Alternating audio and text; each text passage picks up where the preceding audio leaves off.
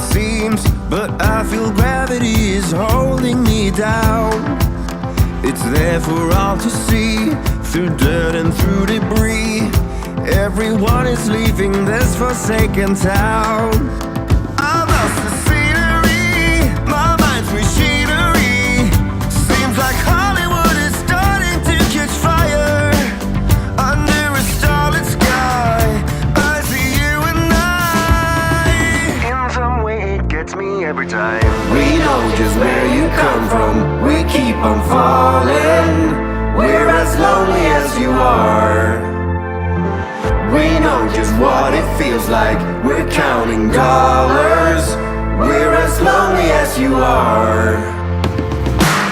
We know just where you come from, we keep on falling. We're as lonely as you are. We know just what it feels like, we're counting dollars. We're as lonely as you are.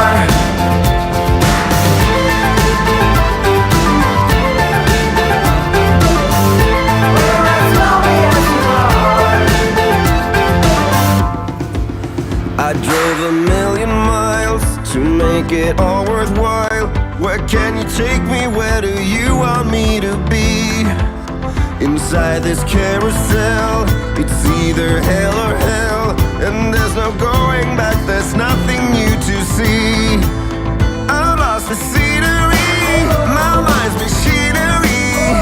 Seems like Hollywood is starting to catch fire. Under a starlit sky, I see you and I. In some way it gets me every time. We know just where you come from, we keep on falling. We're as lonely as you are. We know just what it feels like, we're counting dollars. We're as lonely as you are.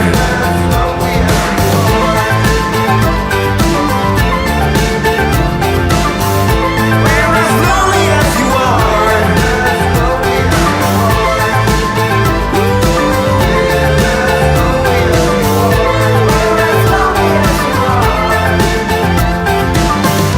We're as lonely as you are.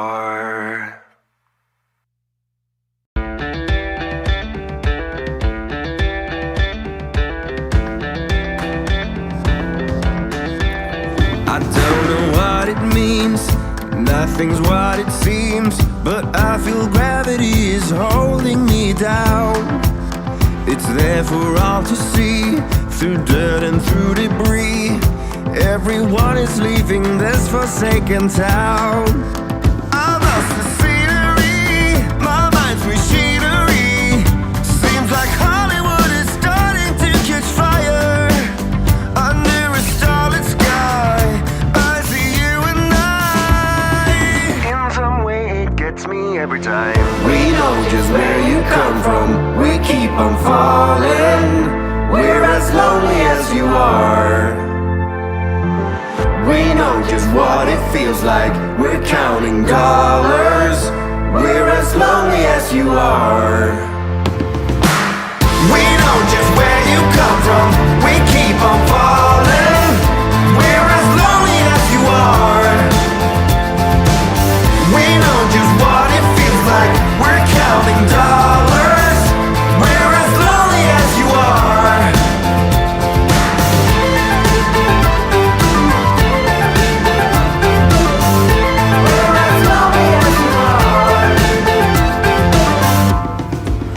I drove 1,000,000 miles to make it all worthwhile.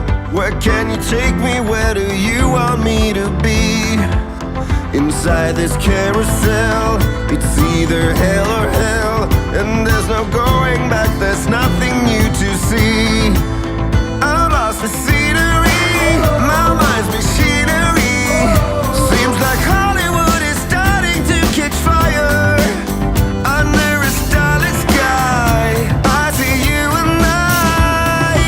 In some way it gets me every time. We know just where you come from, we keep on falling. We're as lonely as you are. We know just what it feels like, we're counting dollars.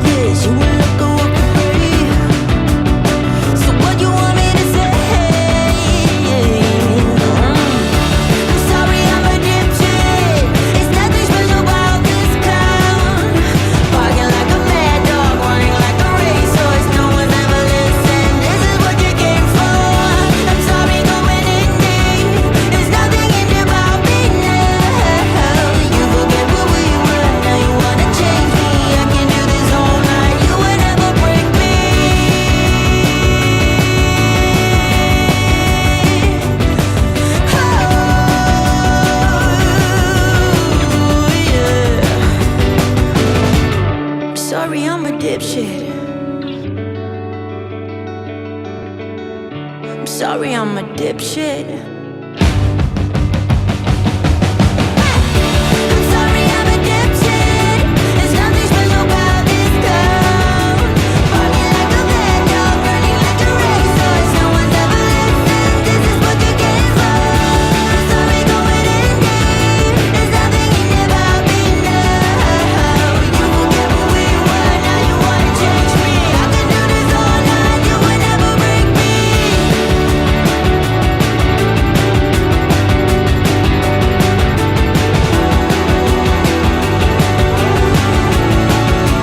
This is what you came for.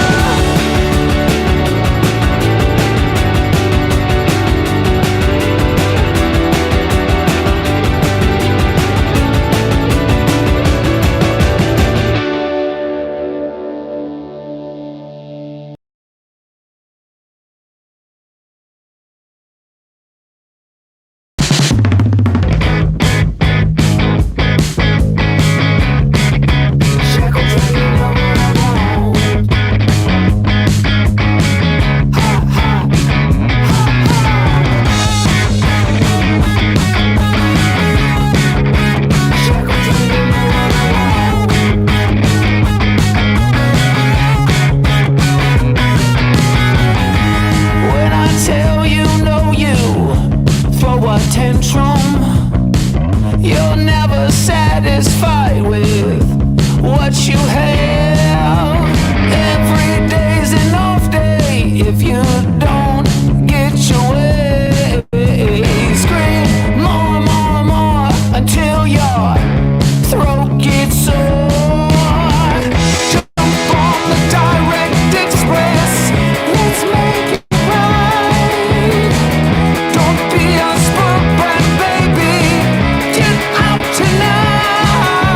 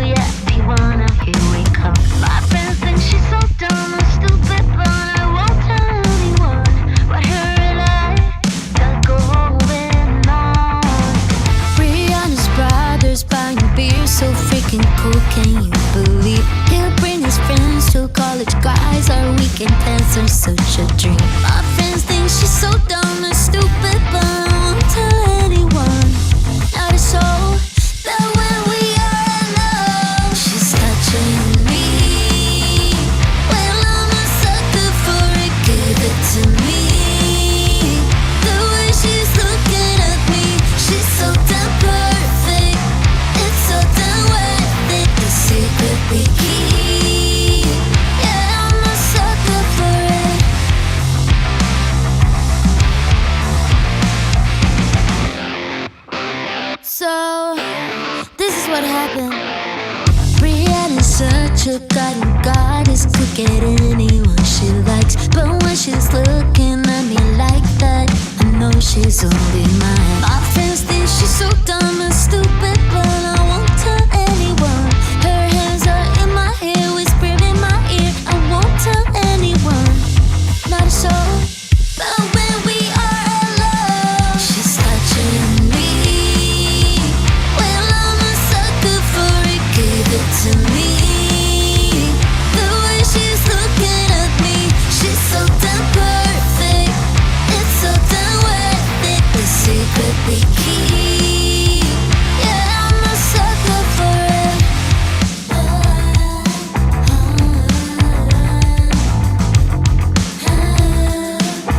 Well, I'm a sucker for it.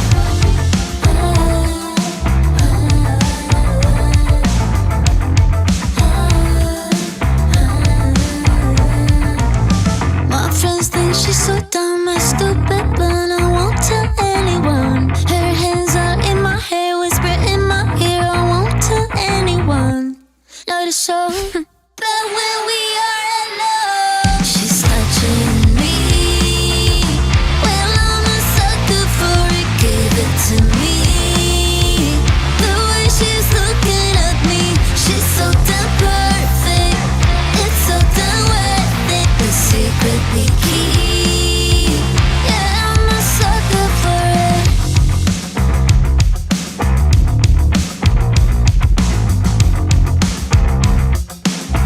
Well, I'm a sucker for it.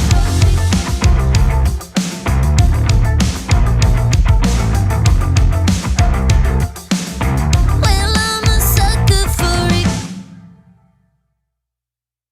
Down by the schoolyard where the crowd share Brianna's mindless moves. They talk about the spring break handle, yeah, Tijuana, here we come. My friends think she's so dumb and stupid, but I won't tell anyone what her and I got going on. Brianna's brothers buying beer, so freaking cool.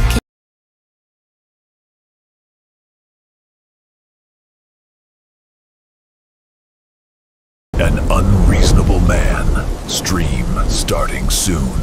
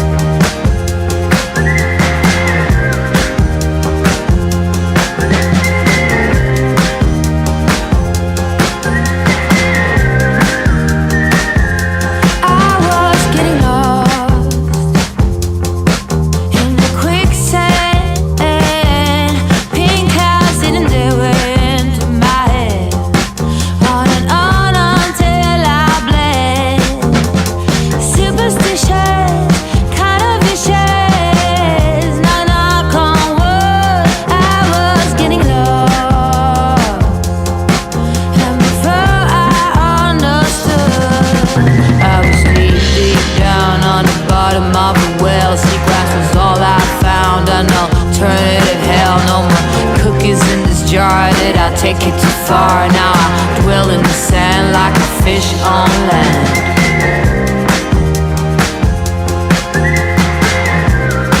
Like a fish on land.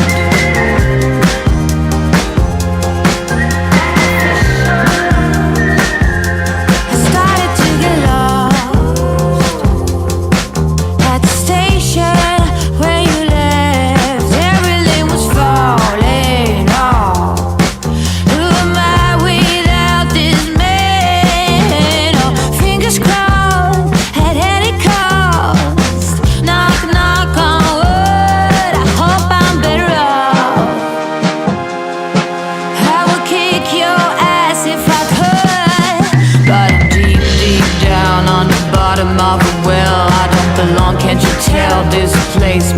hell. No more cookies in this jar. Did I take it too far?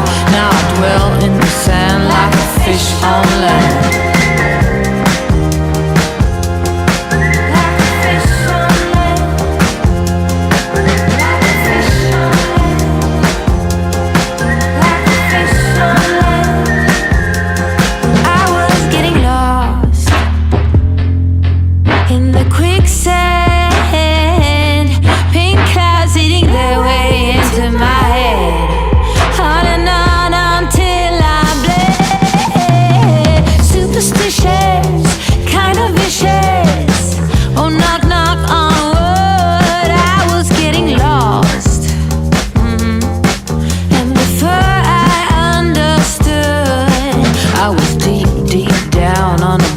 Of a well, seagrass was all I found. An alternative hell, no more cookies in this jar. Did I take it too far? Now I dwell in the sand like a fish on land. But I'm deep, deep down on the bottom of a well. I don't belong, can't you tell? This place must be hell. No more cookies in this jar.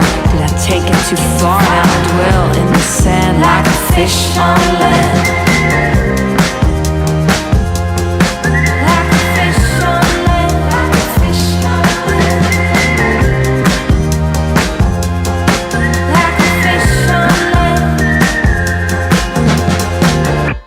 An Unreasonable Man. Stream starting soon.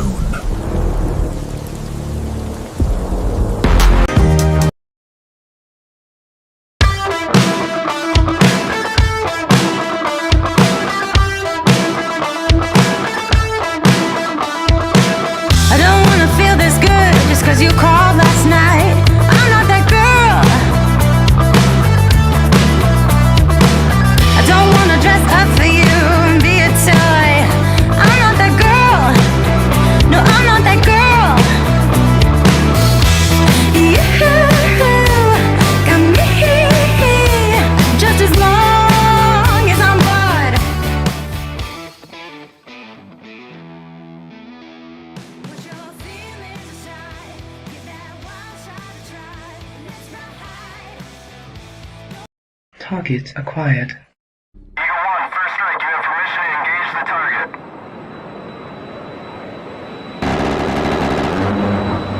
Warning: the following video contains explicit language which may be offensive to some viewers or inappropriate for children. The content within this video is intended for mature audiences only. Well, we're going to start just a couple of minutes early, and I noticed the chat was not really popping off, but that's okay. I have Abbers backstage. I'm going to bring her up momentarily, and it's going to be awesome. So we'll just talk until the chat fills up. So come on up, Abbers. How are you? Hey, doing good. How are you? I am doing well. Doing well. Been busy, just busy. A lot of busy, but that's okay. Oh, tell me about it. Yeah.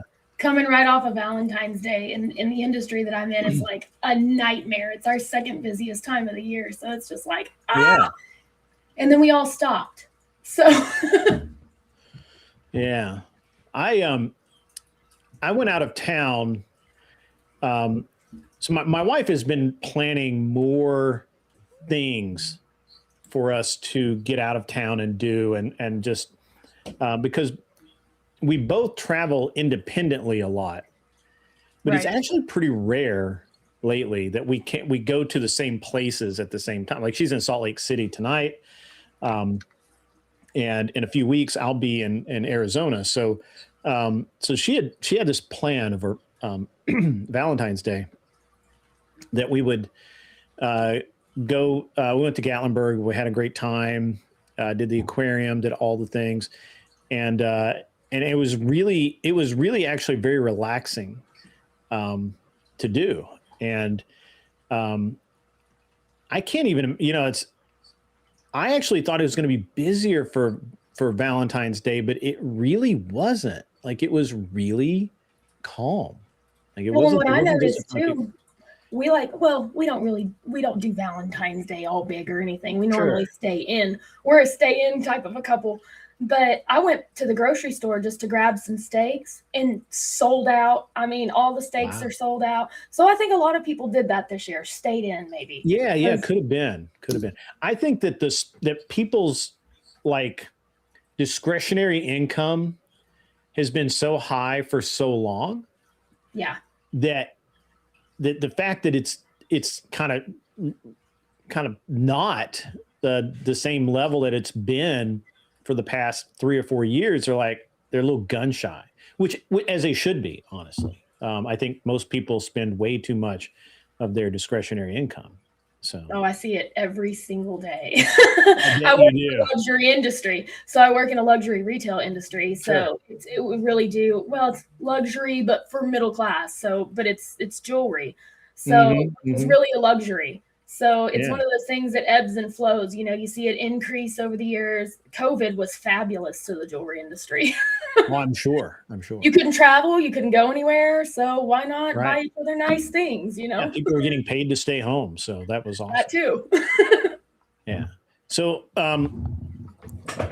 we still don't have just a ton of people in here yet, and they're so they're going to trickle in for a little while. The network people have to say, oh hey, that's everything's hunky dory over here. But so what? So you're in the are you in the management side of the industry? Or are you in the okay?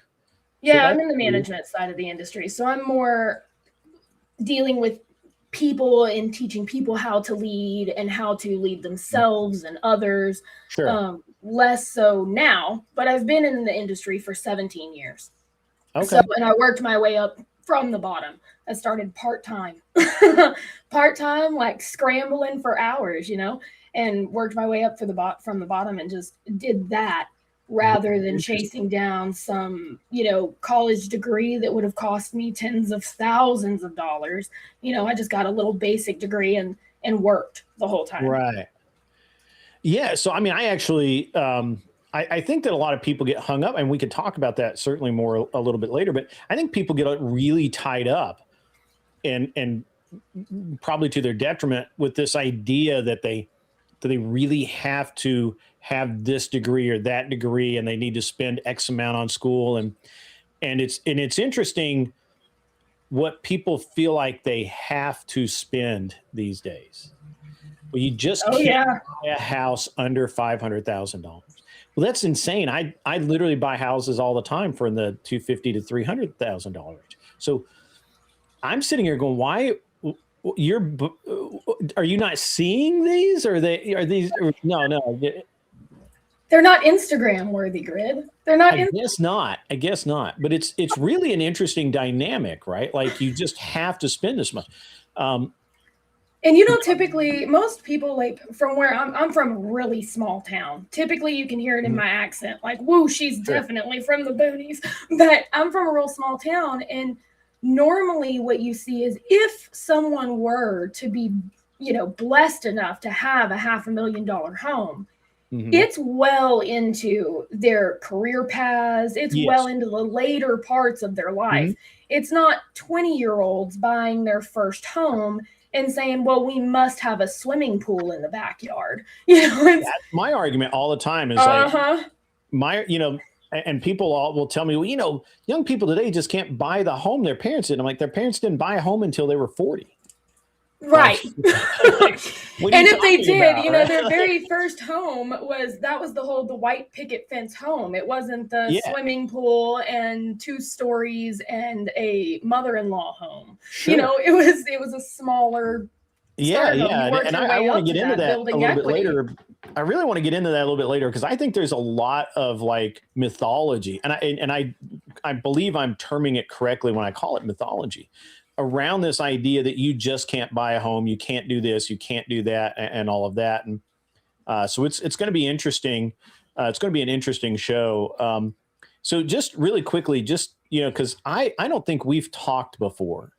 So if you could just tell me a little bit about, obviously you come from a small town. Are you from Texas? I know you're currently in Texas, but if you can just kind of, give me that like short bio of who, and do you prefer Abbers or Abby, or what do you prefer? Either works. Either works for me. It's funny because I'm on all kinds of different social, and my name is different like everywhere you look. So there's no congruency whatsoever. I think the only congruent part you will find is Abbers is in there somewhere. Gotcha. Okay. So, but yeah, I'm from a really small town in Texas. I always say I graduated with the same 82 people I went to kindergarten with. I went to a real small school. So I had a different growing up environment than a lot of people my age had, right? Because I grew up kind of 10 years behind everybody else, 10, 20 years behind everyone else. So I grew up about 10 miles outside of that town. So really in the middle of nowhere. My closest neighbor was a mile away. The closest building to my house was my daddy's business that he built from the ground up.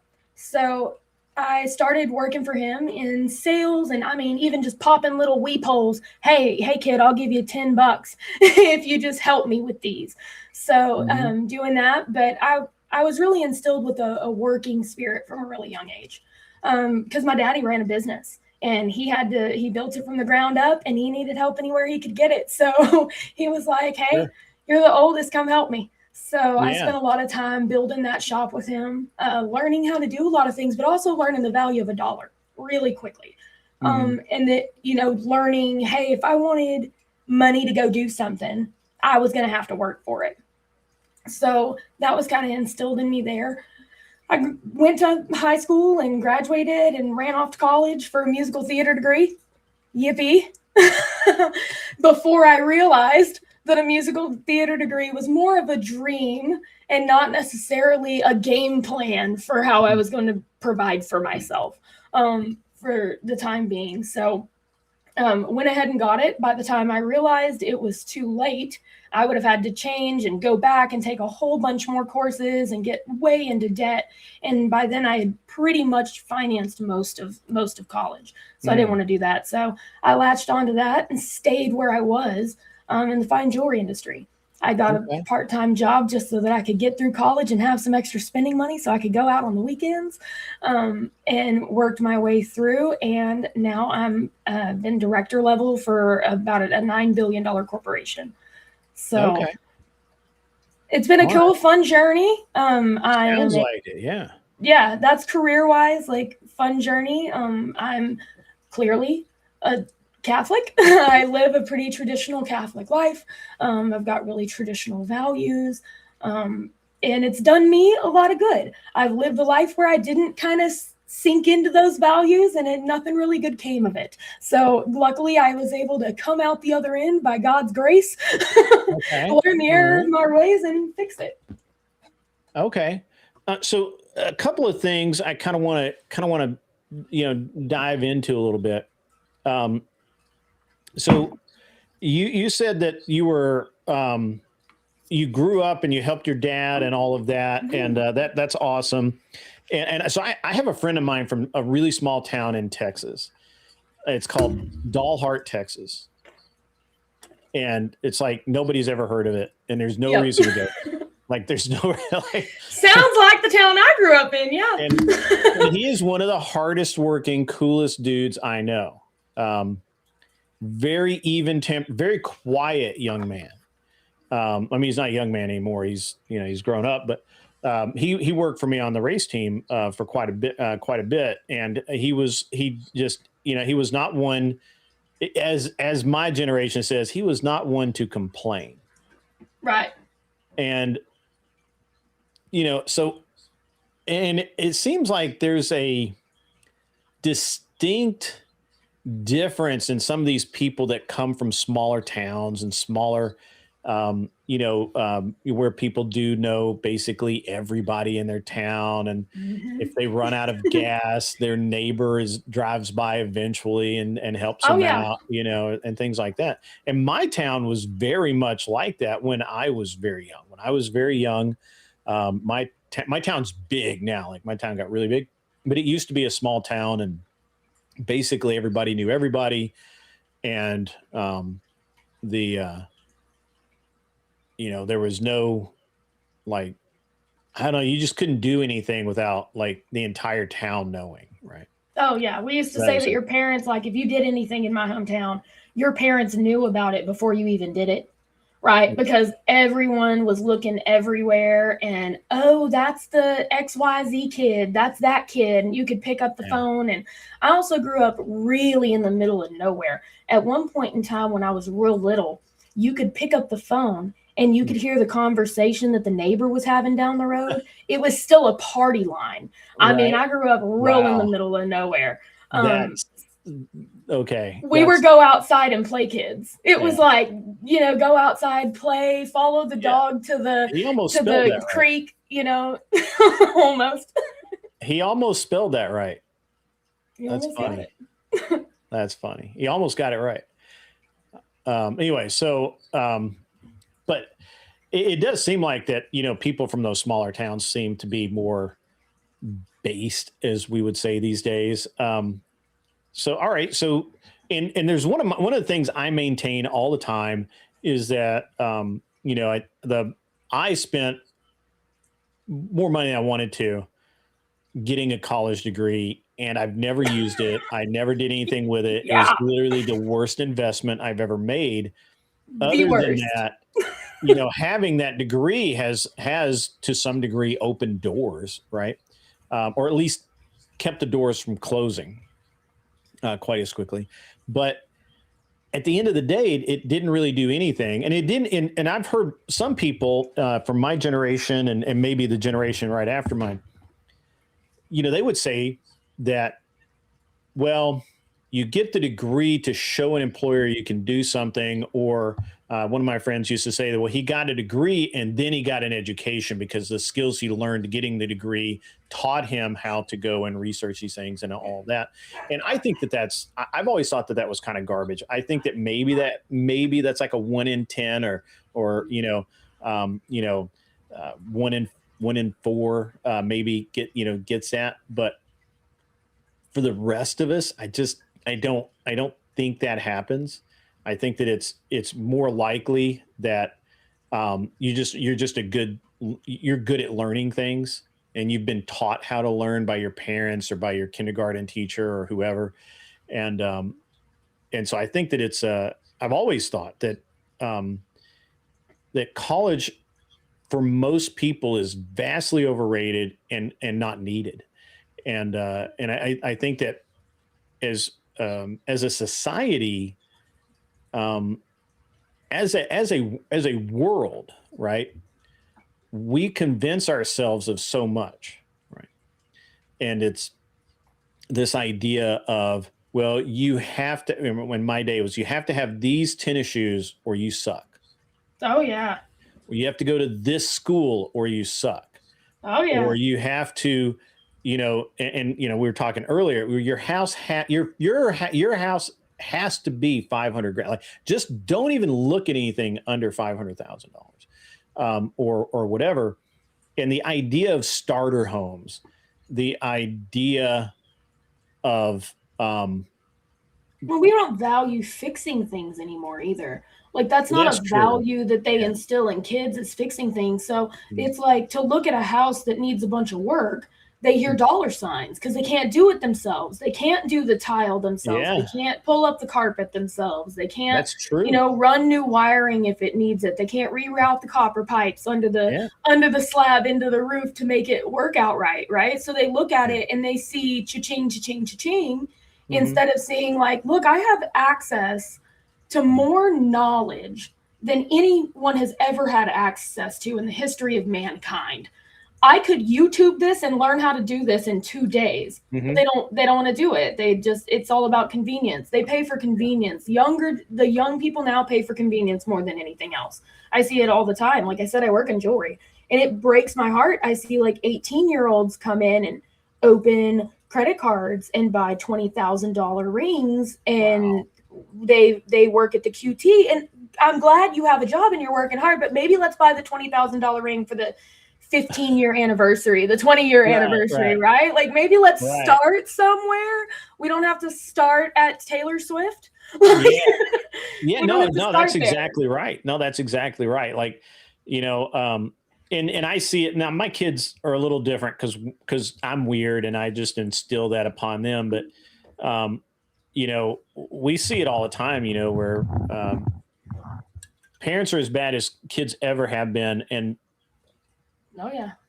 it's just crazy. I was having a conversation with one of my tenants yesterday. I had to go and went over and picked up some stuff that I keep on the property over there, and he happened to be there, and he came out and talked to me for a few minutes. He's a really nice guy, and he's like, he's changed his job, and his income has actually doubled. Oh wow. Versus what it was when he moved into the place that I rented. And so they're looking to buy a house, and they were going to buy this year, and then they decided no, they'll stay where they're at, stack some more cash. Yeah. And see what else they have a plan. They know, they kind of have an idea where they need to be. They want to move into this area for these schools, and these parents are closer, and all of this. And then in 10 years, when the when the kids are out of high school or whatever, then they're going to move to East Tennessee, right?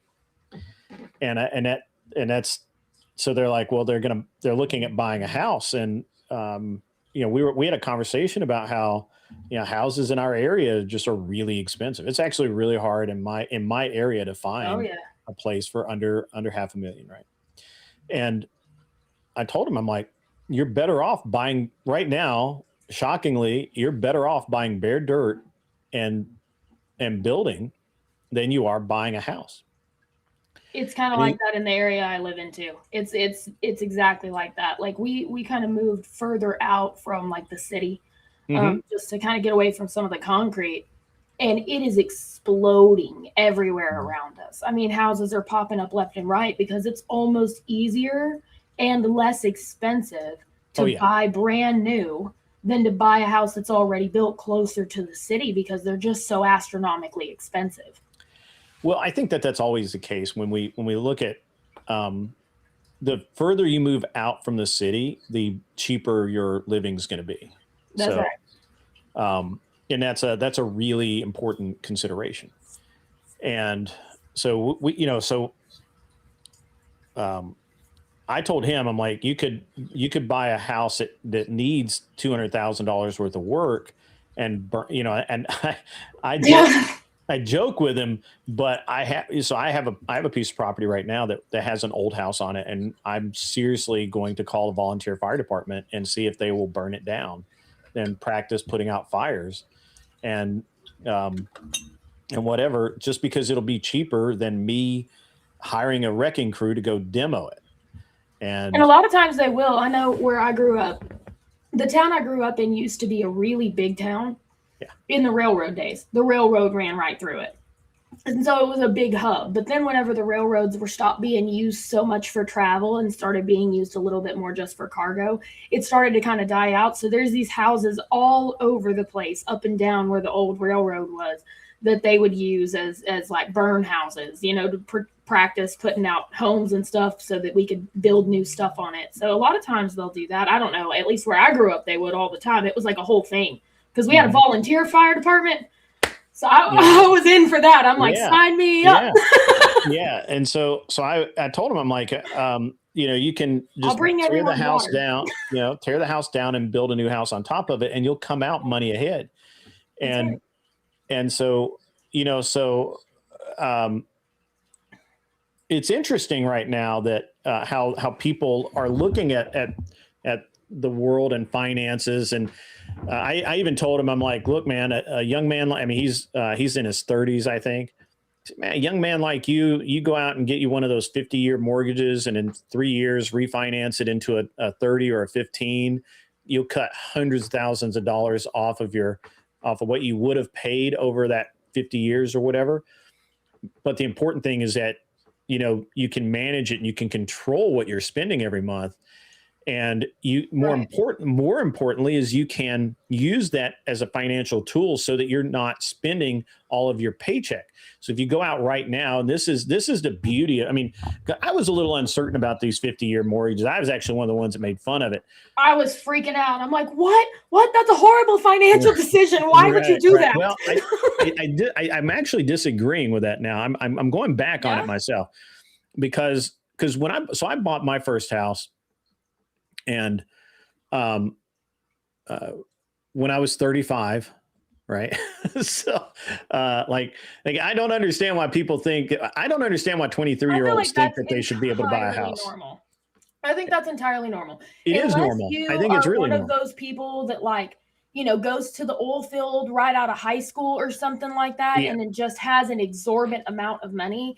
I think it's pretty normal to buy a home in your late 30s, right? Yeah, that's absolutely. Pretty normal. So I bought my first house, and basically my wife and I bought it on a 30. We were 2 years in, and I could see the collapse coming. It was bought in 05. Oh. And we could see 08 coming. Right. And so we refinanced into a 15-year right at the 2-year mark. And then 08 and going forward, the real estate crash happened. And we were in great shape. Like we were never underwater on it or anything like that. And our payment really didn't change.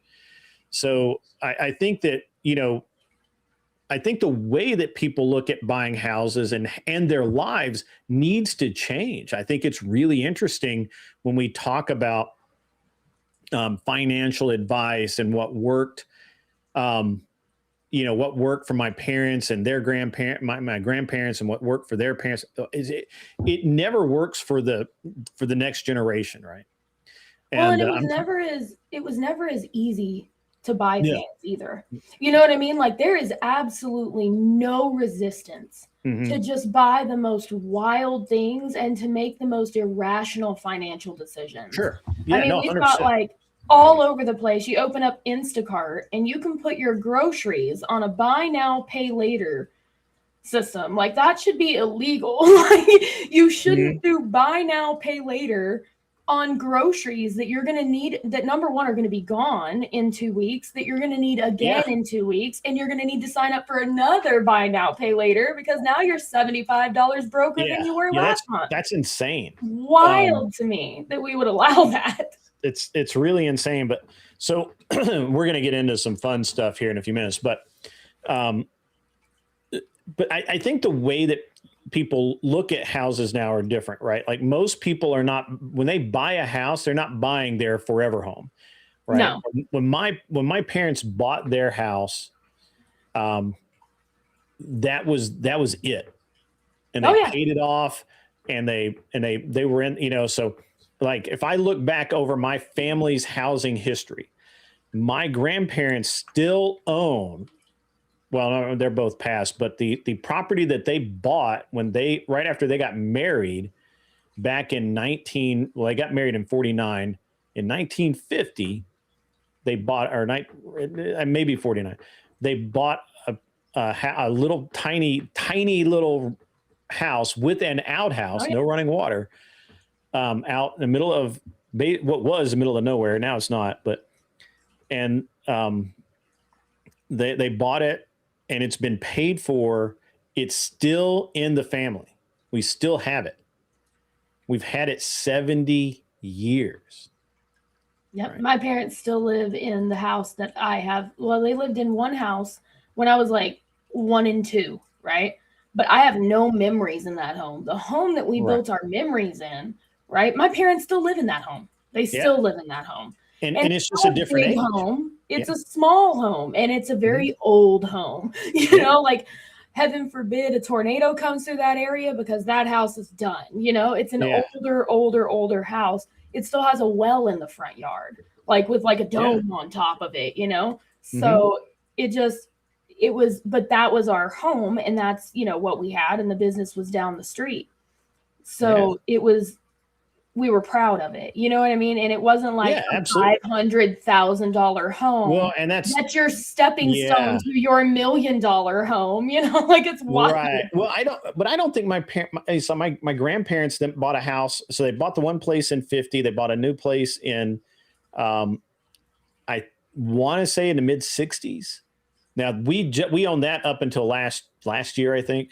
It was in the family. I think it's not in the family anymore. It didn't, it didn't come to our side of the family, so we don't know.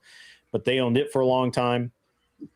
My parents bought the house that my mom just moved out of a year or so ago, but we still own it. They bought it in, I want to say 84. Oh, nice. 85, somewhere along in there. We still own that. So but it was a different mentality. My parents they weren't looking at new houses to move into every year. They literally just, they bought this house and 11 acres and that's it. That's what we got. That's what ours was. It was like, this is the house. We never we would drive by like the fancy homes, like on a Sunday afternoon and go, ooh, fancy homes. Right. But it was we never like went looking at, we're going to move into a new home. Like the idea of moving was foreign to me. Like that was where I was going to grow up. Right. Like, and I knew every inch of every acre of that 600 acres. Like I knew every inch of that river. I knew every inch of every piece of that property. Right. And it was wild. I think we might have originated crop circles. and the thing is that now I don't even think that way. Like I'm in the house I've been in now for the past 5 years. We almost paid off one house in Colorado and then we sold it because we were leasing it or renting it out and then decided that got to be too big a hassle with us here. So we sold it and bought some houses here. And we don't own this house. We will probably never actually own this house. But I say that maybe not. I don't know. But next 5 years, we're probably going to move. We're gonna decide, hey, this house is we like it. We've done a lot to it. We built a sunroom on it. The studio's in the backyard. We'll figure it out. Whatever, right? But so I'm in that, like, I'm temporary, but I'm not that temporary. But when I look at the generation after me, like the millennials and Gen X Gen Z, Gen Y, or whatever, when I look at people that are younger than me in their 30s and their 40s and in their 20s now, they're super temporary about housing. And most of them have lived in apartments, right? Like they didn't even live in houses like houses. They lived in apartments and they didn't like it. They just would, at the end of the year, they wouldn't renew their lease and they'd move somewhere else. Right. And that was my thing. I did that for years. I mean, from the time I was 18 until I was probably 28, I lived in a new apartment every single year. Every year, the lease would change and the rent would go up and you couldn't afford it because your rent would go up. So your only option was to move, and you would scour the internet finding a place that would say, hey, if you come look and lease right now, we'll get you the lease for $99 down and we'll waive the first month's rent. And you're like, hallelujah, I might be able to move. Yeah. That was life for a long time until I was like, there's got to be something better. There's got to be something better. This can't be just what it is. But that is a lot of the mentality is they're very temporary. They don't have any, and I think that more the unlike my parents' generation hated credit. It. My mom still does. My mom doesn't even like to pay bills online at all. Yeah. When I got my first car, I went to go get one and they were like, you have no credit. The only thing you have is like student loan debt. That's it. You got nothing else. So you're going to need a cosigner. So of course I call my daddy. My daddy runs a business. He's great, but he is a cash man. He was a cash man. He paid for everything in cash. He goes up there to cosign and they're like, sir, your credit's worse than hers. because you also have no credit, but you're old enough for that to be a red flag. You know what I mean? Yeah. So the only good thing that came from that is me and my dad are like best friends. So we were able to build our credit together, you know, so we went on that journey kind of together, but he was a cash man. And now, I mean, they're literally buy now, pay laters for everything. Yes. Everything. Like I see people make completely irrational financial decisions on a daily basis. And I'm like, oh. Yeah. It's really insane. And so again, the thing is that we have a bunch of people whining about not being able to buy houses that don't even know how to go about buying a house. And even if they did, they just want to sell it 2 years later. And they probably wouldn't qualify because as much as they say they can't buy a home, they've got $1,500 in minimum payments on credit cards. Right? They've run up so much credit card debt that they don't even realize where it's coming from because they'll have 10 credit cards and they pay $35 a month minimum payments on all of them and don't realize that it's adding up and it's coming directly out of your account. So if you were to pay all of those credit cards off, you'd probably be able to put away $1,500 a month, right? Yeah, put it back for a down payment. Yeah, we're going to talk about that in a minute, but the way that the newer generations view credit and all of that's really interesting to me, because the way that the comfort level they have with debt is insane. Oh yeah, and so I've watched so many people. Like one of the things. So while I'm doing pretty well in real estate, you know, and I just dabble. I'm not like a big time player or anything like that. I dabble. I do pretty well in it. I'm watching guys that were like 3 years ago. They had TikTok channels just every day pumping out a video about, BRRing and, all of this kind of thing. And, flipping houses and, having all of this debt just layered upon layers of debt. And it all worked as long as you could rent the properties for this. Yep. And then, and a lot of that's come crashing down and it's super really high interesting. risk. Yeah. Super high risk. And it just really, it's really, really interesting when I look at it versus like when I talk to these guys, they're like, we'll just rebuild or, didn't even have to take a BK. We're just we settled with the company for X amount or whatever. I mean, and I'm like, but dude, that's a massive amount of debt to walk away from. Right. And it's never going to go away. Like I understand. No, it'll follow you. Yeah. And so the comfort level that these people these days have with debt is insane to me. And the fact that they can't buy a house, the reason that most of them can't buy a house is they have no idea where their money's going. Right. That's exactly right. They have no clue where their money's going. They just don't know. Like, they claim to be very good with money, right? A lot of them. They think that the level of their credit limits determine that they're good at money. And I'm like, no, that means you're really good at putting things on credit cards and just making the minimum payment every month. But that doesn't mean you're good with money. I mean, there's some, that's not entirely true, but it's close enough that we'll just work with it. But really the thing that gets me about, especially modern dudes that should know better, right?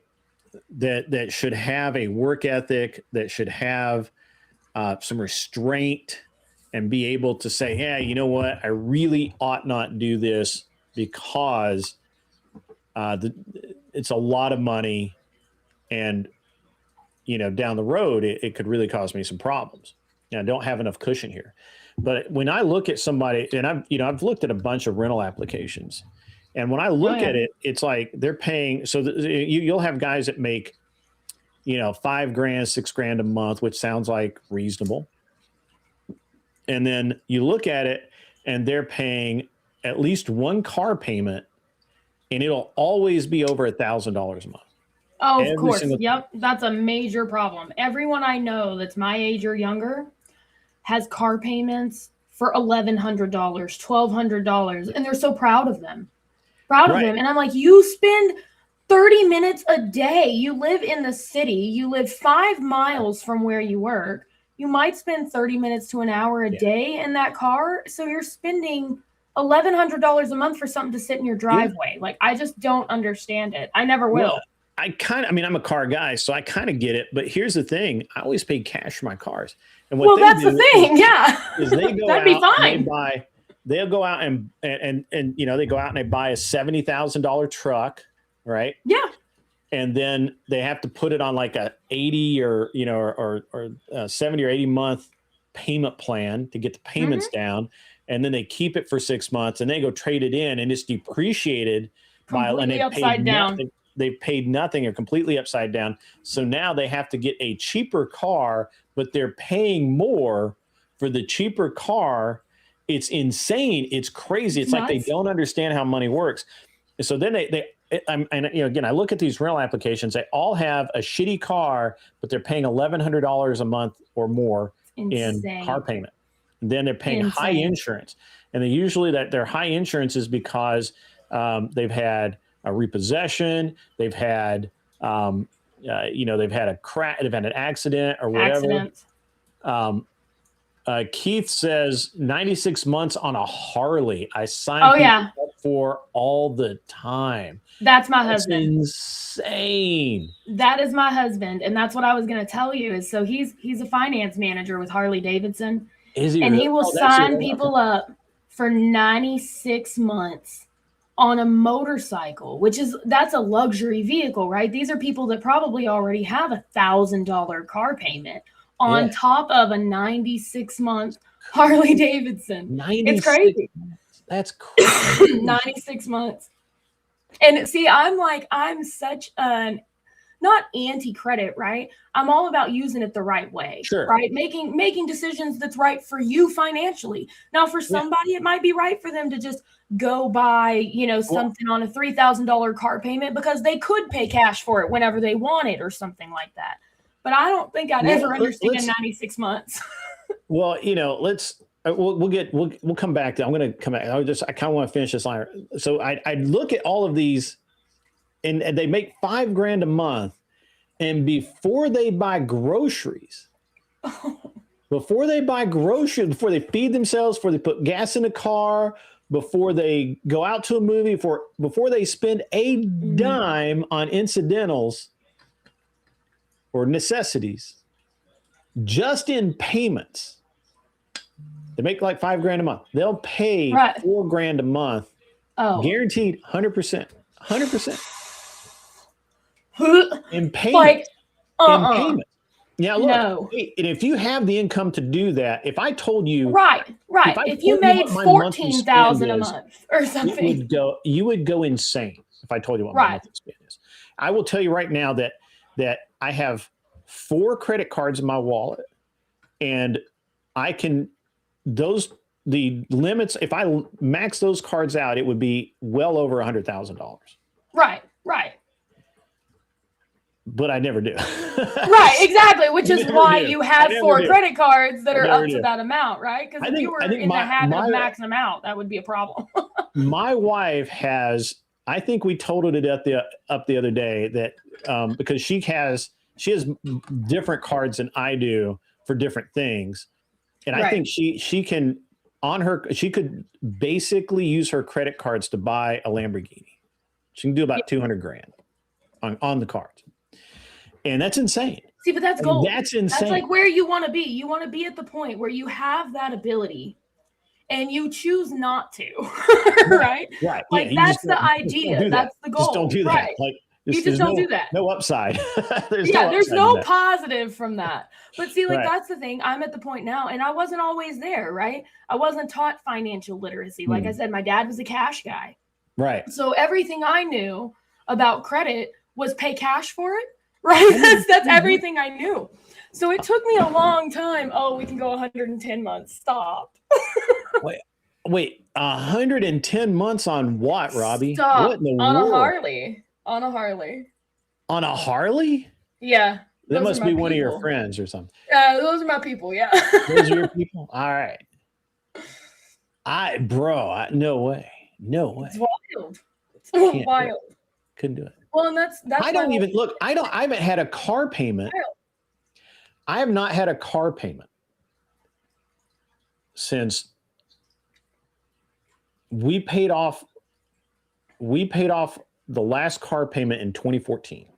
That's my goals. My goals is to have no Now car I payments. bought cars since then, but we paid. Yeah, right. Well, that's kind of where I want to be at, is like get to the point, right? Like I said, I grew up no financial literacy whatsoever. It was just pay cash for it. So I kind of jumped into a world, especially as a woman, who has a tendency, I'm biologically driven to be like, ooh, shiny, I want, and you got buy, that right? nesting thing, right? You just For gotta- sure. So I have to like curb it, right? I had to Right, learn right. that. But it was learned after many, many nights of searching the couch for pennies for gas to get to work, right? Sure. So like I'm a learn the hard way kind of a girl.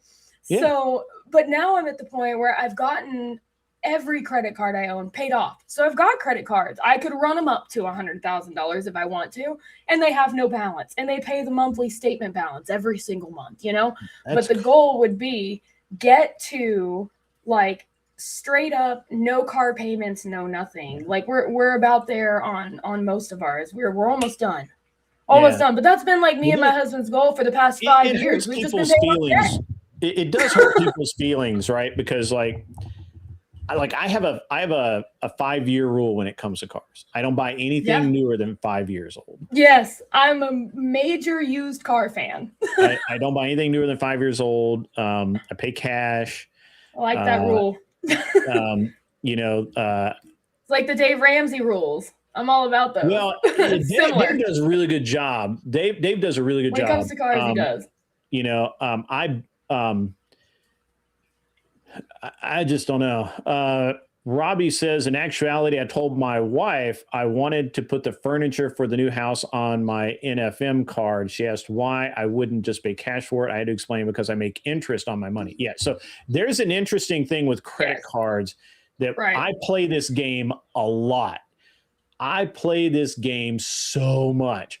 So like I go out to eat. So we went to Gatlinburg.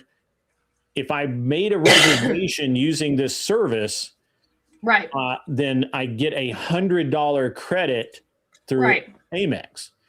My bill is $130, so I paid $30 for lunch. Right? We do that with ours. So that's how I use. That's exactly how I use my credit cards. I have one specific card that I get 3% cash back on everything, literally everything, which is one of the best cards you could possibly have. No one does like 3% on everything. Mm-hmm. So what I'll do is I'll pay, groceries with it and then turn around and make a payment for that amount. But like I have mine all set up to where certain things where I get 5%, say on restaurants or on hotels or something like that. I don't know. I'm not paying attention. If so, howdy. Everybody's. I'm like, if so, howdy. So, but I mean, like I have 2 cards that I use for like everything. Right. I have one card I use for unless everything. they don't take American. Some places still don't take American Express, so and I know you can't tap it.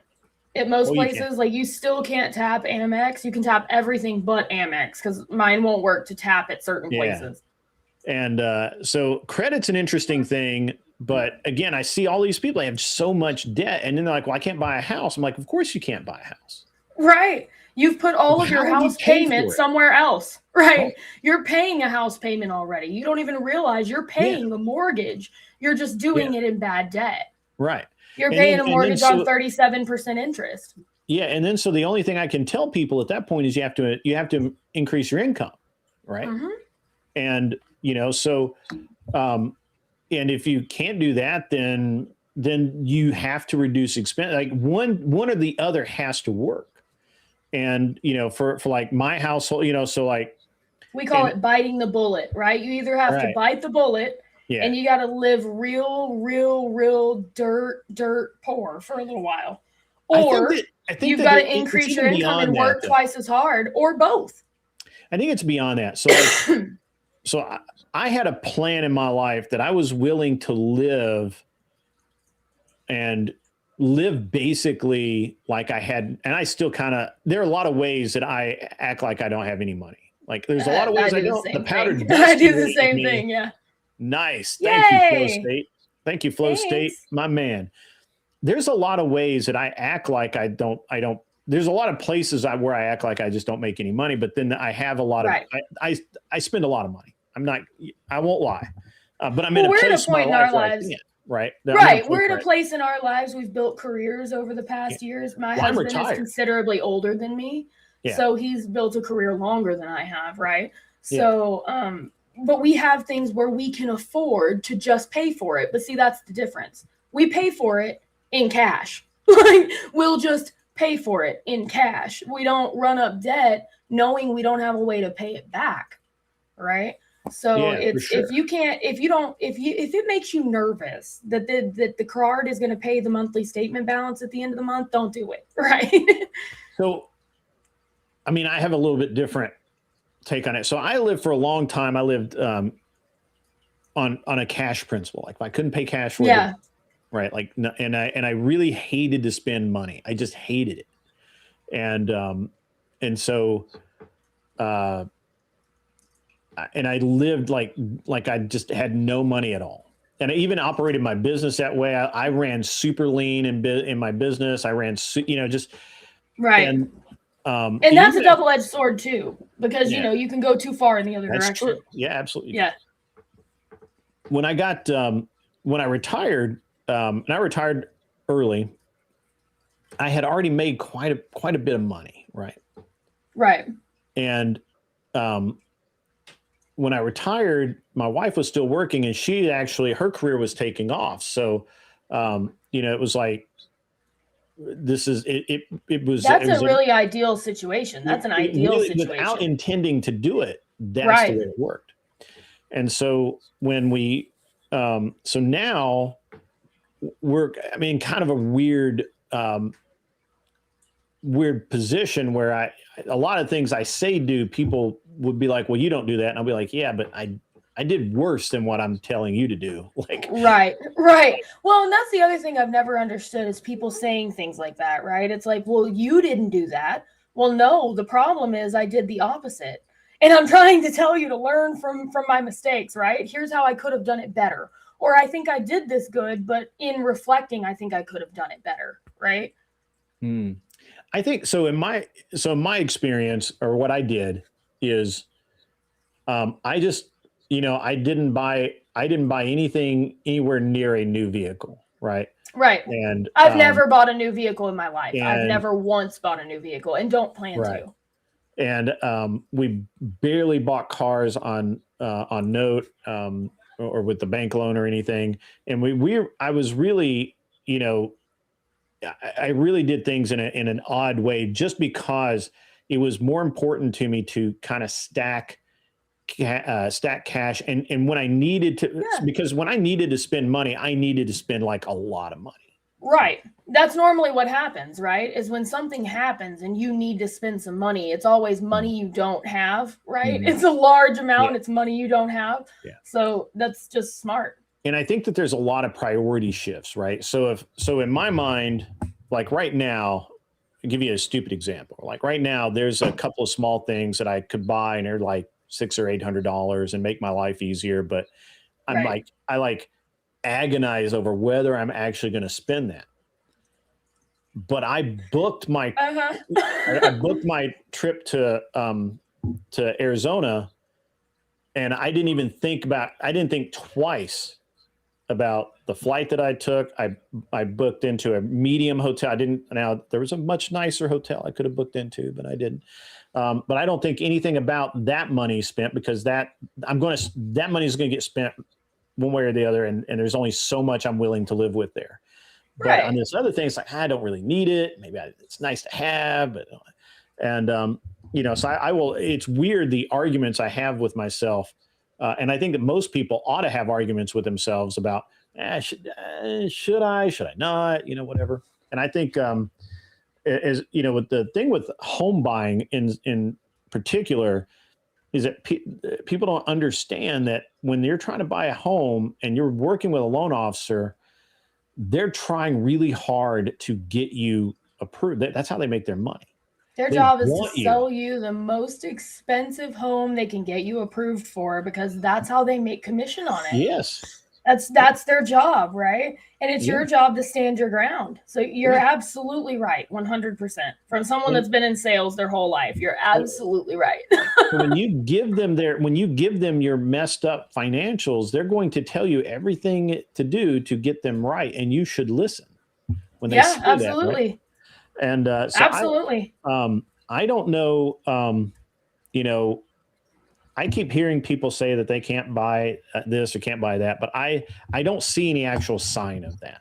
And you may not be able to buy the thing that you want. You may not be able to buy a $10,000 mountain bike. You may not be able to buy a new Corvette or whatever, or a new Harley on 96 months of payments. That's you may not be right. able to buy that. But the thing is that do you want to? People have gotten bad at telling themselves no, is what it is. Like people have gotten, especially with social media and less friction, and there's no pain. There's no friction in that purchase. I mean, it is easy. It's quick. All you have to do is say yes and sign here, and it's yours. Yeah. And then you can worry about the consequences later. And that's really detrimental for people under the age of 25 because they can't fully comprehend the future consequences of what signing that paper does. So I agree with CloverTac. CloverTac is echoing my normal expression: is just stop being poor. Stop being poor. Damn it. Clip it. What's up, CloverTac? We got a Texas crowd tonight. Texas. By the way, you're all welcome. You're all welcome. It's because we're a cult. The great state of Tennessee. We're Texan first. We like Tennessee too. I'm actually, me and my significant other are actually planning a trip to Nashville here pretty soon. We were just talking about that. It's one of our favorite places in the whole world. I live right outside of Nashville. Yeah, one of our favorite places in the whole wide world. Yeah. So we were just talking about it. We're like, we need to go back to Nashville. It was one of our first trips that we ever took together as a couple. So we're like, we should go back and do that. That was fun. We actually went on the Harley and I froze to death like the whole way there and didn't complain at all. Yeah. I was a champ. I was a champ. I'm not going to say I'm a motorcycle guy, but I've always had one around somewhere. And right now I've got kind of a mixed bag collection going on. And so I went in to the local dealer near me to look at a Ducati Scrambler that they had. And it was a super good price on it. And I was like, man, I can just walk. I mean, I could pay cash. I mean, I was like, here you go, walk out. I don't even think my wife would be mad about it. And so this beautiful bike. I was like, I don't need another one. It's one of those. And the salesman did a great job. The salesman did such a great job. I mean, he's like showing, because I have, I like Triumph, and he showed me a couple of the Triumphs that are out and the Hondas, and which I have some Hondas, and then we go and look at this Indian. Now, I've never even thought about an Indian, right? Like Indians are kind of sexy. My husband's gonna be real mad at me for saying that, but they look kind of nice. So this guy shows me this FXR Carbon Indian, which is a ridiculous motorcycle. And I guess normally it's like $20,000, and they had it marked down to like 18 grand or something. And I'm like, oh nice. Like you're making it like really super hard to say no. They had like all the riding modes, the configurable dash, and linked with your phone. And I was like, dang, man, I don't really need this. Because all of the bikes I have now, what's up, Glenn Lawrence? Good to see you. All of the bikes I have now are, well, not all of them. The bike I mostly ride right now is a 99 CBR 600 F4, not an F4i. It's carbureted. It's the last one, last of the greats. And ride that bike. I love that bike. Sounds so good. Runs beautifully. It looks like it's a Stormtrooper bike. It's white and black. It's beautiful. Oh, I bet that's cool. And I'm all about the aesthetics, right? I'm the one that looks at it and goes, "Ooh, that looks pretty," right? But I will say, I guarantee you, there's people in the chat that are like, they know exactly what you're talking about. I'm like, yeah. And I'm just the one that makes sure whenever the bikers come over that everyone's got a beer in their hand. That's my job. Never tune it properly. Yeah, dude, I got the carbs working beautiful. I mean, the bike runs great. I love that bike. The problem is that around town it gets tiring to ride it because you're always in that bent over position, and it's just not as comfortable to be on all day riding around town running errands. Right. I'm not 18 anymore. I'm like, oh, it sucks. And then I have a 2003 Z1000R, which is a big Kawasaki Street Fighter style bike. Ooh. Love that thing. Makes the best noises. See, I like that. I like loud bikes. I'm a so sucker loud. for really loud bikes. I'm like, It yes. is so loud. It is so loud. And so I really, really, I love that bike. I've always liked that bike. And I mean, it's a leader bike, so it's just got so much power. And it's more of an upright seating position. And I like that. And I like riding that bike. Well, I was like, you know what? I'd really like something a little smaller, right? Like I don't want to get down in like a 500, but something like that 750 Scrambler or 729, whatever it is, that Scrambler would be nice, And dude ends up showing me that FXR, which is just a ridiculous bike. It's carbon fiber. It's got the Olin suspension. It's just I bet it looks nice. Red, which I don't normally like red motorcycles, but it's red. He had my number, and I don't know how I walked out of there without a bike. And, Our new one is black. We just got a new one. What's that? So we just got a new one. We just got a new Harley. So we had the same bike for 6-7 years, but we came upon where he could get a new one. And we basically came out of that $17,000 ahead on it. So it was one of those, like, this is a great deal in general. Sure. Like, this is a great financial decision based on kind of where we were at on his old bike that he traded in. So we love that bike, and I love that bike. It's so pretty and it's so comfortable. It's like, as we get older, our bikes get bigger. So now it's like the old man bike, right? It's like the touring bike. It's got like the nice big seat the older on the back, I get, so it's comfortable. The older I get, the more ridiculous the bikes get. Yeah. Faster, smaller, louder. Right. Louder. Yeah. Mostly louder. Yeah. Mostly louder. And there's nothing wrong with that either. I just brought home. So I also have a 250 Thumper. I cannot remember. I can never remember. It's a CXR. I can never remember the brand because it's some Chinese brand, but it's actually a great little around town bike. It's only a 250. It's fun, but it's not that fun. And I got it for my kid, and nice. So he's like, my wife's kind of so whatever. So I took that over to my warehouse today, and I brought back. I've got a 73 Honda a Honda CB350, which is a beautiful bike. A friend of mine started restoring it, and he got about most of the way through, and then he decided to sell it. And my first bike was that's my new project bike. But I've got motors. I have motorcycles, boats, cars, airplanes, all of it. My dad is so excited. A few years ago, my dad, he built a business from the ground up. He runs a rubber manufacturing plant. Okay. And so he built it literally ground up with his bare hands. I mean, poured the concrete. I helped him pour the concrete. My little tiny handprints are in that concrete. So awesome. It's funny because it's like, I know how to run electricity. I can pour a slab. My daddy didn't have any sons, so I assumed that position for him when it came to building things. So we built that shop ground up. And so he got to the point, it takes a while to build a business like that and get it really successful. And then, once he did, he was like calling me, I think I want to buy a boat. Is it crazy for me to buy a boat? Because what you're talking about, like that whole, I lived broke for so long. Yeah. So is it okay for me to spend a lavish amount of money right now? Because he didn't want just a boat. He wanted a Barletta Tri-Tune. He wanted a brand new Barletta Tri-Tune, So he's like, is this crazy? And I was like, Dad, you've literally worked your whole life for this. This is the moment you do things like that.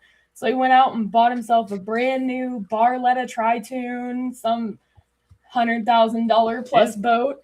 And now we get to go out and have a great time, you know, and hang out on it. Every year for my birthday, we go out on that boat. He loves it. See, So, I just have this he weirdness. just got it a couple years ago. I have this weirdness about me, like, so about, oh man, it's got to have been 7 years ago now. So when we moved back when we moved to Tennessee, I told my wife, I'm like, I need a boat. Yeah. And she's like, you'll never use a boat. You've never even talked about a boat. I'm like, yeah, we were in Colorado. There's only like a couple of lakes. I mean, my dad had never mentioned a boat in his life ever, not once. there was no place to go boating, right? Like, yeah. And so see, in Texas, we do have that. I will say, in Texas, we got boating places. Y'all got them in Tennessee too. Y'all got boating places. Yeah. Because I told my wife, I'm like, you don't understand. When I was a kid growing up here, I was on the lake all the time. Right. I lived on the lake. I want to be back to that, right? Like I want that. So sure enough, we go, I told my wife I want a boat. She's like, yeah, you'll never use it. So I went out and I'm not even kidding a little bit. I was driving with my son one day and I go by and there's a sign that says boat for sale or for, you know, nice. This old, like is a 15.5-foot ebb tide bass boat kind of thing. And I'm like, yeah, just ask. Well, what's a harm? Yeah. $400. I was like, no way. Oh yeah. Yeah. Deal. Steal. That's a steal. I don't care. I don't care if I just take my money. if it's just a trailer's worth anything. I'll fix it. Yeah. So I took it back, and you know, and you know, the guy started it while I was there. You know, I knew it ran and everything. Wild. So I took it back and I did a bunch of work to it.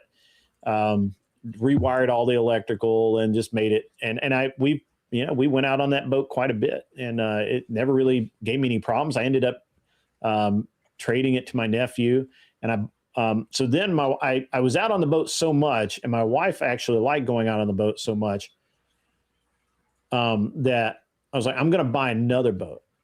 Yeah. And I'm going to buy a nice boat. And she's like, okay, whatever.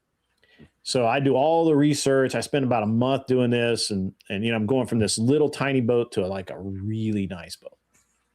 And that was my dad's evolution from I want a boat to all of a sudden I'm getting a brand new Barletta Tri-Tune.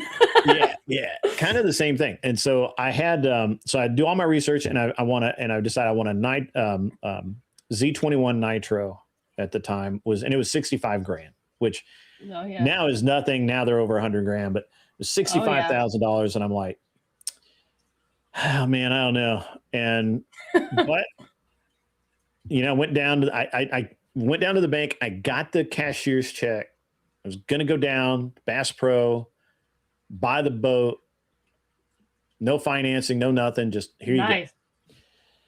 And while that night, I'm sitting there watching YouTube videos about how to rig the boat, what you want on the boat, and all this stuff. And I find these videos by these guys, Tactical Bass. And they're talking about how they don't buy new boats. They're professional guides, are on the water every day, and they're like, yeah, we don't buy new boats. We buy old hulls that we know work. And then that have been through it. We strip them out, right? And put all new stuff in.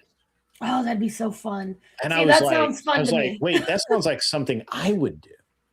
That sounds fun. That sounds like a blast. Listening to it, and I'm like, that sounds exactly like what I would do. And so I took the cashier's check back to the bank. I went and a couple of days later, I bought a Nitro 190 TF, which was an old tournament edition. It's like I think a 95 or 96 boat, but it had a fuel injected motor. Really not. I mean, it was a great boat. I still have it. I haven't gotten rid of it. And I paid $3,000 for it. The guy wanted $5,000. Nice. I got it for $3,000. And you know, I can go get in that boat right now and just take it to the water. And then of course I then upgraded once again to another boat, to a Javelin, which is what I have in my driveway right now. But I could never bring myself. Once I was like, there's no advantage for me to go out and buy a 60 or 70 or $100,000 boat, because even though I'm out on the, when I'm, during the summer, if I'm not shooting on screen here or Right. playing golf, I'm on the lake. Like there's only Right. it's easy to find me. Right. Like there's a few places to you remember, you probably don't remember this, but like I remember my stepdad, if he was going to be in one of like three places. He was either going to be at the shop where he worked, he was going to be at the pool hall where all of his buddies went after work, or he's going to be at the game room where they went when the pool hall closed. That's right. Otherwise, he was at home. Like that's it. Yeah. Well, and that's what's funny is like it's crazy. It takes me back to where I was saying, like the town I grew up in, and the fact that I grew up surrounded. I mean, I grew up in the middle of 600 acres. So when I say there was nothing around me, there was nothing. But if you went a couple miles down the road, there was an old beer joint. And I'm talking old beer joint in a village. This village doesn't even have a population sign. It has a beer joint and a couple houses, right?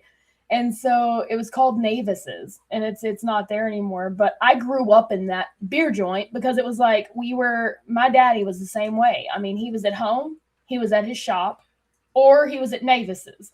And so the school bus would drop me off at my daddy's shop, and he would clock out for the day, right? Close up the shop, and he'd be like, all right, you girls want to go play pool for a little bit?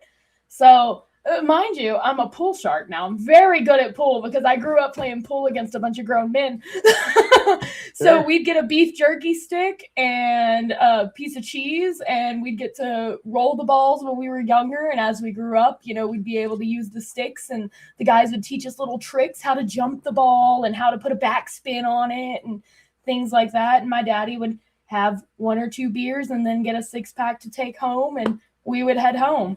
And that was kind of my, the way I grew up. And what's funny is I talk to people that are more my age, and that's a completely foreign concept to them. Completely foreign concept. They're like, what are you, 80? Yeah. But it's just because where I grew up really in the middle of nowhere. I grew up with dial-up. I remember when we first got dial-up, when we got our first computer, I didn't get a cell phone, and it was a flip phone until I was like, in high school, which is unheard of for people my age. We were just kind of behind the times. It wasn't the same. Yeah. Took us a while to catch up. Yeah, I can really say that, at least now, that's just how I'm easy to find. If you pretty much know where I'm going to be at any given time. And I'm like that too. I'm at work or I'm at home, and there's no in between. Maybe the grocery store. You might find me at an HEB, but I'm at work, I'm at home. And honestly, if I didn't go to work every day, I probably wouldn't leave my house. I've gone full hermit in my old age as a female. As I get older, the more I'm like, I just want to stay at home. I just want to clean my house and make dinner for my husband and live, like a super simple life. Yeah, no, I get that. It's an interesting thing because there's so many people out there that just, I don't think they really understand the way life can be or maybe ought be. And it's interesting. Anson Knowles or somebody must be on right now because they just changed my background. So. I was going to say, I saw the background change and I was like, not today. What happened? Yeah. Like, what happened? Did someone get banned? No. The what did I have? Which one did I have up there? Oh, I had this one up there. There we go. Yeah, Anson. Well, I have basically there. I think there are 3 people that have the keys to my thing here, and be able to change it. Yeah, the ability to change it. So it's got to be like Anson Knowles. Oh, you'd probably find this interesting since you're like into cars and stuff. Yeah. One of the things me and my dad did growing up, like I said, my daddy had no sons and I was the oldest. So I assumed in certain positions, like before I was able to drive by myself, he would time me to see how long it would take me to change a tire. He said, because it was more important for me as a woman to be able to change a tire in the dark on the side of the road by myself, right? He was just terrified something would happen to me. So I had to be able to change a tire, jump a battery, right? Like change certain things out, be able to identify what problems were. So, but I, to this day, it's parked in my daddy's driveway, but it's mine. I have a 1954 Ford F100 that we kind of rebuilt from the ground up. Me and my dad is like that project from the time I was about 12 until I was 15. And that's what I learned how to drive in. I mean, still has the original bench seat. The only thing that we changed drastically is we kind of chopped the front end off. So chopped the front end and had to shorten it a little bit because we put a 454 Chevelle engine inside of it. So that thing has some get up and go too. He was like, by the time you're old enough for this to matter, you'll never know how to drive a stick. So I'll teach you how to drive it while it's still in a stick, and then we'll put the Chevelle engine in it and make it automatic. So it was really, it's a pretty cool truck. It's a really cool thing. We just had all of the wires in it redone because it still had original like copper tubings. And so he took it and dropped it off somewhere to have the tubings replaced because they were corroded. They were leaking. And he was like, I had him replace it. They replaced it with silicone pipes or rubber pipes. But the way the truck's designed, because it was designed for copper, the pipes run right next to the radiator. Like right next to it. So he's driving it home and he's driving it home like, hey, I got the truck fixed, like da-da-da-da. I'm like, great. And then it just cuts off, just stops. And he's like, what?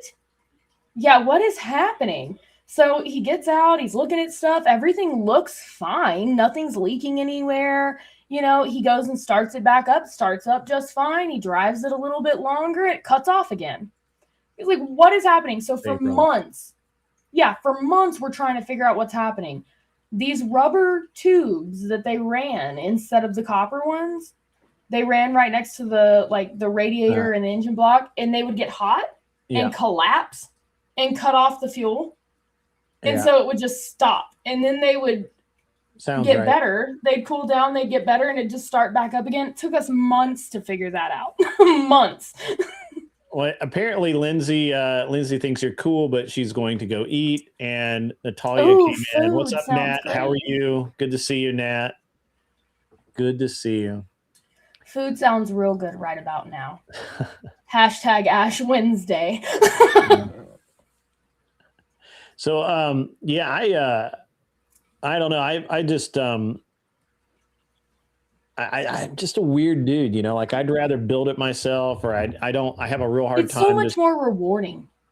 I'm just a weird dude that way. I think that most modern people probably should not be the way that I am because they don't have the ability to do things cheaply, and they don't, and neither do I that much anymore. Like my immediate, you know, if I need something, it's like, I'm just going to order a new one, or, you know, get a replacement or whatever. And that's a lot of times the way they make things now, they make them not to be repaired. Like you can't order parts for things like you used to. So for instance, like we've had the same gas mower for years and years and years, like a real nice lawnmower, right? Back when I was growing up, you could order parts for a lawnmower. If a part broke or if something happened, you could just order a part for it, replace it yourself. That is not how things are designed now. If something breaks, you can identify what part's broken. You can try to order a new part, but they don't make that version anymore because they only make the version for the ones that are 3 years old, and they change every little part just a little bit so that you're not going to be able to fix it, or you'd have to like modify it to fix it the right way. We spent forever trying to fix the lawnmower because we had to order the part from like a specialty place. But you could order a brand new lawnmower for almost as much as the part costs.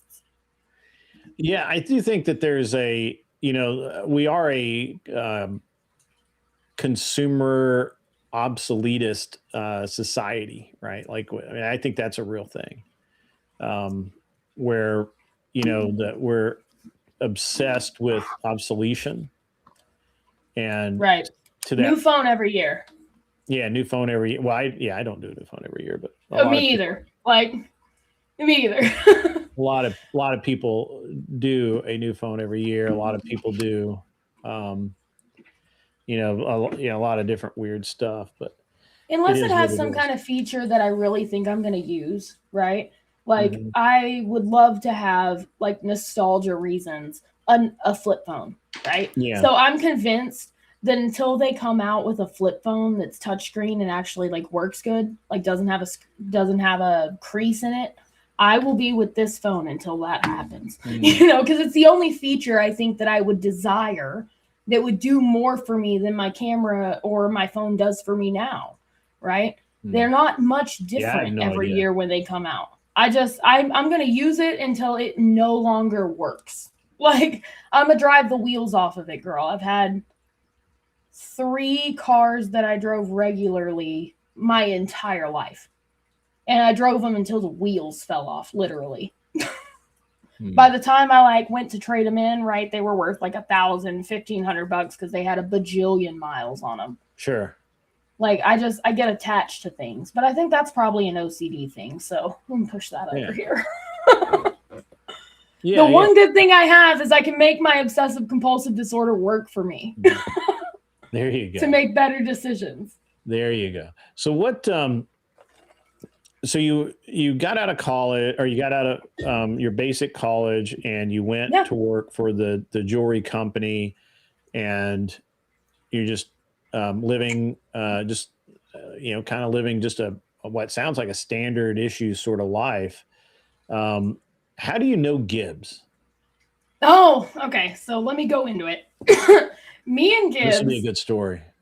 So I was raised, let me start here. I was raised Catholic. I was raised well. My parents raised me with a very good foundation. Thank the good Lord above they did, because I don't know if I would have made it out of College Station without that foundation. So let's start there. But I then went off to college, and because I was raised kind of strict, it's funny because I look back on it now, and I was raised with a Catholic basis, but it was a very feminist-centric Catholic basis, right? And I think it's not necessarily my dad's fault 100%. He was surrounded by women. He only had females in his house. So that really permeated my household. Like, I grew up with the ideal that once you have kids, your life is over, right? You got to make sure that you have a career built, that you get a college degree. We don't even care what you get a college degree in or how much it costs us. We're just going to make sure that you have what we didn't. So the intentions were really good, right? But the execution was kind of poor. Like I said, I didn't have really financial literacy. So I'm thrown into College Station, and I met a boy at a party and ended up with an atheist. An atheist that was very, not a, hey, I'm an atheist and I don't even think about it type, more of a atheist that hates religion style atheist. And so as an 18-year-old, I kind of morphed to kind of match my significant other's demeanor at that time. So in that, there came a pretty extreme party phase, right? Like, there was bouncing from the bars. Like, if you, this was back in the MySpace days. So, if you can reach back in time to the MySpace days, you can probably find some party photos of Abby somewhere on the internet. But there was this party phase, and that's how I met Gibbs. So we went to school together. We went to College Station. We went to A&M. And we met there in that party scene. Both of us were pretty heavily involved in that scene. And I guess what you would call popular in that scene. I worked at a bar on Northgate. Northgate is a famous area there in College Station. And I worked at a bar there. It's no longer there, but it was called 315. And it was like a shop bar. So they had taken... on Northgate, it's like a strip of bars. It's kind of like a miniature 6th Street in College Station. So they know 6th Street is like famous everywhere in Austin for being like the party scene, right? So Northgate is that party scene in College Station, and it's right across from campus. So you can literally walk across the street and you're at the party, you know, all the bars up and down. So they took an alleyway between 2 bars and they closed it in and turned it into a shot bar. And so that's kind of how I met Gibbs, is through my atheist ex-husband.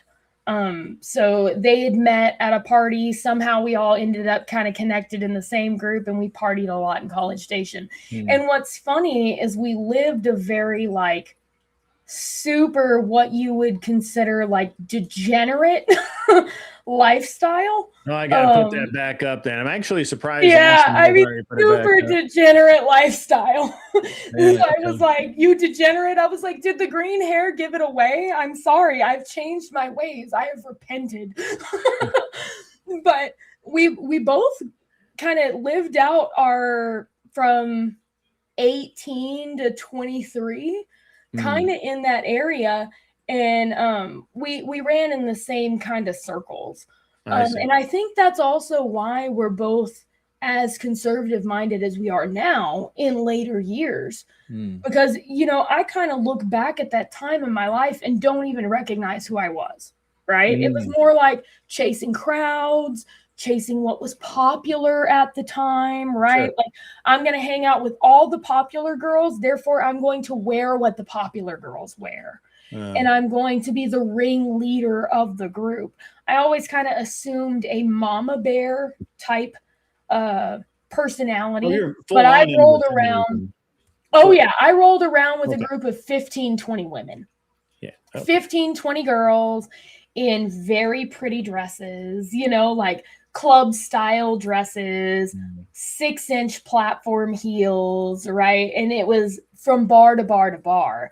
And there was no way you were going to miss this group of girls coming, right? It just, it was what it was. It was a head turner, but it was intentionally designed to be a head turner.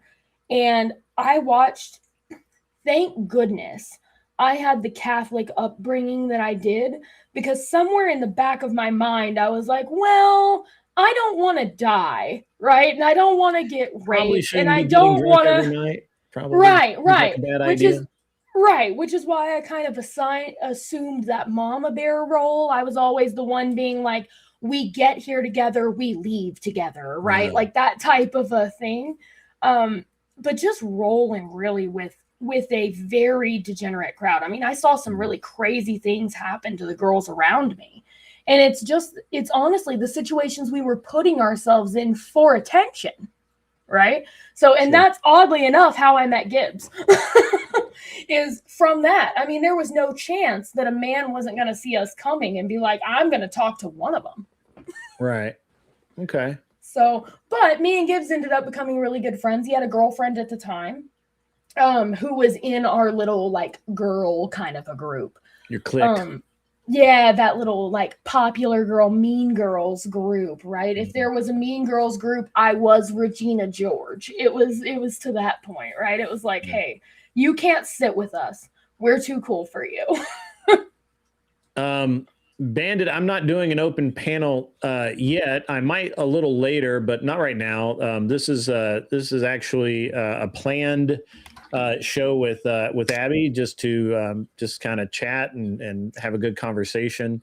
But I may open a panel up a little later. It depends on how long I go tonight. To be honest with you, we'll see where we get to. It's been a slow night, but I haven't actually streamed since last Friday. So, because I was going back and looking, and I was like, it's been a minute. yeah. It's holiday. You know, the holidays. You know, and I've been doing priorities, and you chose the right priorities.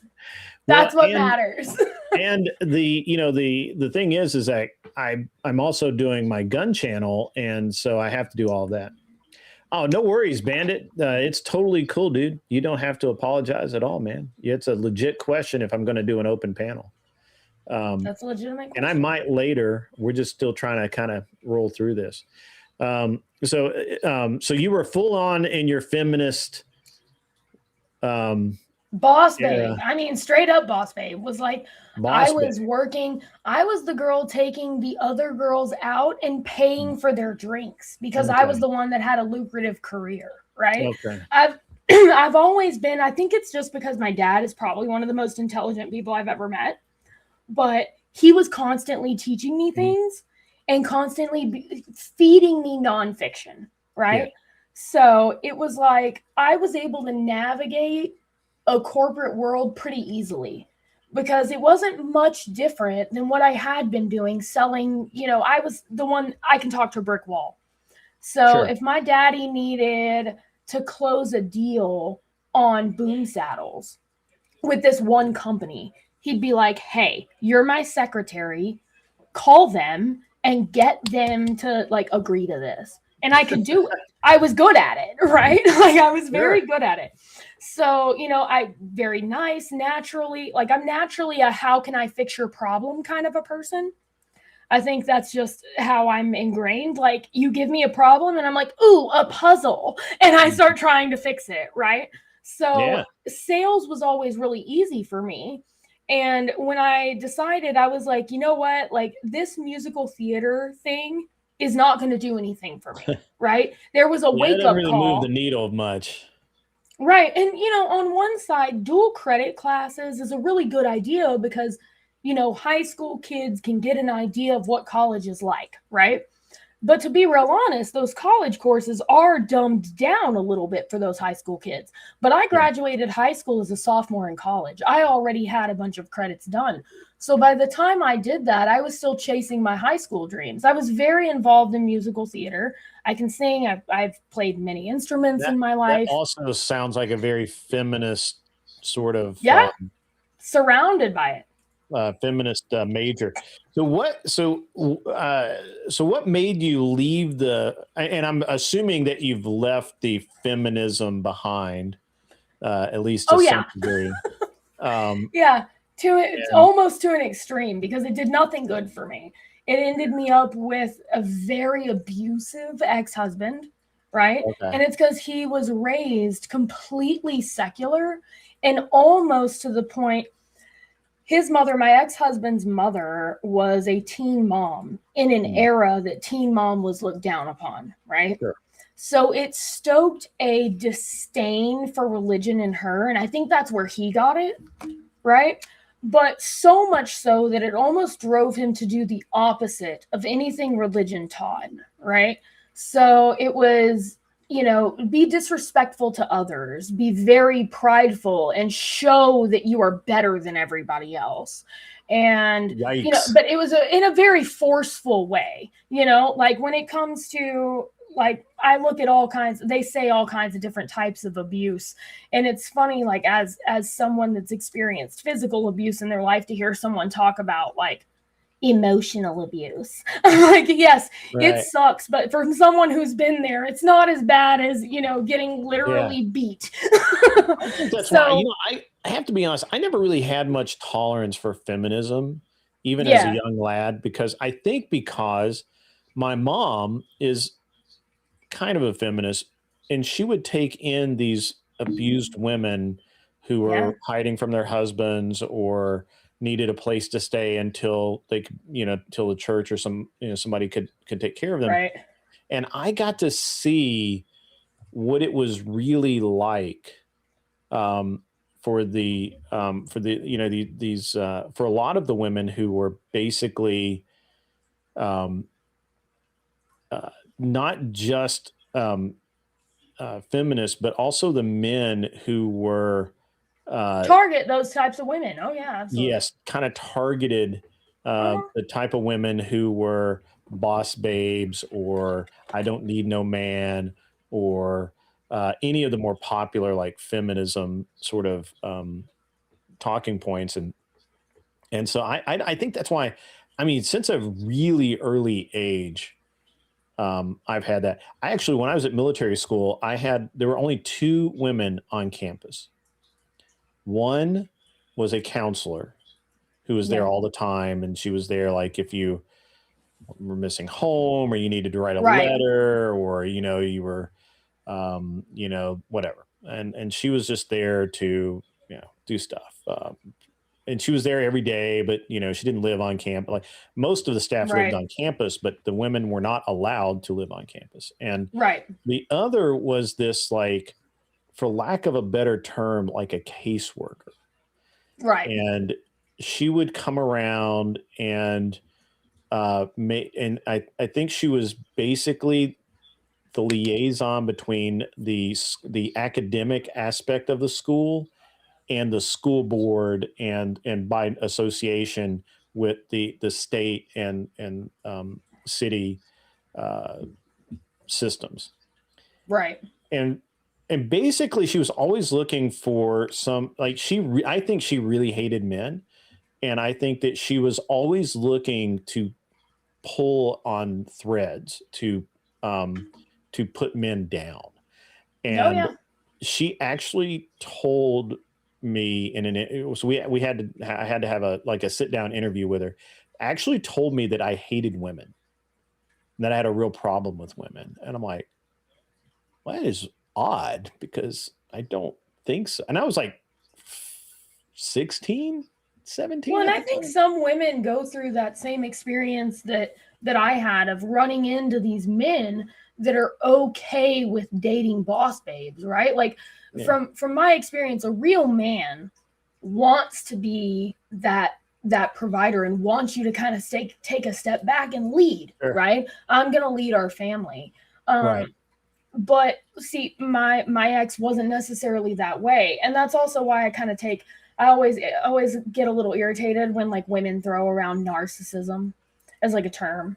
I'm like, oh, he's a narcissist. My ex was a narcissist. And I'm like, you should be careful with that term, because I don't know if you know what it's like to live with like a diagnosed person with antisocial personality disorder, right? Like I truly believe like maybe my ex-husband like targeted me, right? Hey, she's got a career.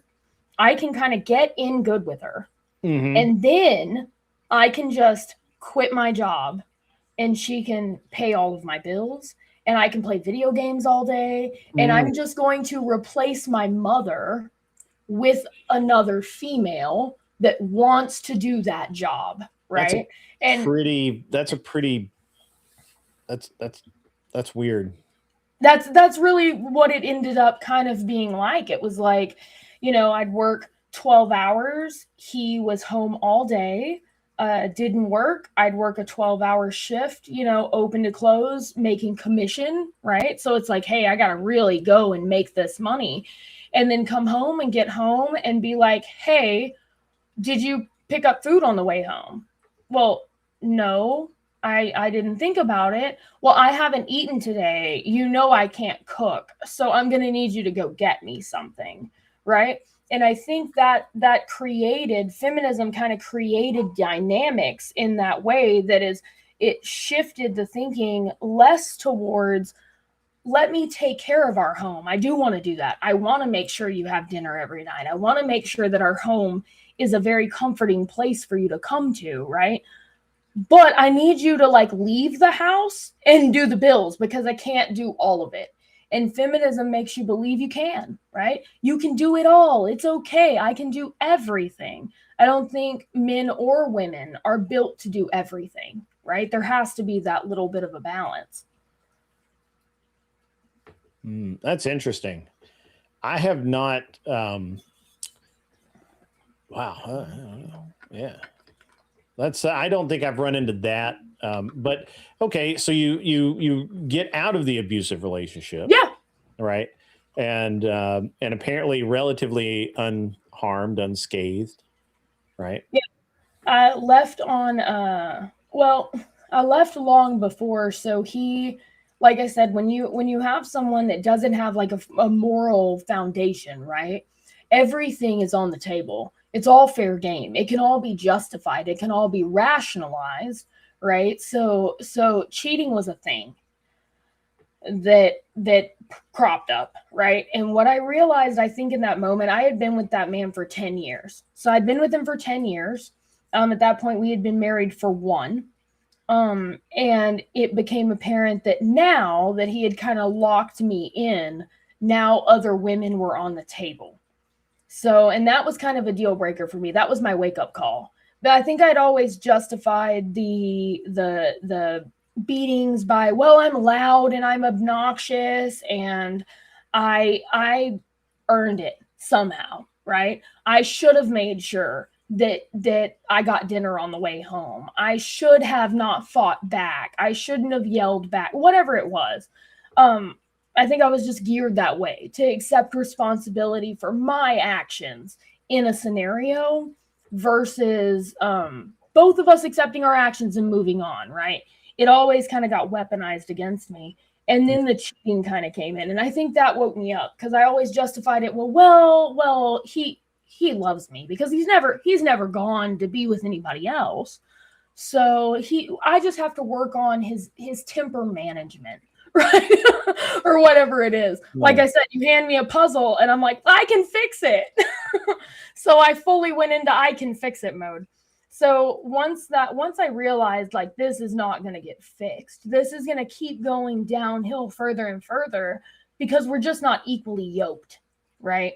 This isn't something that we're going to fix. He's never going to see things my way. I'm never going to see things his way. He's going to want to open this up into an open relationship, and I'm just not okay with that.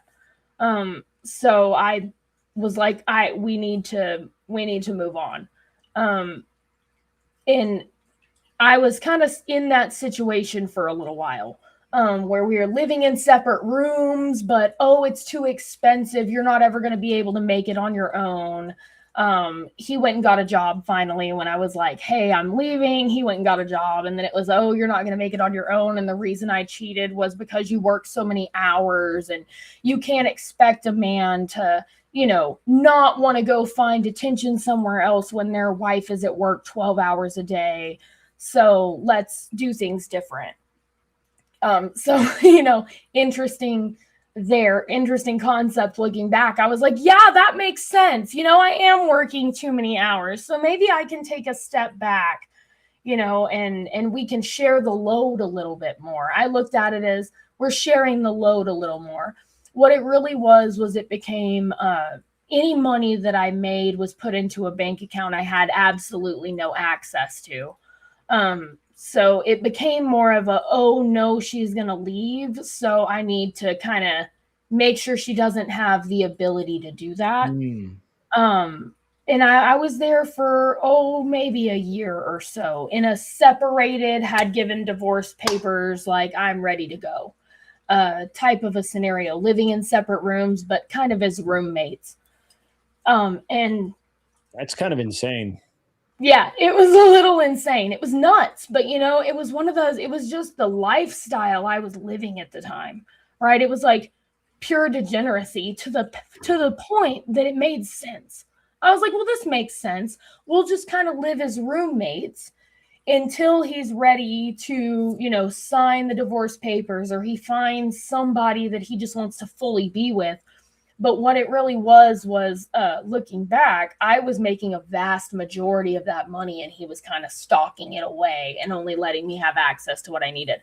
So I went by like Walmart's and got groceries and got $100 cash back at a time and stocked away some cash and got out of there on Thanksgiving. So I was like, bye, kind of escaped on Thanksgiving. So, and from that point forward, I met my husband. And he's amazing and he's based. And it took that of like, girl, you can do this. You're an amazing creature. For me to realize like, okay, there is someone that still believes in the way a marriage should be, that you should respect one another and be kind to one another and really want to be around each other. So we're best friends. Even now, we do everything together. He works for Harley-Davidson. I work here. But like I said, if I wanted to quit my job tomorrow, he would be like, you go, girl. You quit your job tomorrow, right? And vice versa. If he said, hey, I've got a job opportunity and I need you to quit your job so we can move. It would be a no questions asked, where are we going type of a situation. So it's a little less of a you can do everything type of a thing to more of a like, we got this together. But at the end of the day, he's going to get the final say, which is oddly enough, I think most women don't realize that that's really what we want until we have it. You know, you just want someone to kind of lead the way. You tell me what I need to take care of and I'll take care of it, and you lead the way, and let's build something beautiful. Yeah, I think that's true. I think that's really accurate, actually. And I think that kind of what you were talking about is I've heard very similar things from other women who've kind of gone through maybe not the same thing, but right, at least similar things. And you know that they make a mistake in choosing, right? Right. And a lot of them think that they made the right choice. They're just not doing it right. Right. And I lived that for a really long time. Like, oh, well, Man. there's nothing wrong with him. It must be me. Right. Right. I just need to do more. Yeah. And I think that it's I think it's an interesting thing to listen to, because I've listened to a version of this story many times. And it kind of, when it seems to work most is almost exactly how you describe it. Right. Right. While the feminist will say that, you know, you should be a boss babe and he shouldn't have, you know, you should be able to do whatever you want. Your husband should not be able to tell you what to do, where to go, all of that sort of thing. The thing is, I think they leave a lot out there, right? There's a lot of nuance involved, right? Oh, yeah. Like, you know, one of the things in my own life, right? So my wife, as I said, as I was closing down my shops and kind of walking away from the career I had built, right? You know, her career was taking off, and so it kind of was really, really good and fortunate timing, right? But the other thing is that we were able to do the things because of, you know, that because we're able to look at each other for leadership, right? And she looked to me for leadership, and I looked to her for some stability in being able to provide, not necessarily a home, because she was, you know, obviously her career was demanding a lot of time, but what I needed from her was that, you know, she was 100% invested in you know, in us and the family and all of that. And, you know,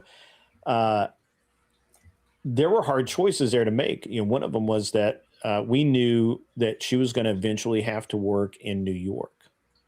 Oh, yeah. And we were, at the time, we had a house in California, and she had finished up her MBA and was working out at a bank in California in their investment investment banking tech section.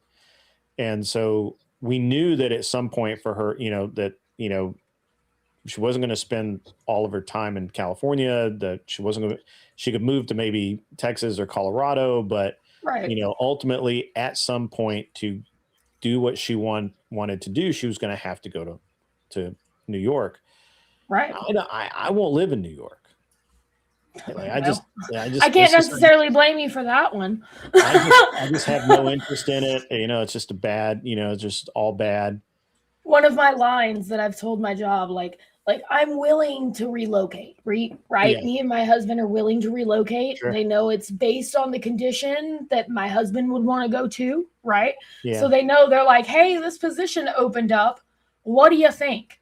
But they already know nothing north of the Mason-Dixon. I don't do snow. Like there's certain restrictions that I have, right? Like I don't do cold, I don't do snow, like I don't do certain things. And it's because I have the stability of a husband that really works hard, right? So I have the luxury of being like, there's certain things I'm not gonna do, right? Right. And so my wife actually, she had it sounds really, I mean, it always sounds very interesting. But so my wife's office was in New York in the city, but she didn't actually have to be there, but maybe a few days a week. Oh yeah, yeah, that's familiar. That's really familiar. So so we moved back to Tennessee, and she would commute to New York City, Yeah. and back. And she would usually go in on like Tuesday, and she would come back Thursday night or Friday morning. Yeah. And it actually worked out. Honestly, we probably, if she'd been in an office in Nashville, she would have been in traffic so much that we would probably. There was a situation when one of the reasons I kind of was willing to do this is because when my first son, when our first son was 5 or 6 or whatever, she had started the investment banking job, and that takes a ton of time. Now that's okay because I think that after the age of 5, that's they're in when school the men for the step most in. part too. Yeah, I'm sorry. They're in school for the most part too during the day. I think that men step in when children are in their 5, and when they're 4, 5, or 6, and start understanding, and they can move around, and now they're getting into trouble, and that's when men need to get involved and be that's when really I think that the screw up that most people make is they think that the mom should be dealing with the kids at that age, when it really needs to be the dad. And the fathers are a little bit more emotionally and temperamentally equipped. Well, we're detached, and we have patience. Right. So it's not like we're sitting there like every time our son gets a boo-boo, oh, let me kiss it, right? There comes a point that you have to move them into like, okay, now it's time for you to be a boy. Walk it off, kid. Right, be a boy. Be a boy. Walk it off. It's all right. Get up. You're gonna be fine. Run around in a circle. You'll be all right. There's a huge element. I think that's right. To having men raise the children. Anyway, so and that was one of the reasons why I was like, well, go do the banking thing. It's obviously it's very it's what it's what she wants to do, and it's she's really good at it. And so, the problem is that, she would get up at 8:30 or 9 o'clock in the morning, where I had already taken our son to school. Right. And she wouldn't get home until 10:30 or 11 o'clock at night. And he's been in bed for 2 hours. So through the week, he basically wouldn't see his mom, my wife, until the weekend. Right. And so that was tough. That's tough. And so that was tough for everybody. And so there were two things there. I could have made her give up on her career that was just really starting to like really work, right? Like really be worth all of the time and money and effort. We could have said that, or we could do what we did, and that is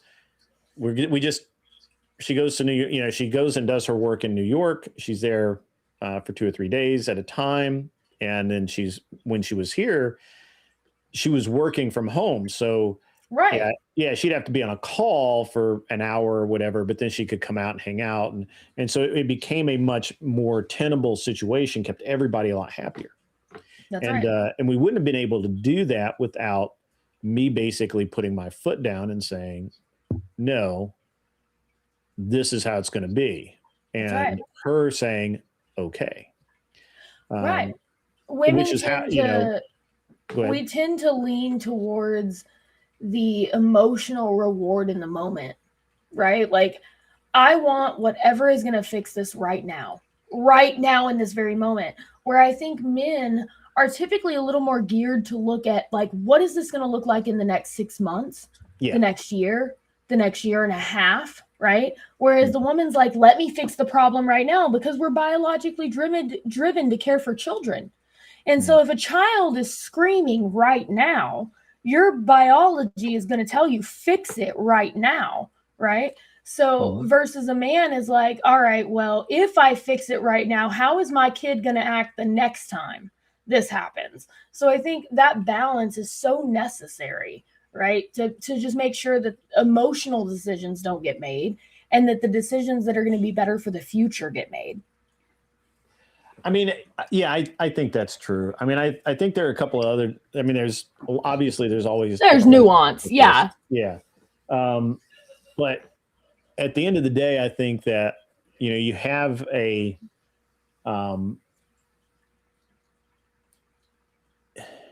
when you have a patriarchal order to things, I think it works better. It does. And we were just in this situation where my husband was kind of discerning, like, do I go get this new job? Do I stay where I'm at? Like, it would mean that we would have to move. It would mean like all of these things, right? And if he asks for my opinion, I am happy to give it, right? He is a sought after finance manager. He's going to have offers that come at him left and right. And I think he knows that if he sees an opportunity that he thinks is going to be better for our future, I have no questions. Just tell me when to pack my bags, right? Just tell me when to pack my bags, and do I need to look for a new house? Because I'll go find that, or whatever it is. But when it comes down to looking at like future decisions and what's going to be better for us in the next 5 to 10 years, I always defer to him because he's biologically driven to make that decision a little bit better than I am. And there's nothing wrong with recognizing that. But I think kind of where we've gone with feminism now is like, no, your dreams and your goals should take precedence over him, and that men should kind of just defer to women on most things. And I just don't see a world in which that ends up good. I've lived that life and it didn't end up good. And it's not because I made horrible decisions. It was just I had a partner that was not interested in the future. And I just wasn't necessarily able to see that because I was too busy fixing the present. So that's kind of where, like, anecdotally, my experience would tell me, like, it's a little bit better to be in a relationship where there is a clear leader and that person's decisions are the end all be all. And that it's not just like, oh, well, we're going to argue over this indefinitely. Yeah. Welcome, Mikey Balls, and of course the great Anson Knowles. I recognize the fact that there's a screen name that is an Anson Knowles worthy screen name in the chat. So that's interesting. So are you now? Are you a content creator, or you just know Gibbs and he just drags you into things, or what is it? So he drags me into things a lot. I was a content creator for quite some time. So I originally started out in mobile games. Funny enough, it was kind of like my escape from my bad situation. There was a game called Lords Mobile that was on the phone, and I was very good at it. It was one of those strategy building games. And like I said, the way my brain works, I have an eidetic memory. I was diagnosed with that when I was 12. So when it comes to like strategy games or pictures or seeing things in a pattern, I mean, it's like almost instant for me. My brain just works that way. So I was really good at this game. And I built like a guild that was taking over the little area. And I was so invested in it. And it tells you how little I had in my life to be excited over. But I was so invested in this mobile game. And I built this awesome guild. And I was like, well, I'll make some videos to teach my guild members how to fight these specific monsters, or how to build an efficient trap account, or whatever it was. And I started making these videos, and they started exploding on the platform that IGG had made for their games. So they just started taking off. And so I did that for about 2 years. And I streamed mobile games all the time, and I did how-tos and how to build trap accounts and how to sufficiently trap people and XYZ. I was sponsored by IGG, the company that made the game. So after a while, I got sponsored by them, and unfortunately, the ex-husband we've been talking about kind of shut all that down pretty quickly. He was very into video games, and his like dream of dreams was to be a video game streamer. So when that kind of took off for me with mobile games, there was an intense animosity that built instantly. That was like, I got to shut this down any and every way that I possibly can. So I stepped away from it and kind of went to, things happened, life happened, the whole like, how am I going to get this divorce? How am I going to eventually get the restraining order? All of these things were happening at once, and I stepped away from it. I kind of rebuilt my life and started a career with a new company that was instant. I mean, everything just fell in place in a really weird spot. So I joined this company, and a couple months later, COVID happened, and it was a retail company. I was a store manager for this retail company, and everything shut down. I mean, just everything. It was unheard of. If I heard the word at that point in time, if one more person said unprecedented to me, I was going to like throttle them. I was like overhearing the word unprecedented times, right? Because that was kind of the corporate mantra. And we were all furloughed. And I was like, well, we've got a bunch of people's jewelry locked up in our stores that they can't get to. We've got people with questions. People are still, I mean, especially if they're locked in with their significant others, they're going to want to get engaged during this time. They're going to want to, maybe they find out that the person that they've been seeing in passing, as one person comes home from work and the other person leaves over the past however many years, once they're locked in with them, they realize like, oh my gosh, what have I been doing? Let's just get married. Life is too short. So I'm like, is there anything I can do? I just joined this company. I had 40 hours of vacation time, and my new husband had just been laid off from the oil field.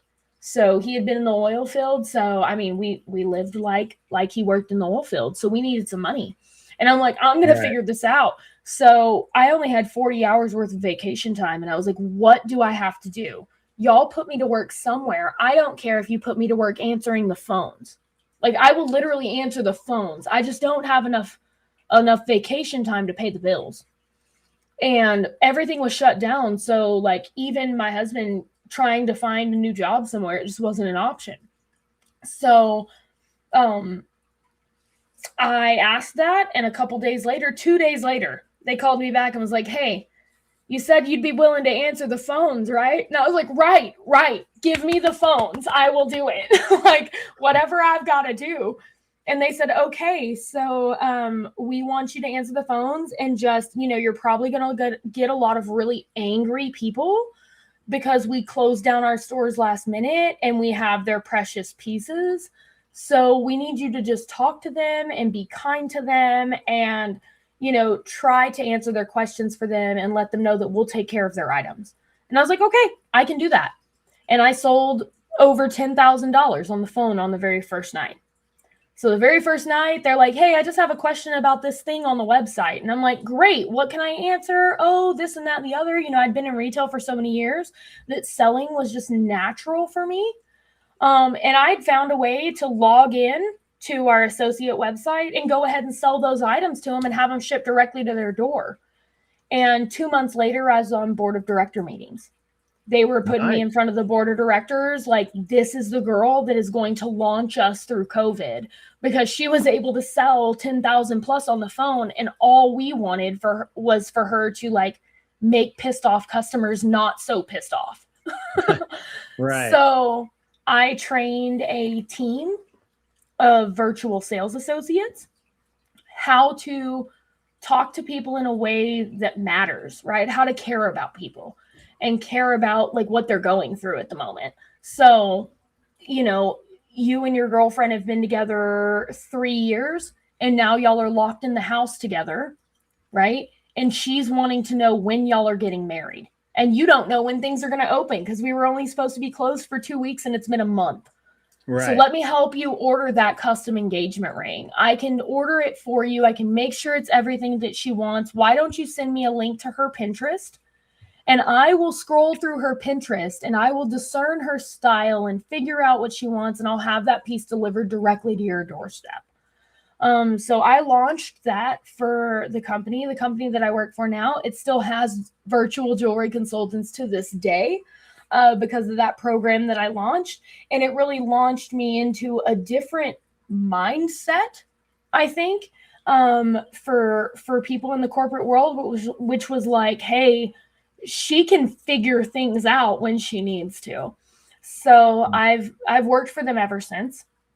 And it's a great company. But we do jewelry. And what I like the most is that I can love people where they're at.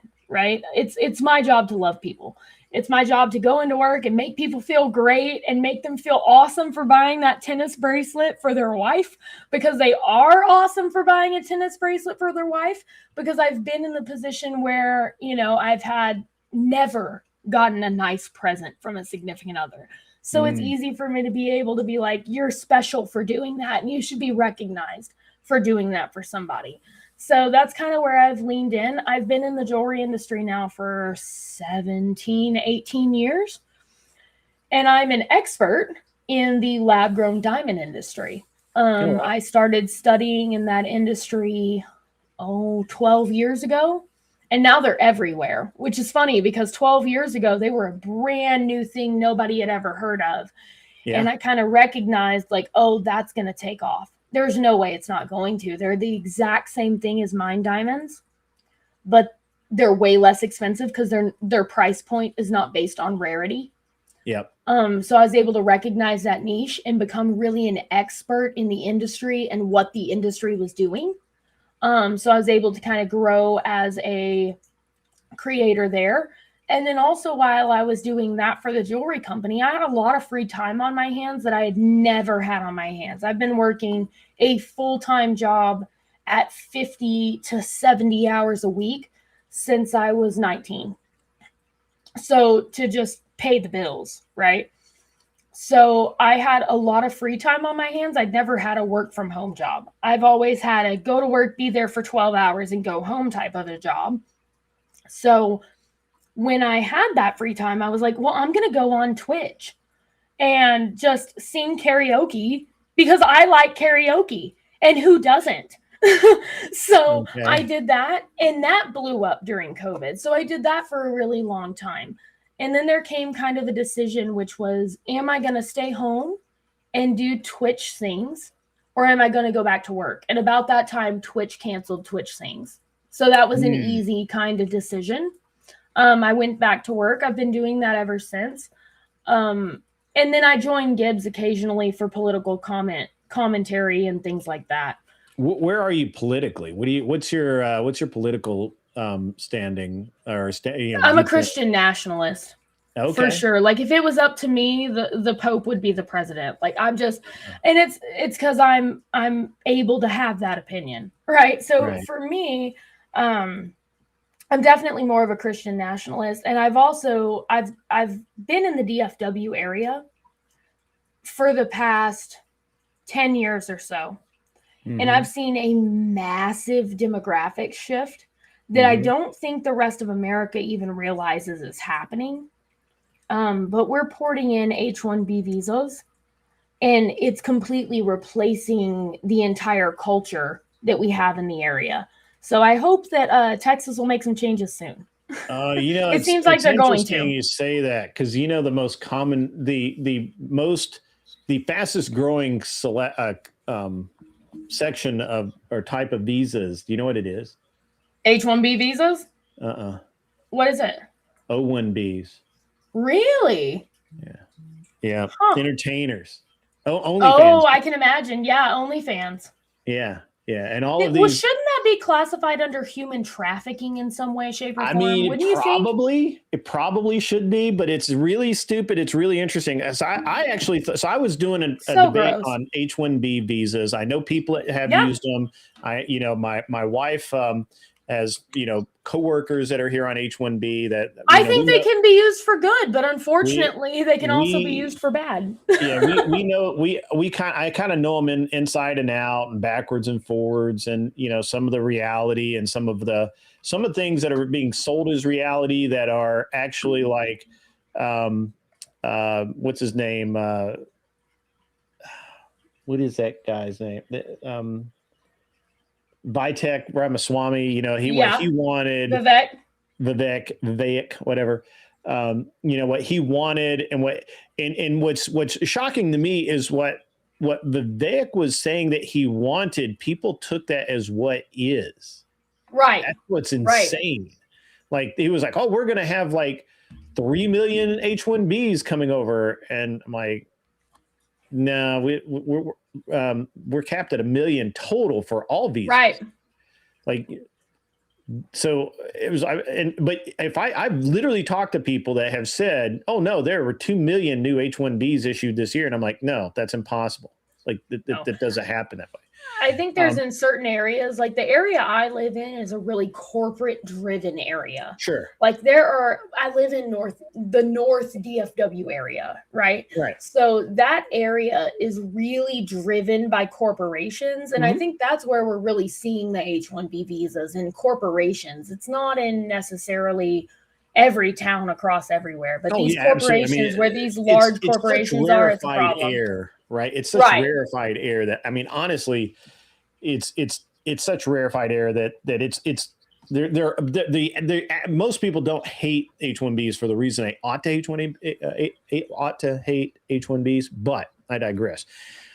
So I was all loaded up to do this debate on H-1Bs, and for the most part, I'm neutral on H-1Bs. Like, I think, like anything else, it can be abused. Right. But for the most part, I don't really give a fuck one way or the other, because these people all go home, right? Right. They don't stay here. They come theoretically, over, yeah.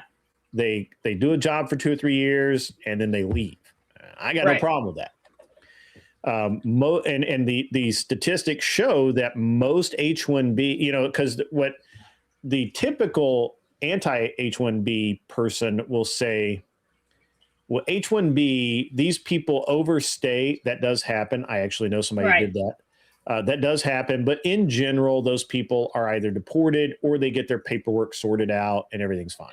One of the two. Or they leave on their own. They're just like, yeah, I'm going home now.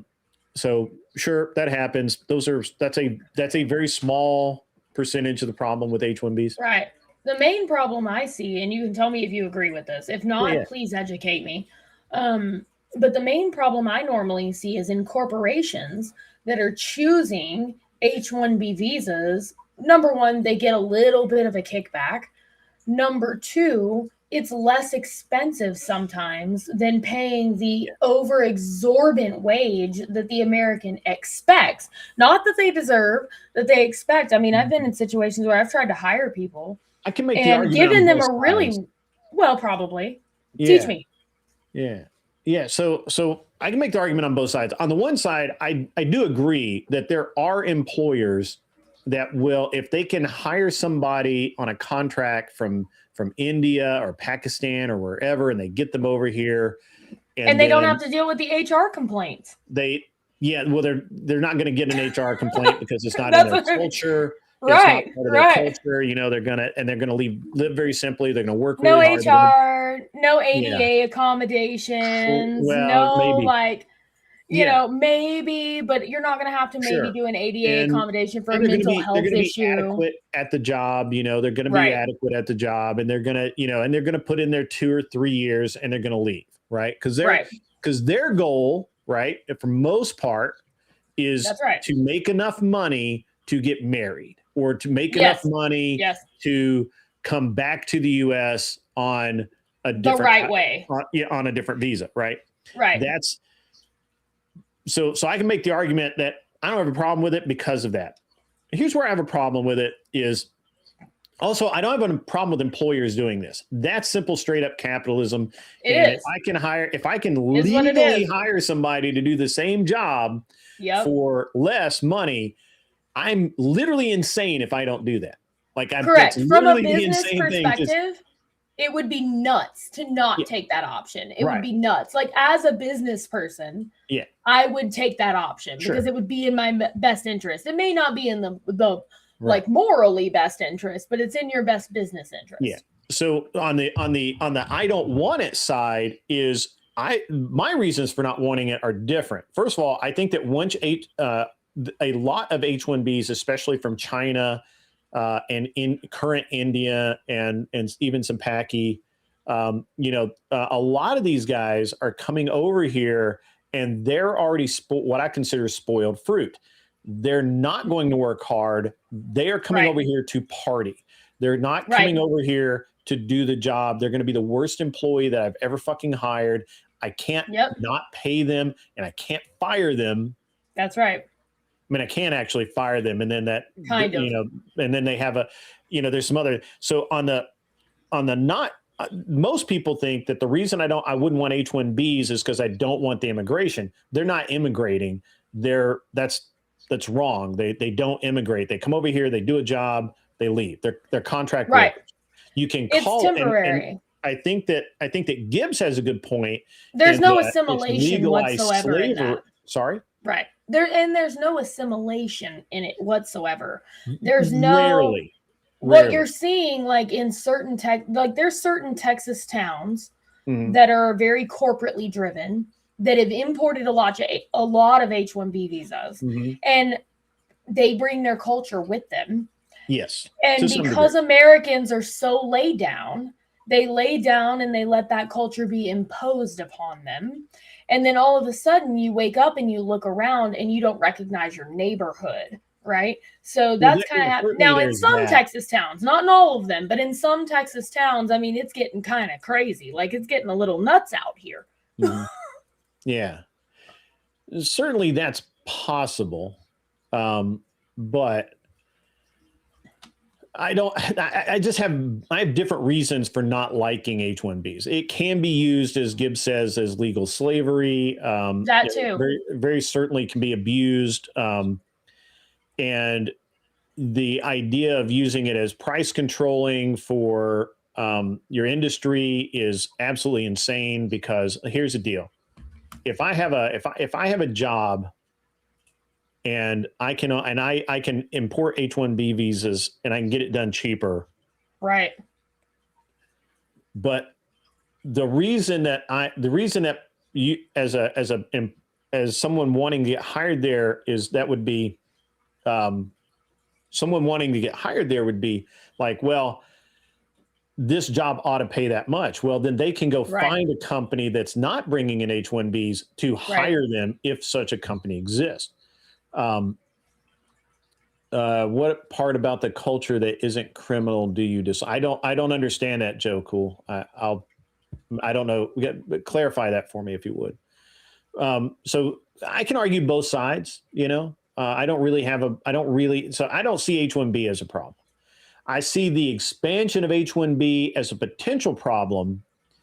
But realistically, the reason that I would see it as a problem is because it's already starting to get to the point where it's where we're not getting the best and brightest from another country to come over here on an H-1B. Correct. We're getting people who are We're getting coming the over cheapest. Here. Sorry? We're getting the cheapest. Instead of getting the best and brightest, a lot of times they go for the cheapest, most adequate. And I mean, they're replacing. It's a culture shift. So too. It's a culture shift, because what happens is that if you before you had people who really wanted to come here and do work and make some money and go back to their country and then start a family, get a house, do all that. Right. Now you have people who just want to come to America to experience American life, to see what they see on TikTok and YouTube and all of these other platforms. And so where you were saying that they aren't assimilating, I think that's a reverse. I think it's that they are, that a lot of the H-1Bs are coming over here and trying to assimilate and trying to experience American culture. And a lot of the young women that come over try and find American husbands so that they can then stay on a green card. So have you heard anything about Epic in Texas? Okay, No. so Epic in Texas, it's the East Plano Islamic Center, right? And that's in the DFW area of Texas, which is like a really big industry area. Though. Some of them do. So what they'll do is they'll get a job at a big corporation, because there are a lot of corporations in DFW, right? So there's lots of different types. Like I think T-Mobile's corporation is here, Fritos is here. Like there's lots of different corporations that kind of base out of the Dallas area. Dallas is a big area for that. Right. Lots of corporations to choose from. So they'll get like said job at XYZ corporation and then be like, oh, hey, I have a family member that could fill this position for you. And so then they come over and on an H-1B visa and then XYZ. So it's like kind of like they're divvying it out a little bit, but then all moving into the exact same area. So it's flooding. And what's crazy is this has happened over the past couple of years to the point that doesn't sound like H-1B though. That sounds like something else. I know one person, like one individual. Now this is completely anecdotal, so take it as anecdotal. Sure. But it's one individual that was literally let go from their job just to find out, like a week later, had been with the company for 11 years and was let go to find out that they had hired someone on an H-1B visa from a coworker. On an H-1B visa to replace him at a lower price point. Sure. And it's simply because the company wasn't doing well. So you can't blame the company for making a good business decision, right? Like that's a good business decision. Yeah, I don't that's a good business decision. But it ultimately is screwing over Americans in the process. Well, he would have gotten screwed over anyway. If it hadn't been an H-1B, that they would have just hired somebody else. I mean, so when I hear stories like that, what I actually hear when I hear a story like that is this person had been there, they had stopped performing, they had stopped doing their job very well. That could be the case. It's almost always the case. That could be the case. And so, management takes a look around and they have, I've been in this position before. They look around and they say, that guy. His numbers aren't right, and it doesn't matter whether it's going to be an H-1B or it's going to be some kid out of law school or whatever. They're going to replace that person. That's just the way it is. And yes, my wife came over on a student visa, which is different. and she was actually getting her citizenship before I married her, which is actually why we had some interesting times there, because she was about halfway through getting her citizenship when we got so it's a long story. But the H-1, I think people misinterpret H-1Bs a lot. I don't think we get a lot of Muslims here on H-1Bs. I would be surprised, because most of what we get are Indians who are not Muslim. We get a lot of that too. I mean, it's a combination of both. Now, Epic is a different scenario. That the scenario I was just telling you about, where the guy was replaced, was actually replaced by an Indian. Yeah. On an H-1B visa. So that was like a separate thing. Yeah, I was believe conflating the two. That would get. I 100% believe that somebody who's probably been hung around too long. I mean, I used to do the same thing, right? Like every year I would literally every year I would look around and. I was just a really hard person to work for. I don't need to get into all that. Have really high standards. Yeah. But anyway, so I can argue H-1B from both sides. It has positives, it has negatives. I don't think it's the boogeyman everyone thinks it is, unless they change the standards and increase the number. This is the problem I have, is not with H-1B. Which they've kind of been talking about, right? They've been kind of talking about that. If you listen to Vivek, they've already done it, right? There you go. That's why people are all riled up about it. I personally think that he wants people riled up about it to get people talking about it, and then so that they demand Can kind of see. something going on. I don't think Vivek has any actual interest in H-1Bs because that hurts him. I was gonna say that's not really his department, is it? No, to a certain extent. He's an investor. He's Right. invests in medical stuff. So he I don't know that it helps him to have H-1Bs, but right. it keeps him right now. It keeps him in the news. So I don't know. I think, but what I did find out, and this is why I brought this up in the debate that I was doing. Everyone wants to get mad about these visas. I don't care about H-1Bs. H-1Bs come here, they stay here for their length of employment, which is usually a year to 2 years, and then they go back home. And that's it. And maybe they can come back, maybe they can't. No, Right. I have no problem with that, right? And I don't even have a problem with the occasional overstay. Okay, fine, whatever. The real problem is the O1B. And this is the most degenerate shit I've ever heard in my life. So what's happening is these OF models or Right. OF type models. Right. OF models. Who have TikTok or, they show their boobs on TikTok. They show their boobs Right. on Snapchat or whatever, or not Snap, Instagram, wherever. So they build these channels. They build these social media channels. And they get X number of followers and they can prove X amount of income. And Right. if they hit the right amount, they can come into the U.S. on an O1B. The O1B is evil. It's evil. Like H1B, not evil.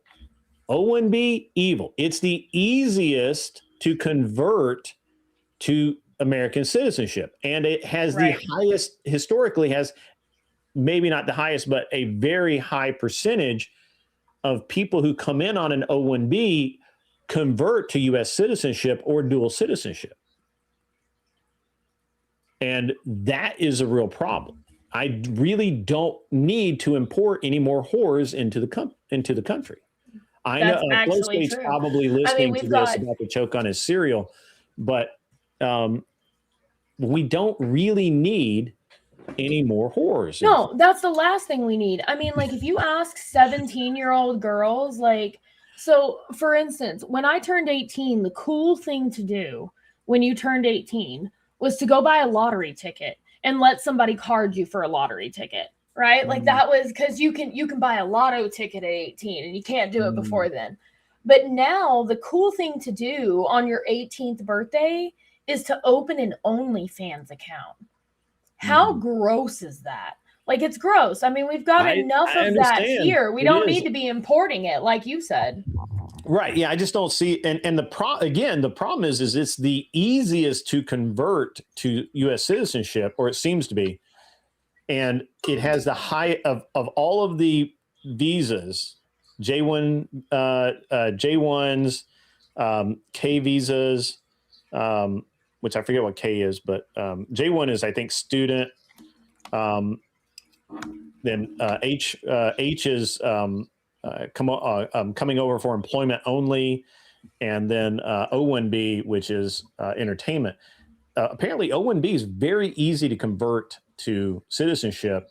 Wow! It has the highest, has a higher rate, maybe not the highest, but it has the higher rate of conversion than other visas. And this is the real problem. Like I'm actually kind of okay if a bunch of accountants want to come over here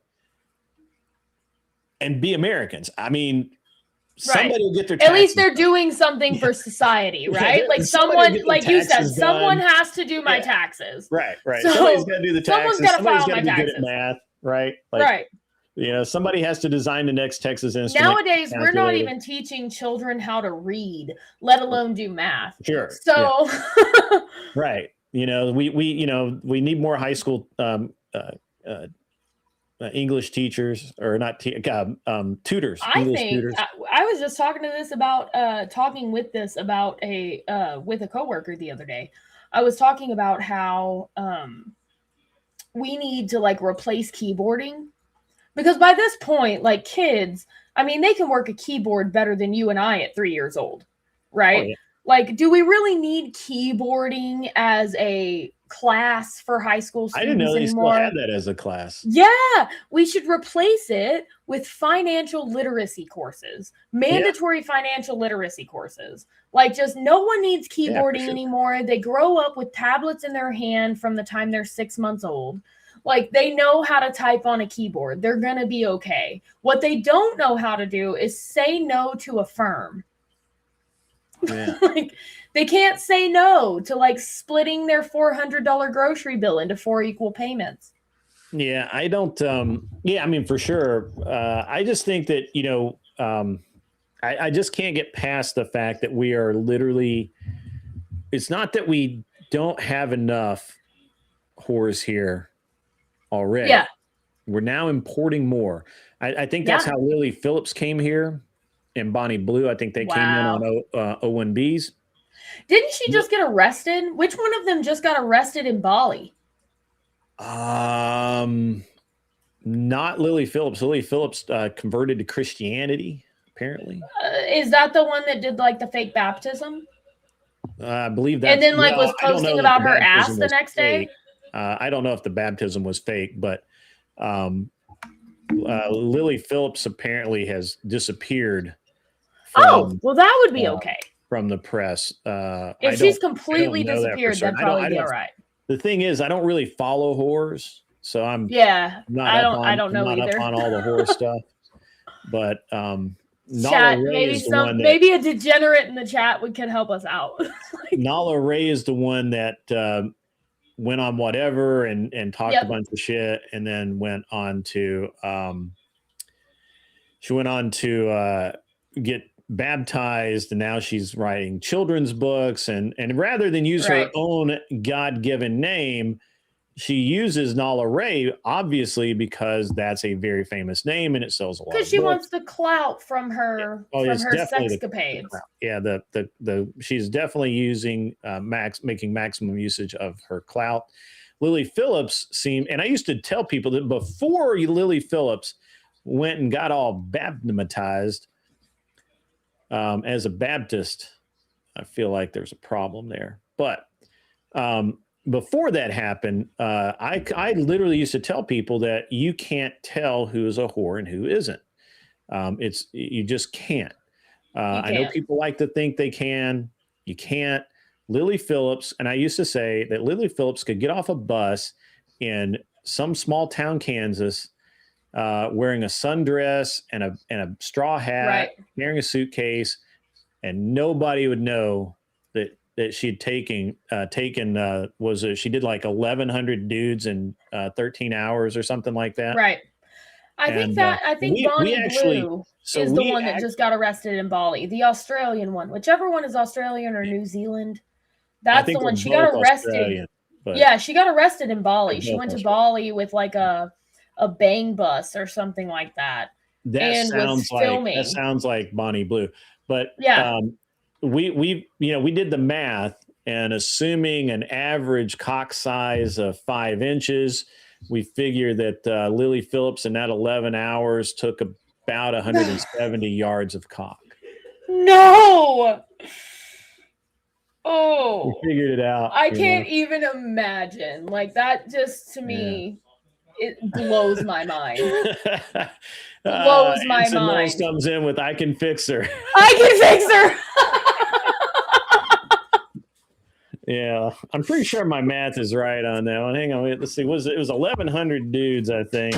Oh, that's awful. Let's check the math on it. I want to make sure that. So we did the math on this because why wouldn't you? Well, I mean, that's insane 1,100. to me. From someone that didn't live the most pure life for about 10 years. We figured an average. That's insane to me. Yeah, we figured an average cock size of 5 inches is about right. Because you're going to have short. Yeah, probably on average. Just figure that might be about right. And about 12, 458 feet. And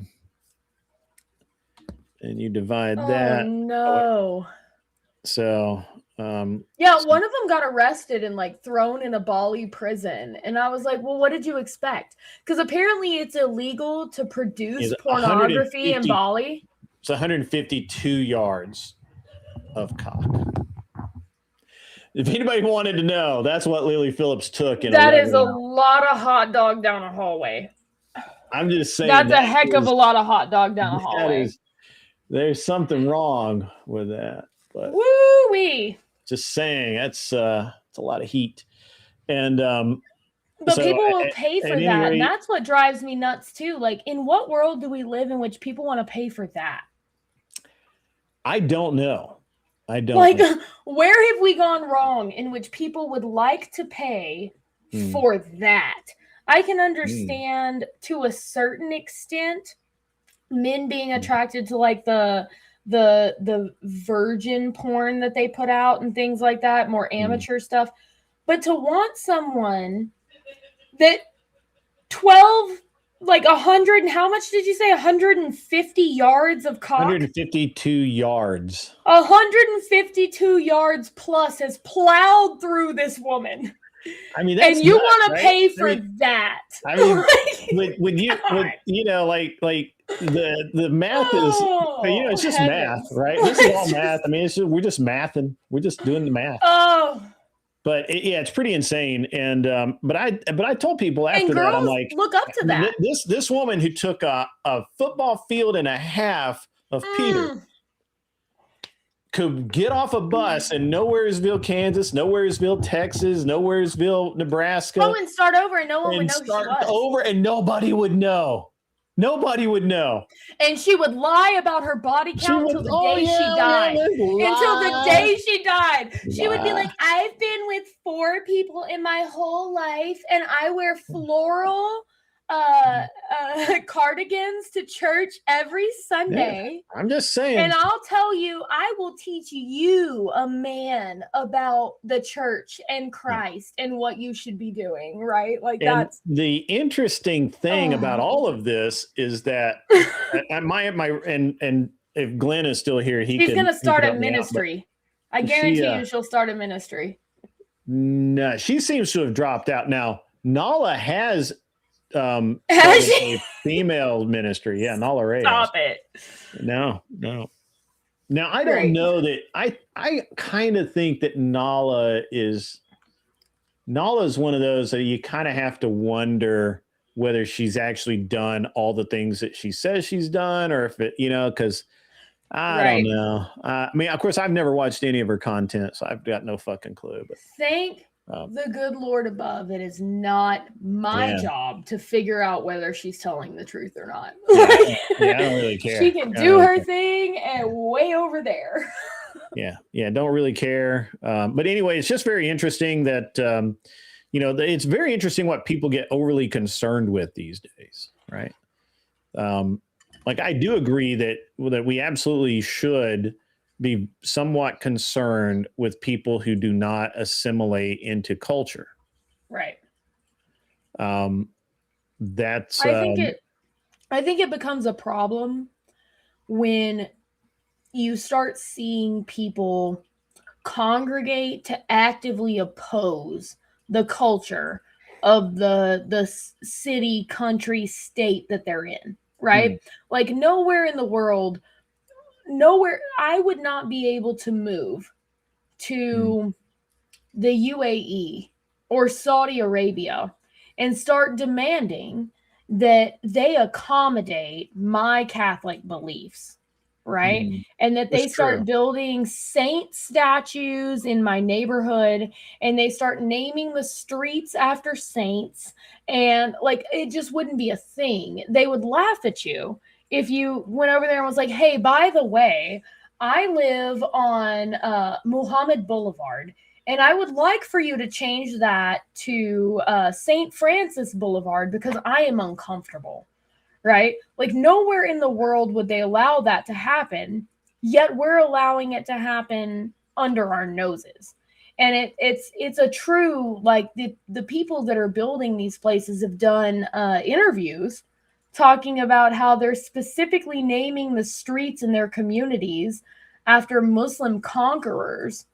as a joke so that white people won't move in there, so that Christians won't move in there.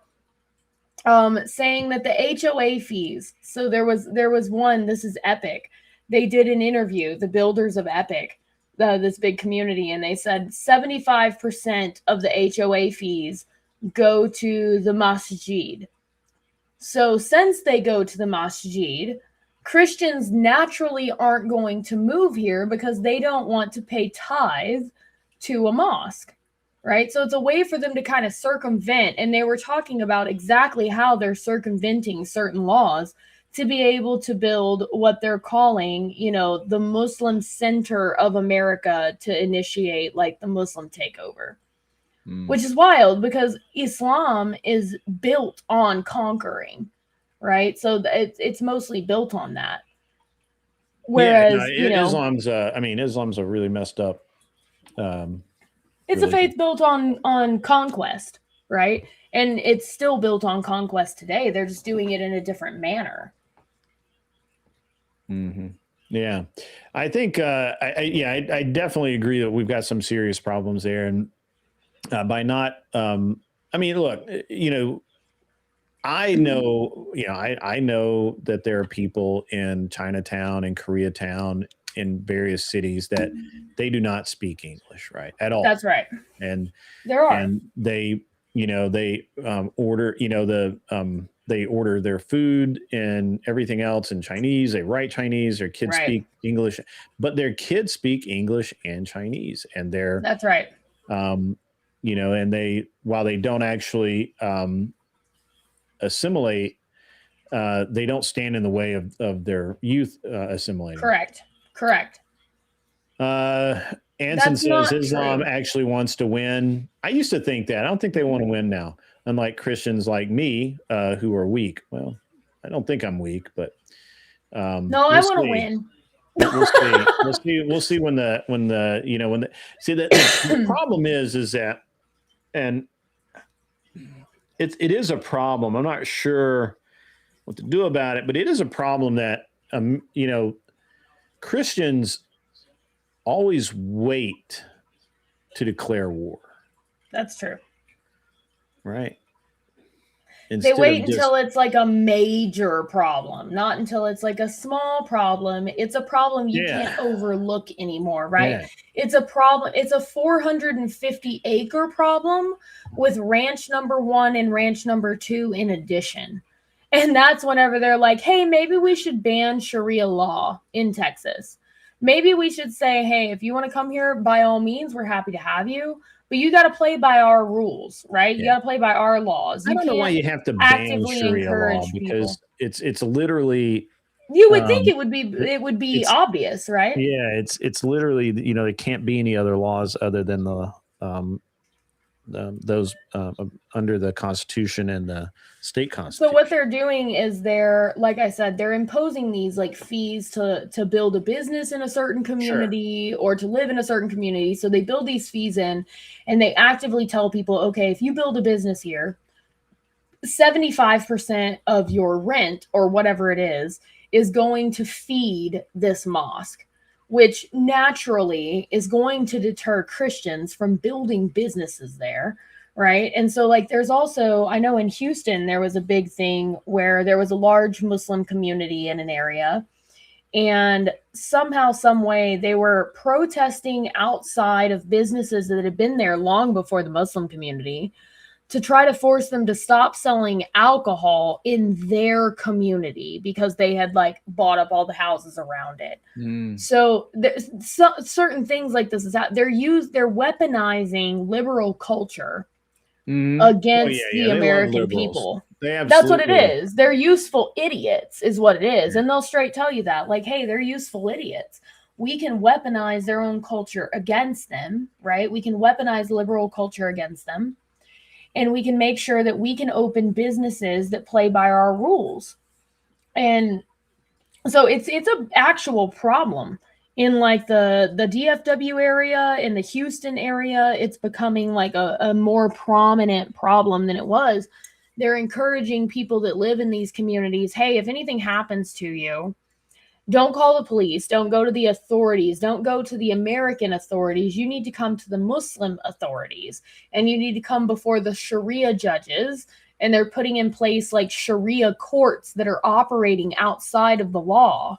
So certain crimes aren't being reported and certain crimes aren't being investigated, and vice versa. So, and I think that's why they're attempting to pass specific laws banning Sharia law in general, so that if you're found doing this, you can be prosecuted. Because I don't think there's any laws in place now that say, hey, if you operate outside of the American law, sans breaking American laws, right? Like, Right. you know, it's not necessarily say your husband beats you. You don't have a duty to report it to the American authorities.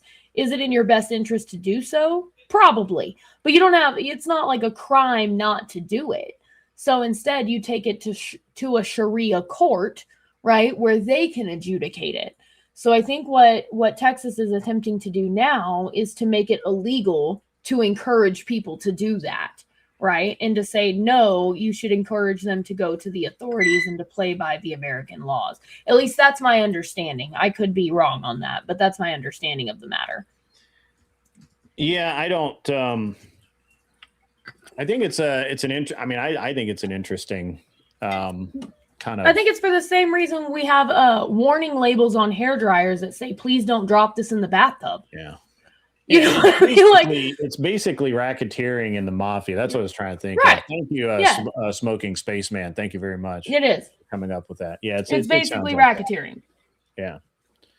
Yeah. So you and Gibbs know, or you know Gibbs from college, which is interesting. Oh yeah.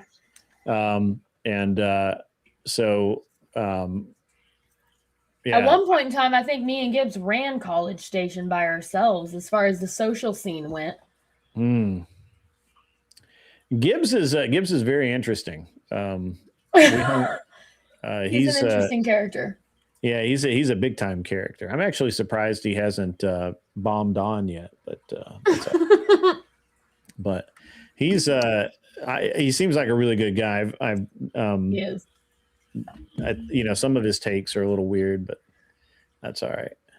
Some of his takes are a little extreme for my taste. I'm like, I don't know, but I'm a little more extreme on some takes than he would be. Yeah, right. We were talking about force doctrine the other day, and he's like, "Oh, look, that's my jam. I'm all about force doctrine." He doesn't think it exists, and I'm like, well, really? Yeah.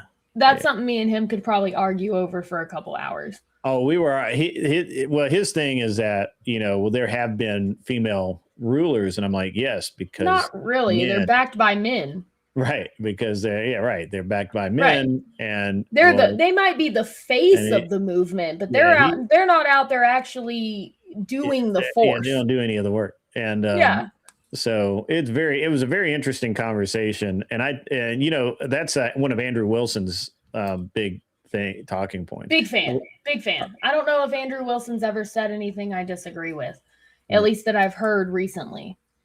Like, granted, I've not watched every single video he's ever done, so keep that in context, right? Yeah. But I agree with him on most points that I think he makes.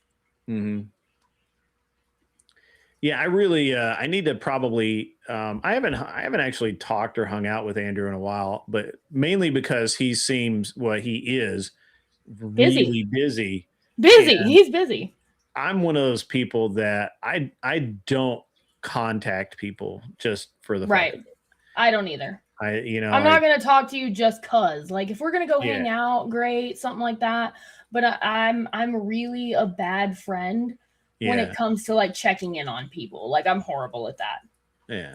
Something. I know I checked in on I sent Rachel a message during the big ice storm that we had, because they'd kind of just moved to the Texas area, and Texas was like hitting that big ice storm. So I know I checked on him then, but like, I don't talk to him a lot. But I will say, just for any females that may be watching, Occult Feminism by Rachel Wilson changed my life. Mm-hmm. So highly recommend. Changed my life 100% for the better. For the better in every way, shape, and form. Yeah. Great book.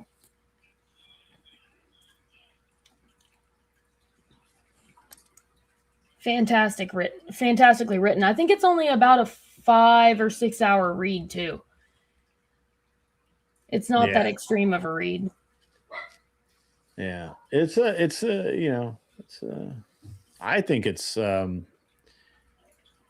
don't know. I think it's pretty good. Uh-oh. I don't know why I lost sound. Hold on 1 minute. I must You don't have have sound? lost sound somehow, some way. I can see your mouth moving, but I can't hear you. Uh-oh. Not on my end. My end, everything looks good. And I can hear you fine.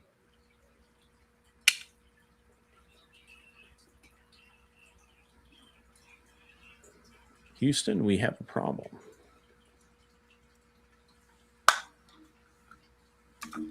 What's up, Stephen Akari? Good to see you, my man.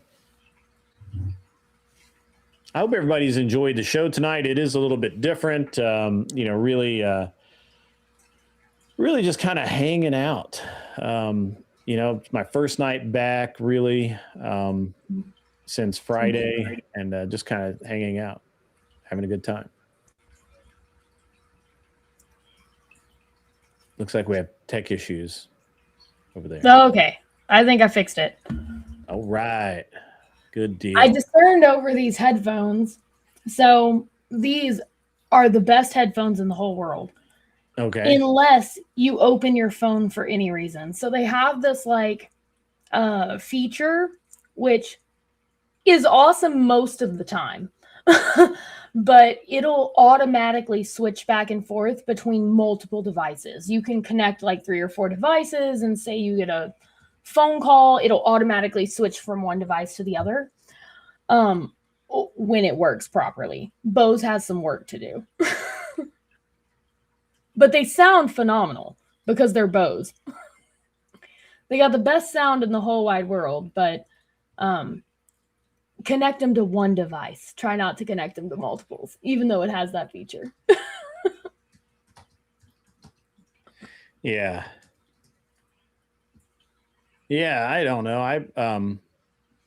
I don't use earbuds or earphones. So I don't have an opinion on that. Yeah, I was gonna say, I'm sure my husband is in the other room, so I always try, and plus my microphone's right here, so I try not to have it like too loud so that it's like feedbacky. But these sound phenomenal. So the sound on them is wonderful. I mean, it's like we're right here talking, but sometimes they want to connect to other devices. Say my laptop wakes up, it'll automatically connect over there, and I have to turn it off. Yeah, there you go. Not sponsored by Bose, but fabulous headphones. Bluetooth is a pain. Mine do that. My big deal with my earbuds is they connect in the car. And lately, since the last update, when I'm trying to use my phone to go on a stream, the ear, it will work for listening, but not the mic won't work for some reason, which I don't yet understand. I've got to figure out what setting changed since the last update, because they did it fine and now they don't. So anyway, did I see the Texas food label stuff? Bunch of junk food might end up with not fit for human consumption on their packaging. Nice. Sounds accurate for Texas junk food. The thing about Texas is they have the best food in their gas stations. Like, yes, we do. We like our gas stations. Really, our gas station barbecue is better than most people's restaurant barbecue. It's funny because I was down there. I think I was headed to COTA, Circuit of the Americas outside Austin, and my buddy was like raving about this barbecue that he had at a gas station. I'm like, you mean a truck stop? He's like, no, a gas station.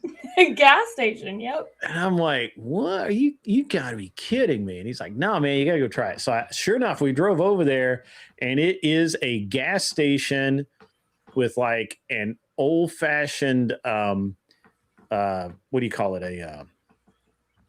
service center on one side, and on the other side, there's like this. It's not really. It wasn't really an addition. It was just something different. But it was basically like a kind of a not a diner, like a Right. Like you walk in and you make your order and you get your food and you leave. Right, like a Almost like a order counter. fast food place, Yeah, but, like a but not like a quite. Yeah. like a deli counter, right? Like a deli Right. counter. And it was crazy how good the food was. Like all of like the macaroni and cheese was good. Like all of it was yeah. good. But yeah, sounds like a California thing. Everything causes cancer in California. Yes, sunlight causes cancer. Oh yeah, folks. We all know that. there's a warning on everything in California. I lived in California for 2 years. I lived in the Fresno area, kind of there in that valley, but closer up towards Yosemite, like a real small town. And it was like warning labels on everything. I lived there long enough to vote in 2016, and then I was like, I'm out. I'm going back home. I'm going back home. I'm tired of people telling me I sound ignorant for my accent. I'm out of here. I belong in the South. That's funny.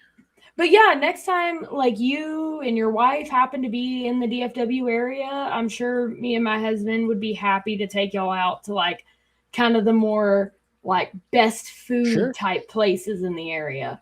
Like we have some kind of hole in the wall places that are family run for like generations and generations that have some of the best food you'll ever have in your entire life. So I cooked with love. I used to shoot a match at ETTS, which is down in Waxahachie. Yep. And I know Waxahachie. Waxahachie. Anyway. Waxahachie. That's a hard one because it's spelled Waxahachie. Yeah. So I used to shoot a match down there every year. And I would fly into Dallas and then drive down. But they haven't been doing matches for a while now. I don't know. I mean, I think they still do local matches. They haven't been doing any of the national matches for a while. So I haven't heard anything out of them. And I just wanted to, I'd like to shoot there again. It was a great facility. Yeah. But, yeah, we'll see. They have some of the best barbecue in Waxahachie. There's a really good barbecue place there in Waxahachie. I'm sure there is. It was to the point, at one point, I think that barbecue place was actually doing like lessons on how to cook a Texas brisket the right way.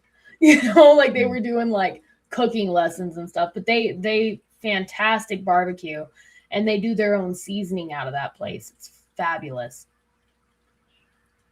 Yeah, it's pretty interesting. But next, I will be in just a few weeks, in April, middle of April. Like I want to say it's like April the 10th. But I'll be down in, I fly into Austin and then I drive over to Burnett. I know Burnett, Texas. Ooh, that's the middle of nowhere, Burnett. It is the middle of nowhere. It's actually slightly left of nowhere, but it's there. Yeah, but, I know Burnett. My great grandparents lived in Burnett. Yeah. So I know Burnett well. I think Clover Tack and I are gonna hang out a little bit. He's nice. He's from Texas. So look, I love all the Texas folks. Yeah. We're Texans first and Americans second. I know it probably shouldn't be that way, but I learned that when I brought someone here from California that had never been to Texas. So I made some friends while I lived there for a couple years.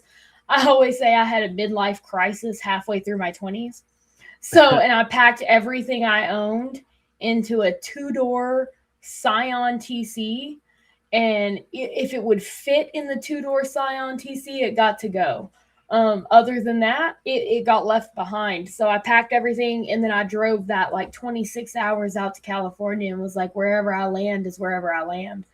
And landed kind of north of Fresno, closer up to Yosemite, and like a real small, like artsy fartsy kind of a town. And it was a lot of fun. It was a lot of fun to do that for a couple years and have a little adventure there in my 20s. But I was able to see how different it really was outside of Texas. Up until that point that I moved, I'd never crossed the Texas border.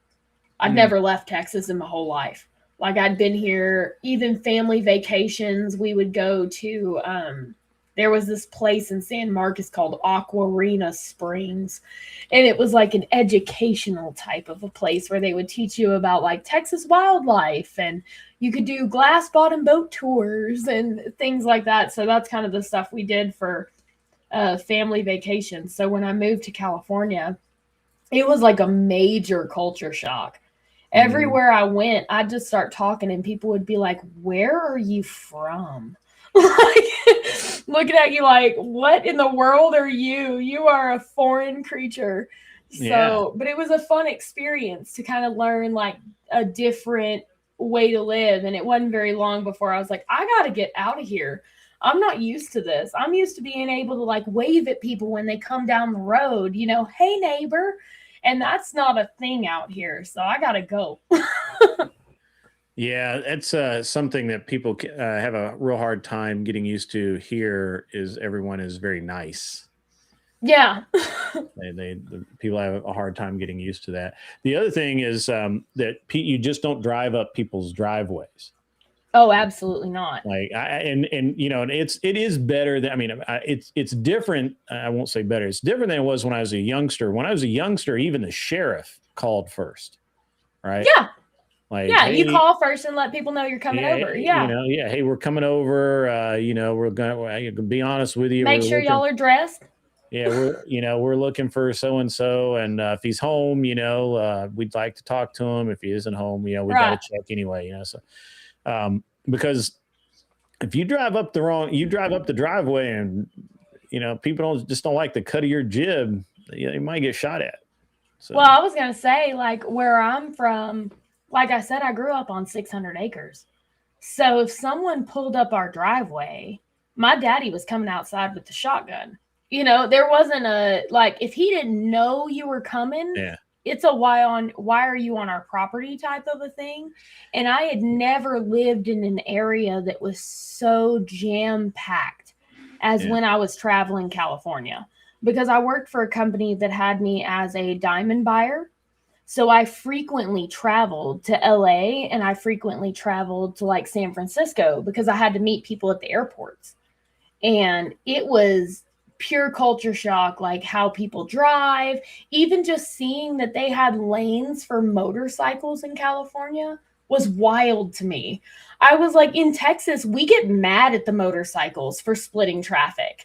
You know, we're like, you're going to kill yourself, right? But in California, they got lanes for motorcycle drivers. And that was even wild for me. Lanes. They can split lanes. Yeah, they're allowed to. It's totally fine. Yeah.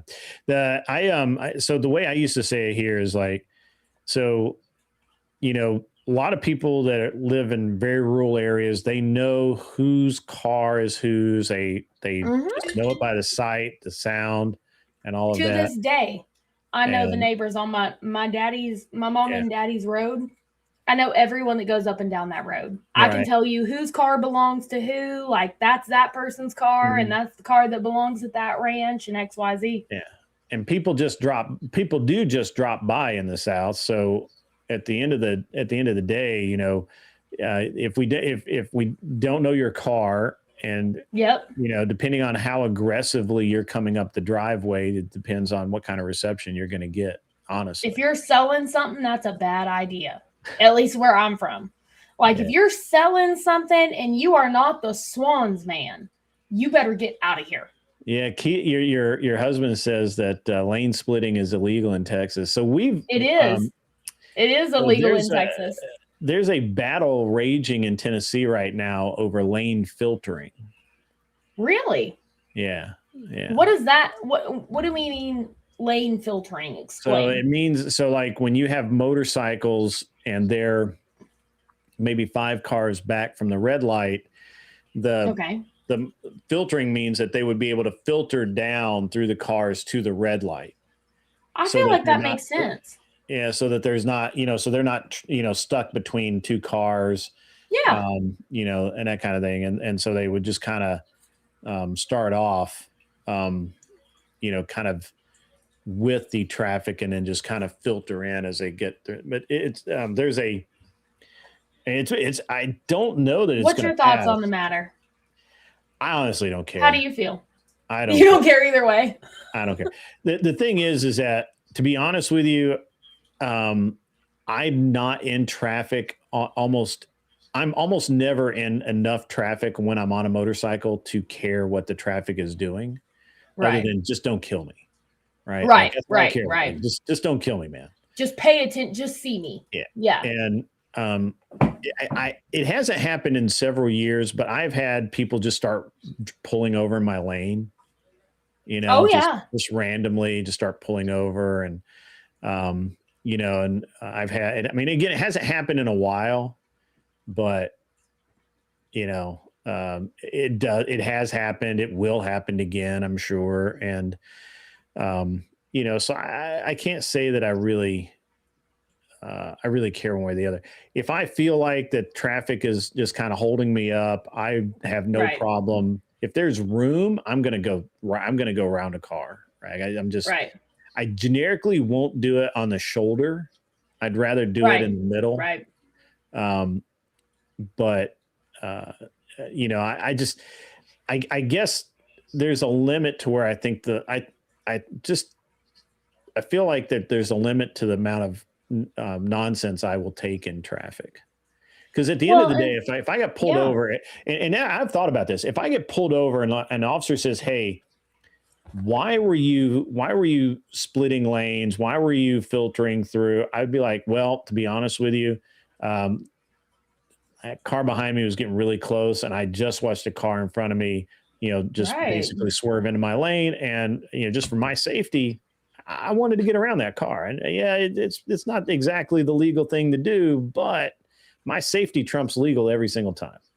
This is the way it's going to be. We just watch people do that today. Like I drive like a grandma. Let me just put it out there. But as a female, I shouldn't be driving anyway. So I'll put that caveat out there. Very good. Very good. I shouldn't be driving anyway. My wife hates driving. If we go anywhere, I hate she is it. not I driving. hate it. Not driving. I don't want to drive. I'll hold the keys. My and be wife like, doesn't you want to drive drive. either. My wife does not hate want to it. drive either. Because anytime I do drive, like I rarely go anywhere unless I'm going to work. I rarely go anywhere without my husband anyway. So I'm like, you drive. Like I don't want to. But I drive like grandma. I leave like I drive by the rules, right? I'm gonna leave a car length or two car lengths in between me and the person in front of me. And you know where I'm from, it's if someone's driving faster than you, you'll pull over on the side of the road to let them go by and wave at them as they go by and say hi. You know, that's not how things are in the city that I live in now. So it's more so I just get cut off like every 5 minutes because I leave a car length space between me and the car in front of me, and someone will always see that and go, that spot belongs to me.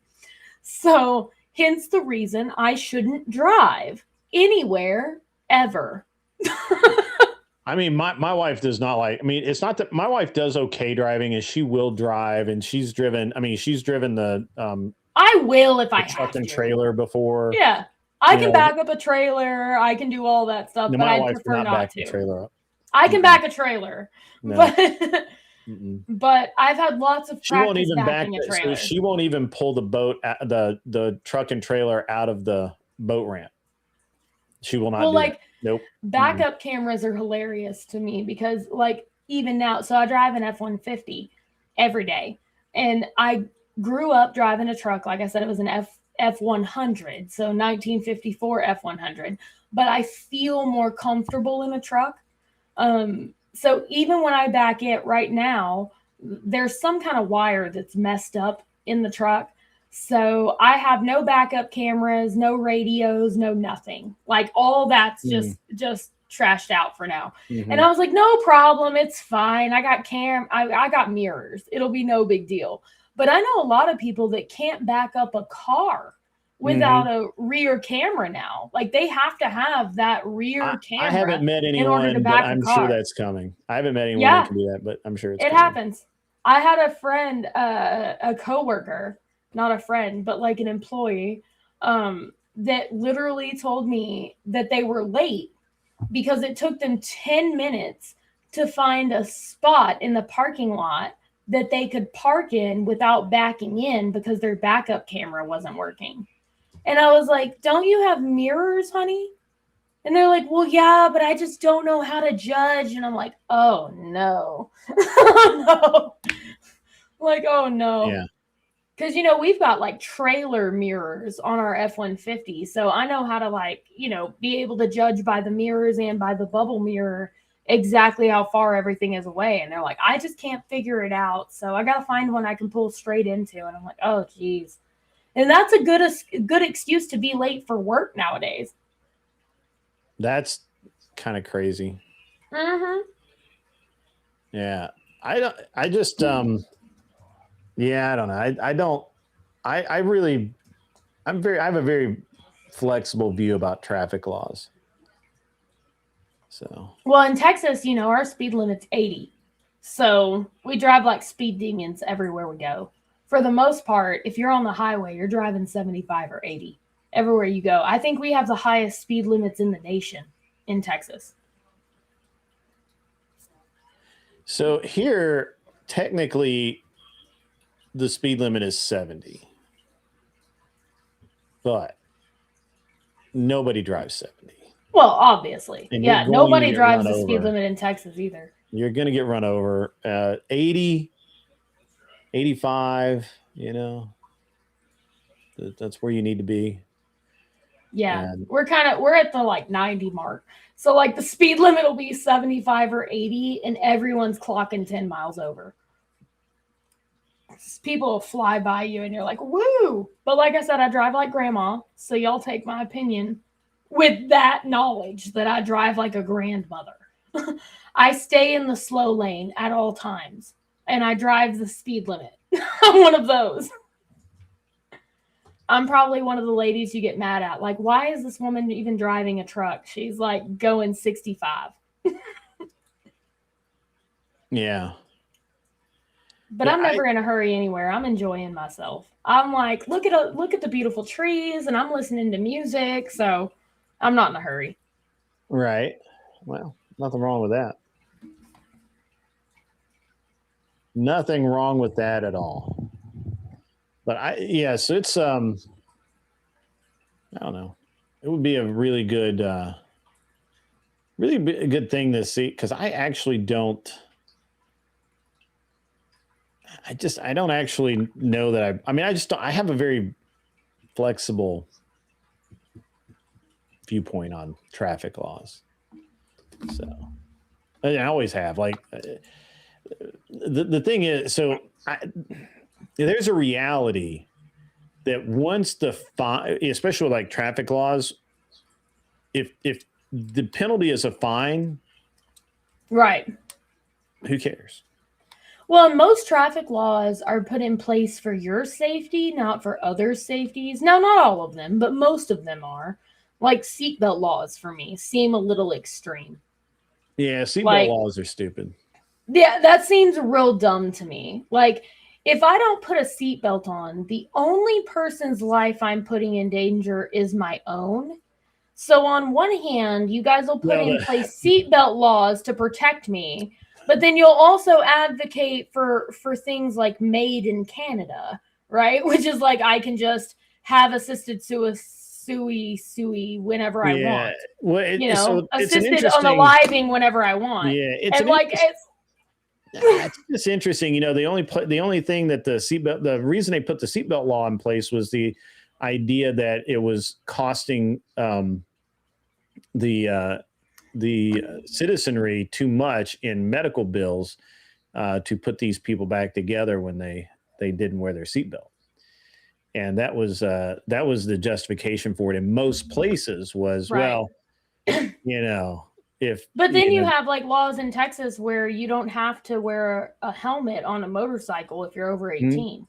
Now that's Yeah. not the case in Tennessee. I think in Tennessee you do have to wear a helmet. Yeah, you have to wear. We have helmet laws here. Yeah. We have now, none in Texas. You can just and free in ball it all you Colorado want. didn't have helmet laws, Mhm. and I enjoyed riding there. I don't really care. So the helmet part of it, I don't really. The helmets don't bother me. When I don't wear a helmet, it's cool, but it can't wear a hat. I can't wear, so there's really nothing I can do but get my head, get my noggin sunburned, Right. or, and I tell you, the number one thing that convinced me that helmets were a good idea on motorcycles was I hit a massive bug going quickly, and it hurt. Like, it hurt, and I had a jacket on, Right. and I was like, like 4 or 5 inches up, and that'd have been right I've in gotten my that. face. I've gotten it. I've gotten the bug in the face, and it's not fun.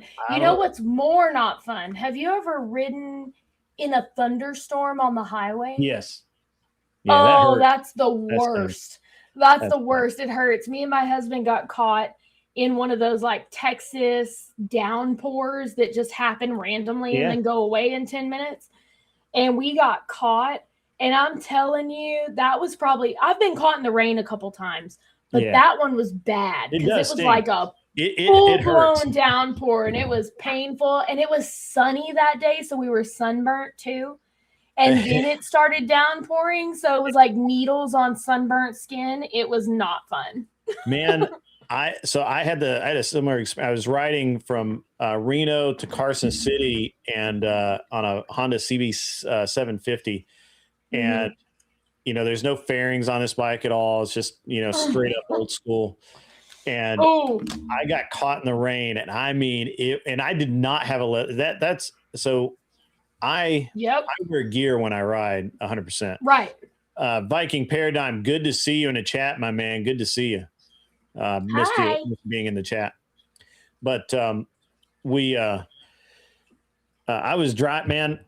I used to ride around like any other goober, t-shirt, jeans, tennis shoes. I was in a tank top that day. Helmet, no helmet, or open face helmet, that kind of thing. And if all I was doing was riding a sport bike, and I'm down behind the windshield, and if I could almost, I see a good argument that I don't really care about that then, because I'm not going to get hit by rain, I'm not going to get hit by bugs. Who cares, right? Like, this is whatever. But if I'm riding anything where I'm going to be up, or even if I'm just like cruising around on a sport bike, and man, I'm wearing a jacket. I wear a full face helmet. I've got all bougie. I've got the Bluetooth, the headphones, built-in audio. I can talk on the phone while I'm riding. I'm all bougied out there. I switched. I gave up on a Riot helmets. They're like really nice. They're super expensive, but I just kind of gave up on them. I've had the best fitting helmets the last couple of years from Scorpion helmets. I've had probably 3 or 4 of those. What's that? We'll have to check that out because I need a new helmet. So we haven't gone on like a trip outside of Texas for a while. And the last helmet I had fit kind of goofy. Yeah, your husband will know better, but like, especially in full face, I had a real hard time with, and I've been an Araya helmet guy forever. Like, forever. And I don't know what it is. They changed something, and they do not feel good on my head anymore. Really? Yeah. My last helmet felt like that. We got like the right size, right? Yeah, but it always felt kind of big. Scorpion helmets are trash. I don't know, man. I only really care about the fit. Like, I need to be able to put it on and it be tight without like blowing my ears out. That's it. And it has to be tight. I can't stand if I do this and that helmet moves at all. That's how my last one was. My last one was just a little bit too big, just to the point that if we were riding for a long haul, like a really long way, it would start moving back just a little bit because it just wasn't tight enough, you know? So it was kind of like bobblehead feeling. Like I felt kind of like a bobblehead.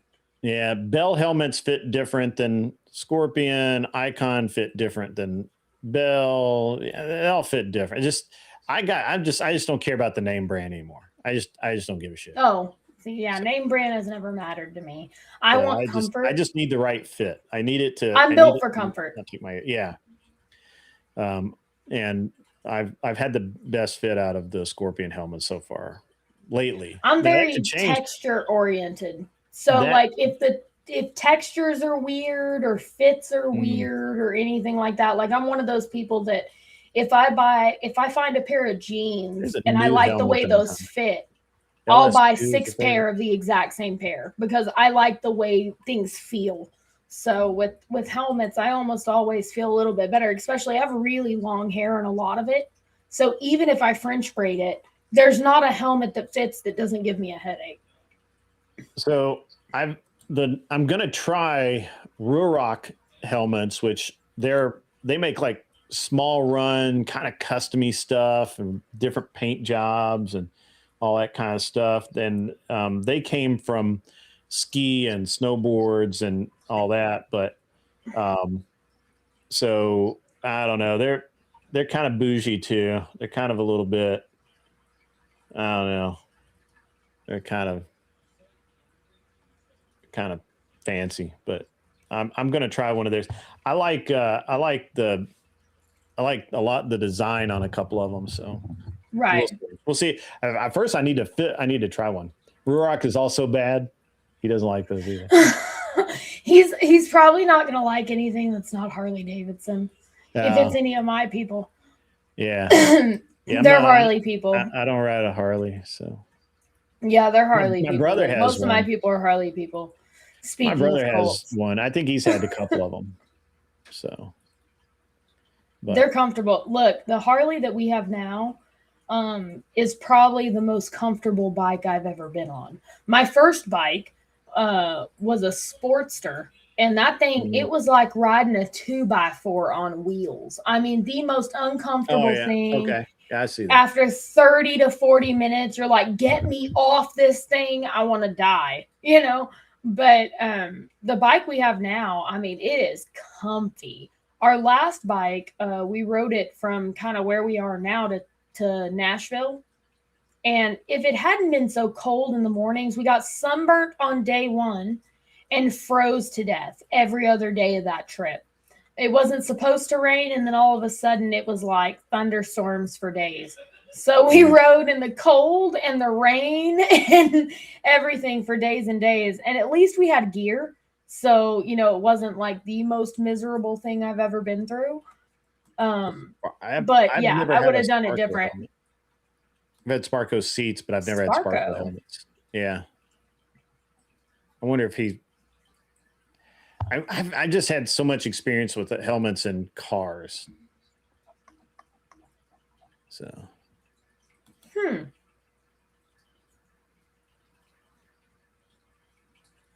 Apparently they're saying something about LS2. I have no clue what they're even talking about.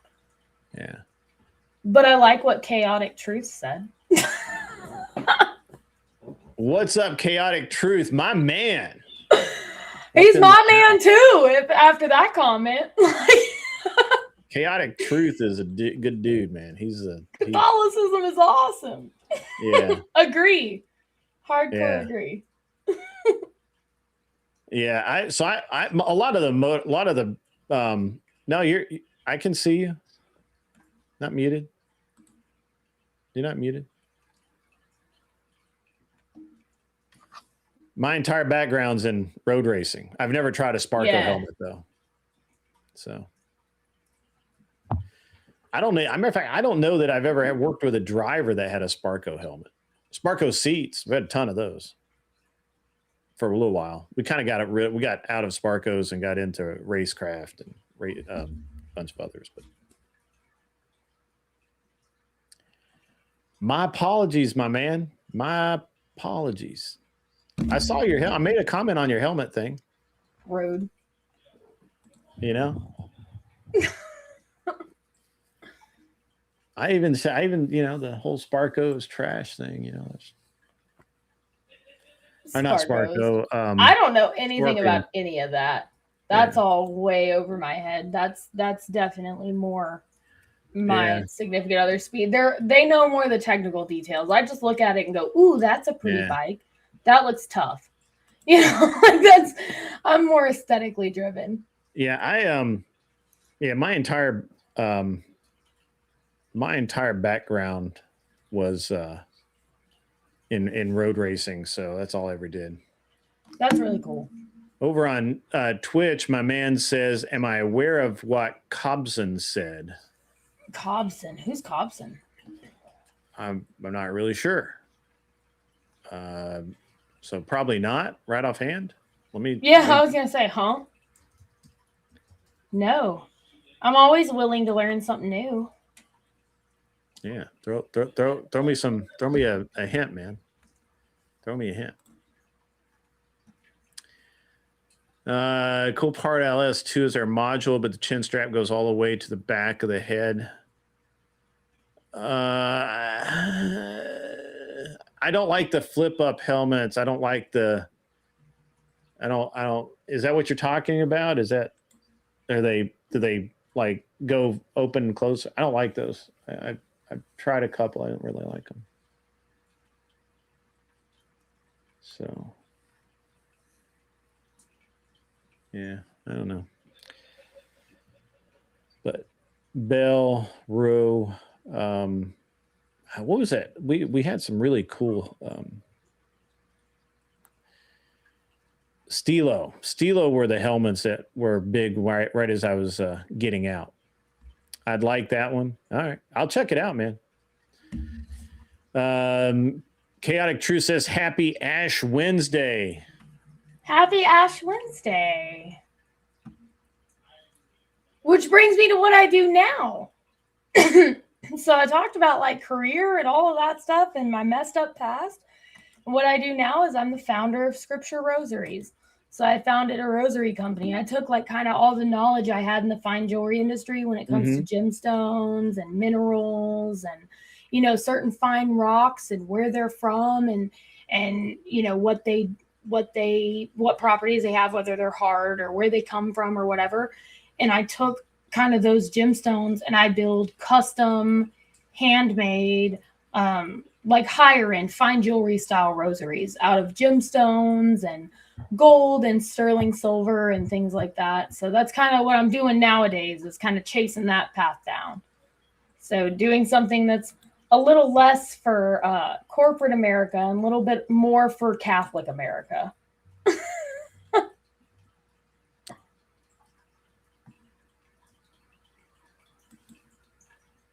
At Chaotic.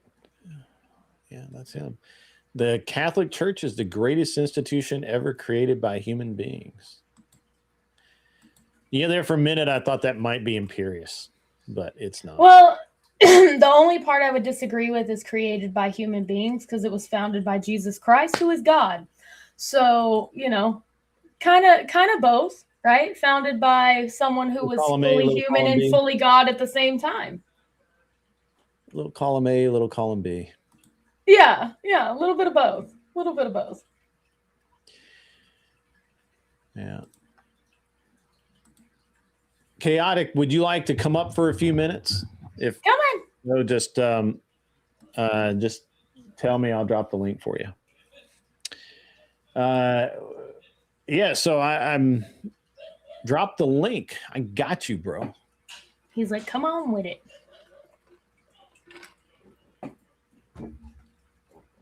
There we go. Okay, good. Because if he comes up for a minute, that'll allow me a chance to be able to like run to the little girl's room and back. Sure. Well, you could have done that anyway. I'm not gonna just leave your stream unentertained. How dare I? I signed up for this. There you go. The Mandela effect completely destroys all religions and everyone's theory on reality. Wow, That sounds like a really scary world to live in. that's a very interesting viewpoint. It's interesting. I think it's wrong, but it's an interesting I viewpoint. was gonna say it's interesting. Like I said, that sounds like a really scary, like worldview to kind of live in. I've chosen mine. It is a choice. Is that you, chaotic? Yeah, can you hear me? Yeah, man. You got a little bit Hi. of echo, but that's all How you right. doing? How are you tonight? Pretty good, man. Just managing and controlling my own show. I mean, I got Republic Room, who's one of my favorite panelists. She's doing her own show right now. But what's up with you, Grant? How you doing, man? Man, I'm doing well, man. I've been I took a weekend off. Obviously, is Valentine's Day, and the wife and my youngest son and I all went. We went to Gatlinburg and had a great time.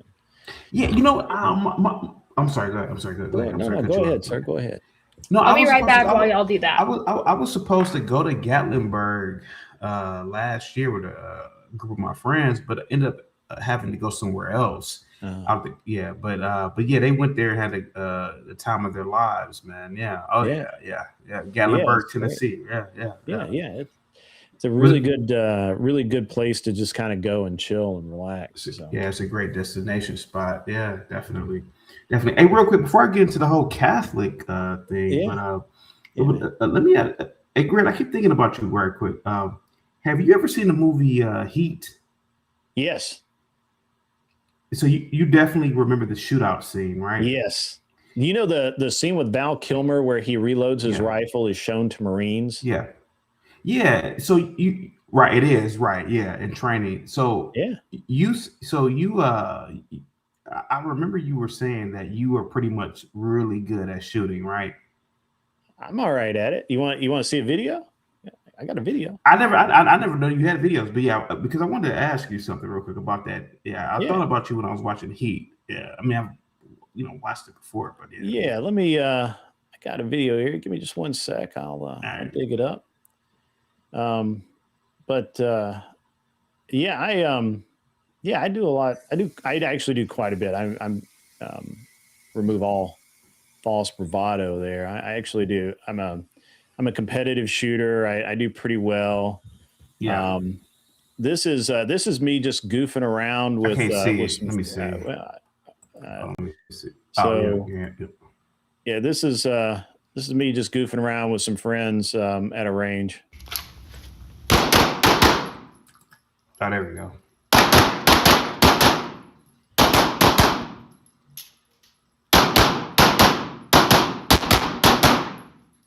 Damn. And that was a reload in there. So, let me just put it down. So there you go. It's full. Here's the reload.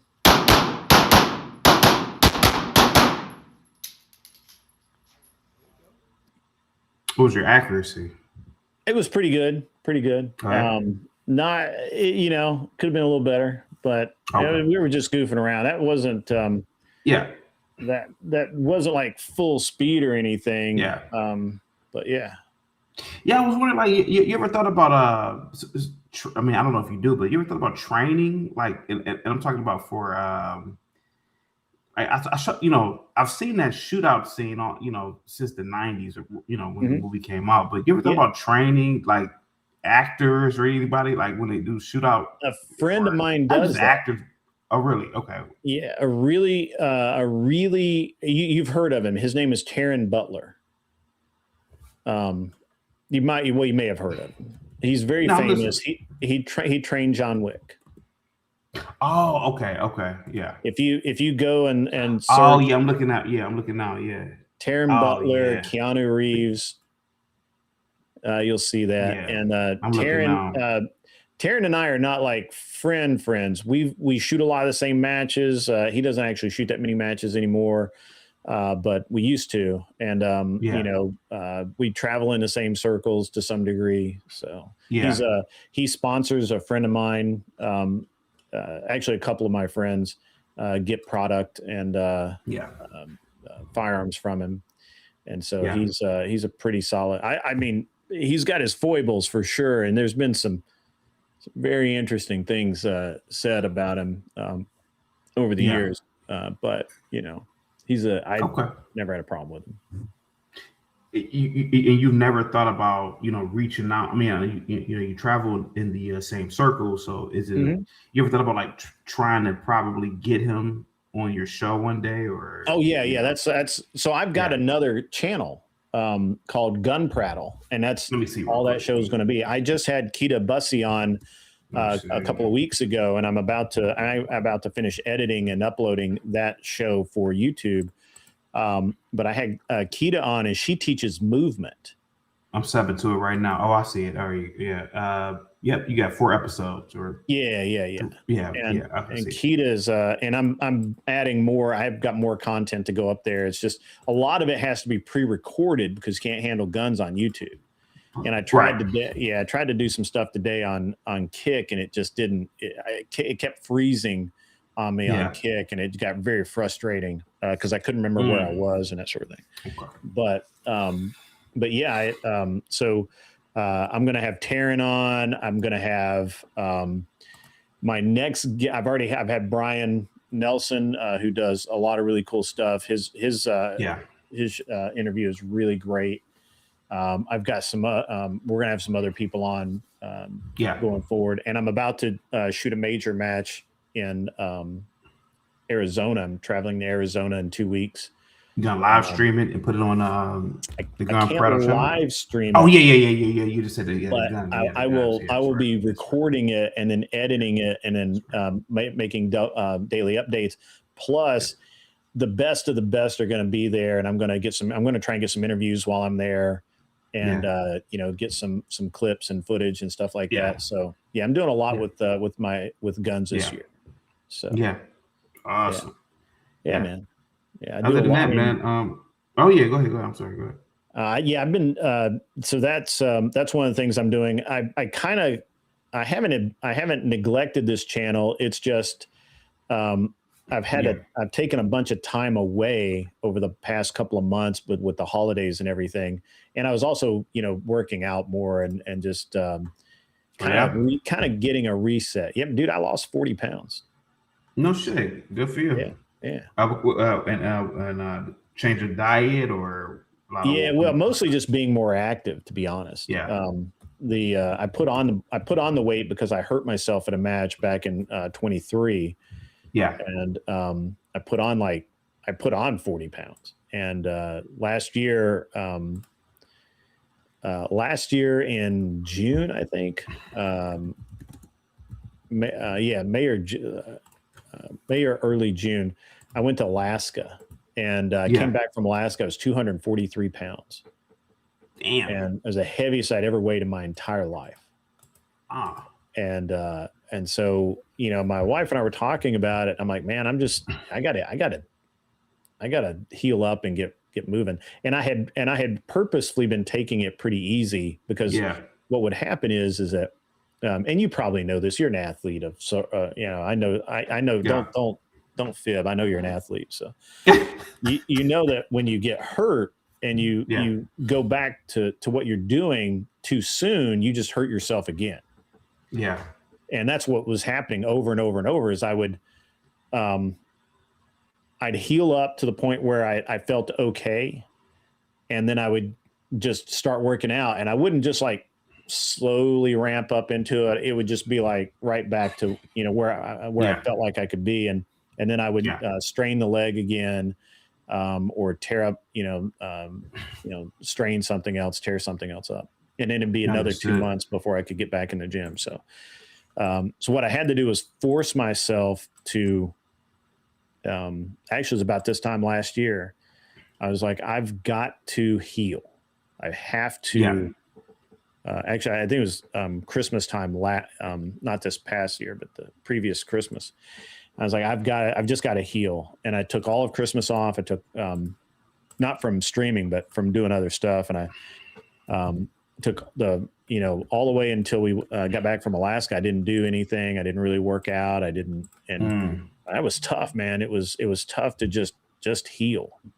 Yeah. But once I got back in the gym, yeah, I've been sore, but I've never come back and been like, I can't lift weights, or I tore up my leg again. And now I'm, I'm now, I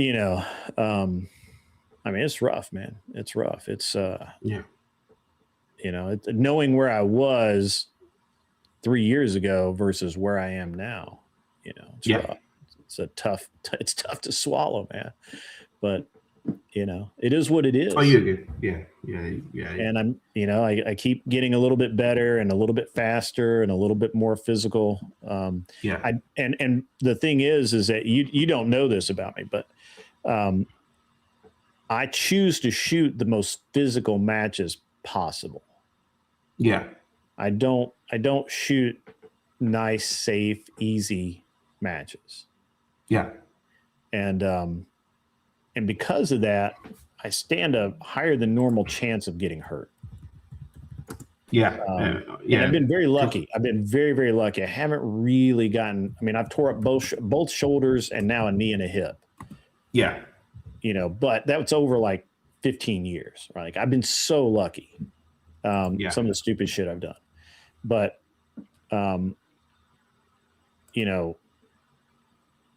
I had to get back into shape before I could go do this again. So, like, we're talking like, you saw what I was doing there, moving around with the pistol. Now imagine having a slung rifle, a full belt gear. That's like 25 pounds of stuff around your waist. And then running while shooting a pistol or a shotgun. Yeah. Getting rid of the shotgun, going. And you're under like a time constraint. Yeah. Well, yeah. So we do most of this happens in 180 seconds. Yeah. So you've got 3 minutes to get a lot of activity done, and you might literally have 100-yard sprint from one shooting position to the next. And so it's tough, man. It's tough. And I choose to, that's what I choose to do. I don't choose to do the simple, easy stuff. I want the hard, I want the brutal stuff. And there's actually a match that I may shoot this year, literally called Desert Brutality. The name is Desert Brutality, and it's hard. And it has you doing stuff like doing kettlebell, like take a shot, take a kettlebell, throw the kettlebell as far as you can, run up to the kettlebell, take a shot, throw the kettlebell as far as you can, and just repeat, right? So you're talking about in Virginia, Winchester, Virginia? No, Desert Brutality will be in Arizona. That's what I was thinking. Okay. So this is a different one. Okay. All right. Yeah. I'm shooting a match in Ohio. No shit. What city? It's I forget that I had man, let me see if I can find it. It's let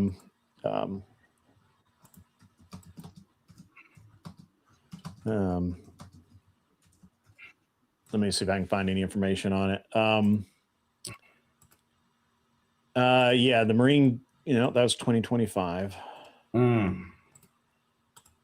I don't know where the information is for this coming year, but it's somewhere in Ohio or Virginia. It's going to be, I think it might be, I'm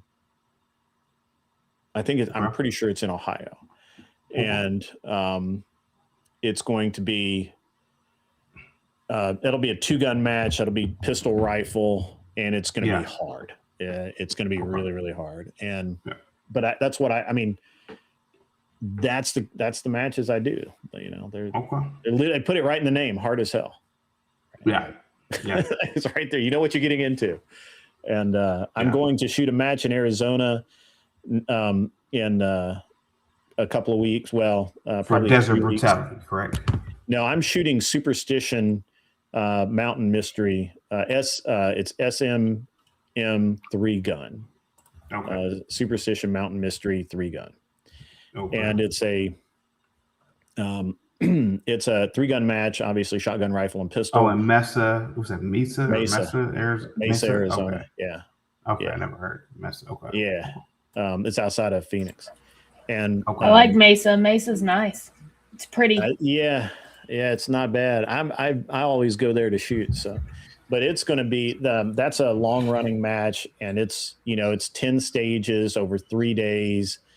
I'm going to fire. There will be probably 60 long range targets, which I think they count long range over 200 yards. So somewhere between 200 and 600 yards. For the long range targets, there will be 158 shots at targets at close range, which could be contact out to about 200 yards. And then about 200 rounds of pistol, 100 and some odd rounds of birdshot. And I think there's 10 buckshot and 5 slug targets. Now that's just the minimums. Obviously, if you miss, you shoot more. Yeah. Yeah. But it's going to be a great time out there in Arizona. I've shot the match before. It's not a particularly physical match, but it's a difficult, hard match. There will be things that challenge you. So that's what it is. Oh, that's awesome. Cool. Yeah. Cool. Yeah. I've only shot a gun a couple of times in my life, man. It's like, when you talk about this, man, I feel kind of, intimidated, man. But it's impressive, man. Yeah. Yeah. Well, That's all we had to do for fun when I was a kid. we didn't do anything else. We literally grew gourds. We grew gourds in a garden. It's pretty intimidating. Specifically to shoot because there was nothing else to do. So we would grow gourds and set them up on the fence post for target practice. And we would shoot and see if we could hit one. And then we'd line them back up and take 10 steps back and try again. And over again until you couldn't get it. Yeah. Yeah. I mean, so that was fun. The, it's I don't know, man. I've been shooting a long time. I got into 3 gun about, man, I got into 3 gun like probably 15 years ago. Oh yeah. And I just never stopped doing it. Right. Like it was always something that I enjoyed doing. It was always something that I had a great time doing, and it just, I don't know, man. I've just done it forever. Yeah. I mean, guns have always been a part of my life. I can't remember a time when they weren't. Like I knew how to treat a gun and how to shoot a gun. Yeah. Before I can even remember, right? It's really? Like they're treated with a certain amount of respect and only used with an adult supervision. And we knew what it was and where it was and to not touch it, right? Like there were certain things, but they were always just part of my life because I grew up in the middle of nowhere on 600 acres. So, there were coyotes that would come after the chickens. 600 acres. He's 600 from acres.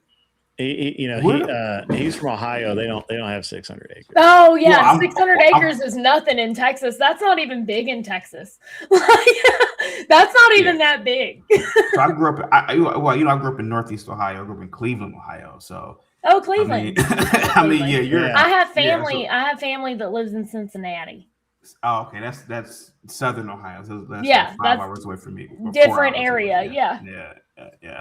They still have a Southern accent in Cincinnati, actually.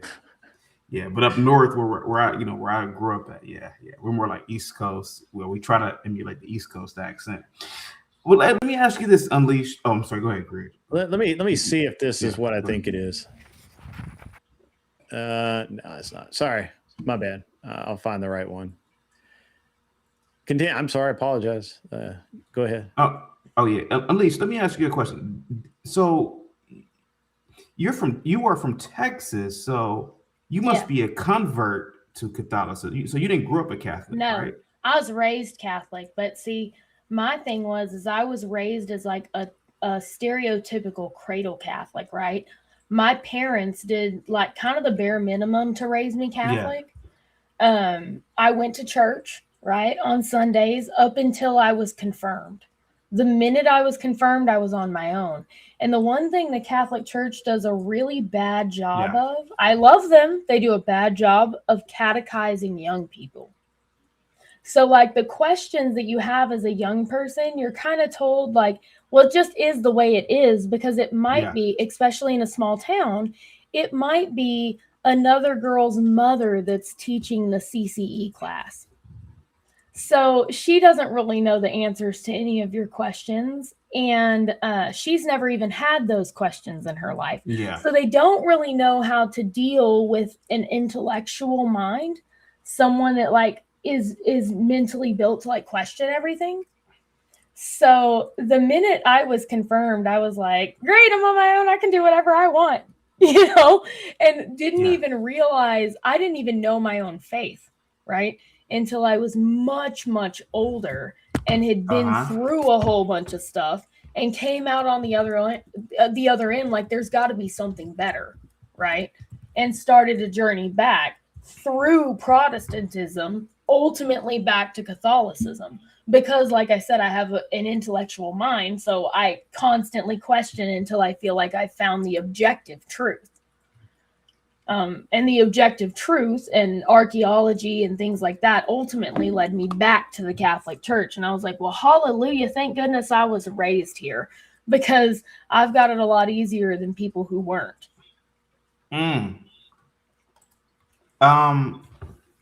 Okay, so before I get to your whole Catholic thing you said, but so 600 acres is, correct me if I'm wrong, that's about 500 football fields. That's probably about right. Roughly, that's probably about right. Yeah, that's probably about right. And your family owns that much land? Well, it's all parceled out, right? So there's areas of it that's farmed, but like the home I grew up in is in that area, and we had access to all of that area. I got you. If that makes sense. So like when I say I grew up on 600 acres, I grew up with 600 acres of free reign, right? I could go wherever I wanted. I could do whatever I wanted. It was all kind of in the family, if that makes sense. I got you. Okay. It just seems, I grew up in a city, so it just seems like, No, I grew up in the middle of nowhere, Texas, like middle of nowhere. Yeah. Like when you say 600 acres, it's 600 acres of like pastures, right? Yeah. Okay. So it's like open land that's not necessarily suitable for farming, and also isn't suitable for like living, because it may be in like a floodplain, right? Something that floods a little bit each year, but it is suitable for keeping cattle, because cattle can graze that area, do just fine. They've got a river and many ponds and things that run through that area. So it's also like a surplus of something. So it will always be bare naked land, land with no plumbing, no electricity, no roads, no nothing, just bare naked land. Okay, awesome. So back to Catholicism. So I've recently gone. So Grit, I've gone to 2 masses.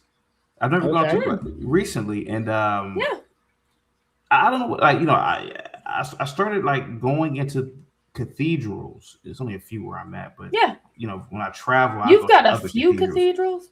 Well, where I live at, but when I was traveling, we just started going to cathedrals, and that's really cool. I've always been into architecture, and the stonework. Oh yeah. The beautiful. The absolutely architecture of these buildings is incredible. So that's what got me to go and say, hey man, why not just go to? It's really wild, that human beings have built this, and being immersed in this institution or whatever. So I started going to mass, and I like the ritual and the fact that it's a 45-minute ritual. I mean, it's 45 minutes, so it's not all day, but you get a lot Most out of of the a time. service. Yeah.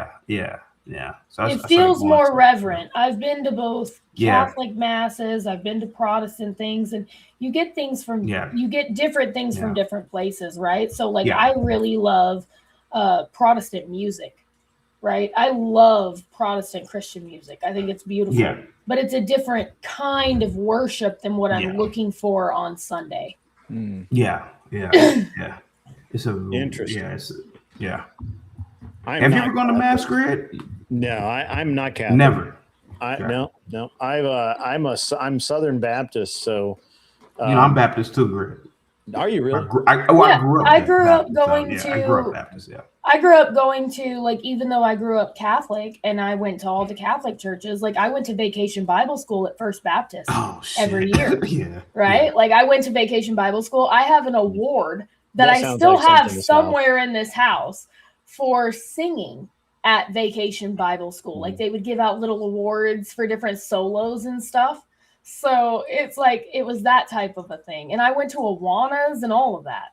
So I did all that on top of Catholic. So it wasn't like my parents didn't raise me strictly Catholic. They raised me obligatory Catholic, if that makes sense. So when I say I was raised as a cradle Catholic, I was raised as a stereotypical cradle Catholic that knew nothing about her faith. Absolutely nothing. I didn't know hardly anything about why I was being raised with the values and morals I was being raised with. Yeah. I'm going to try and answer Robbie's question here. Question on the Q Sugar Weasel for a 300 black ARP.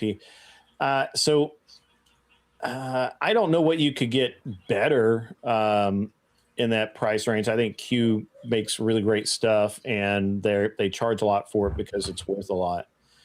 And if you buy their matching suppressor with it, I mean it's a complete system ready to go. The thing is, I'm not really a big Q fan because I don't really need like super tiny guns, and so I just they're cool. They're not that cool, so I'd have to think on what might be better. So I did just get a new force reset trigger, so I'm going to go try that maybe in the next few days and see how it compares to my actual full auto. Yeah. So, because it's supposed to be like really close to actual full auto, but it's not. It's hocus pocus. Awesome.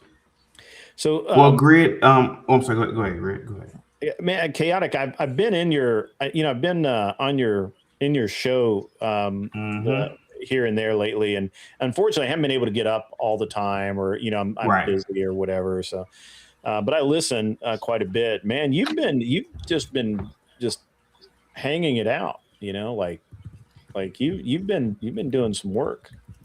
Grid, my goal and you've been is catching some flack too. Yeah. Well, my goal is spill the tea. I don't know nothing. Y'all fill me in. No, I mean, I'm getting comfy. So AbberzUnleashed, my goal is to, my goal is to have 1 billion people watch, listen to me one day. And I talk about a multiplicity of topics, and the panels are wild. And, people ask me, well, what is my goal? Like, what am I doing this for? And, I'm doing it because I'm free, a lot of people told me that, growing up, I had great dinner conversation, and I've always been an individual who's listened. I'm a listener. I like listening to everybody, right? And that's one of the things that a lot of people appreciate. You're a good about my politician. show. Yeah. So, I don't discriminate. All types of people can call in. It doesn't matter what side of the aisle, whether you are conservative or liberal. I identify as a conservative, but I'm gonna be completely honest with you, more of a populist. I mean, if anything, but if you're a do funny, aka a gay, you can call in, and I don't really judge people, to be honest with you, as long as you're right. Yeah. So that's the beauty of my show, Unleashed. Yeah. I always like to see a little bit of everything. I like to see a little Exactly. You'll Yeah, I see a like little bit of diversity, to be honest with everything you. at Yeah. bit Yeah. of. Yeah, I like a little bit of everything. I like to see Yeah. the both sides of the argument because most of the time I tend to land somewhere in between. Sometimes I land on one side or the other, and I think it's important that we all have our own opinions, be them one way or the other. I think CT, I really enjoy your show most of the time. Like nine times out of 10, I'm gonna have to check that out. Really, I'm listening to it a lot of time, and it never disappoints. It's going to be just hilarious. It's going to be content that's just so far out of like I can't even believe you are listening with a straight face. Like I just you're amazing in your ability to be such a great politician, because I would just be laughing. It's hilarious. Well, one thing I learned is great is, the internet has pretty much heightened what we already were, I guess. And, these people already existed. We already existed. Yep. Now it's just out in the open. Yeah, it's exactly. It's almost so when you see me, looking at the panel, it's unbelievable. Like that's the way I look. That's the way I look. It's 100%. Wow, this is really unfucking believable that unbelievable that human beings are like this. Yeah. It's some of the things I hear said on your panels is just out there. And and you know what's really interesting, is you have what was really interesting the other day, and I made a comment on it. I thought it was hilarious. Nobody else seemed to think so, but it was, you had a couple of dudes up there talking about women and how to be attractive to women and all of this stuff. And they had when I wanted to go up on the panel, it was like 2 or maybe 3 dudes and 6 women up on the panel. By the time I actually made it up on the panel, which that I had to get my laptop set up and all the stuff, it was all dudes, and all the women except for one had left because of this one guy. Honestly, I feel everyone was like, "I'm out." I think it was there was this one guy who was just running his mouth, and I was like, "It's funny that you talk about knowing everything women want, and they all left while you're talking." That was, and nobody really responded to that. I think I may have embarrassed somebody. That's funny. But they all left. They're all like, "Yeah, I don't want to be a part of this." This you guy. did a real good job at giving the women what they wanted. Yes, you did. Yeah. You did, exactly. And, well, great. I'm gonna get up out of here. Yeah, man. I appreciate you coming up, man. I was no problem, man. I was just about to call it an evening, and I'll take a couple more questions from the chat, and then I'm gonna get out of here. But I appreciate you jumping on, man. And now, are you running pretty much 24/7 now? What? It seems like no. I do 8-9 hours sometimes. But tonight I have one of my favorite panelists, Republic Room. She's doing the show right now, so I'm about to go back over there and moderate. Before I forget about it, the only time that I've ever really kind of really disagreed with you was your take on Andrew and how he treated your friend. Did you guys ever get that sorted out? So you disagreed with me taking up for no. I think you standing up for your friend was noble. I think that was, I just disagreed with the position that your friend was right. I think it was, I think Andrew could, honestly, I think Andrew probably could have done, he could have been a little bit more gracious. I kind of understand why he wasn't more gracious. So I'm not going to blame him. Who's the friend? I'm not going to throw rocks at him. It's a friend of mine, Rush. He's, he's a good guy. I've watched Rush's stuff a little bit here and there. It's not bad. Yeah, he just really wasn't up for that type. Rush is really good at getting interviews with individuals. I'll admit that. Like he emails and he's consistent. But there comes a time when you have to compartmentalize, right? And everybody's not good at interviewing, and if you're not really well read or well versed, I think it would have turned out differently had I think there were two problems, and I don't know if I had time because there No, were a go lot ahead, of go people ahead. talking that day. I'm not sure I made this point to you, but I think there were a couple of things. First, I think that Rush should have simply, when Andrew contacted him and said, "Hey, I have time now. Do you want to do it?" Rush should have said, "No, I'm at work. I can't do it. I don't have my notes with me. I don't have any. This is going to be a bad interview." I think he should have said that. I understand why he didn't. I get it, but it's an opportunity. You seize the day. You make things happen. I get it, 100%. Not throwing him under the bus. I'm just saying, that's what I would have done. I've been like, "Hey, man, I'm sorry. I'm at work. It's loud. It sucks. This is not going to be a good show, and I want it to be a good show." I think he could have done that, and I think that he probably I think that he probably could have, when he was talking to Andrew, just said, "Look, man, I don't have my notes.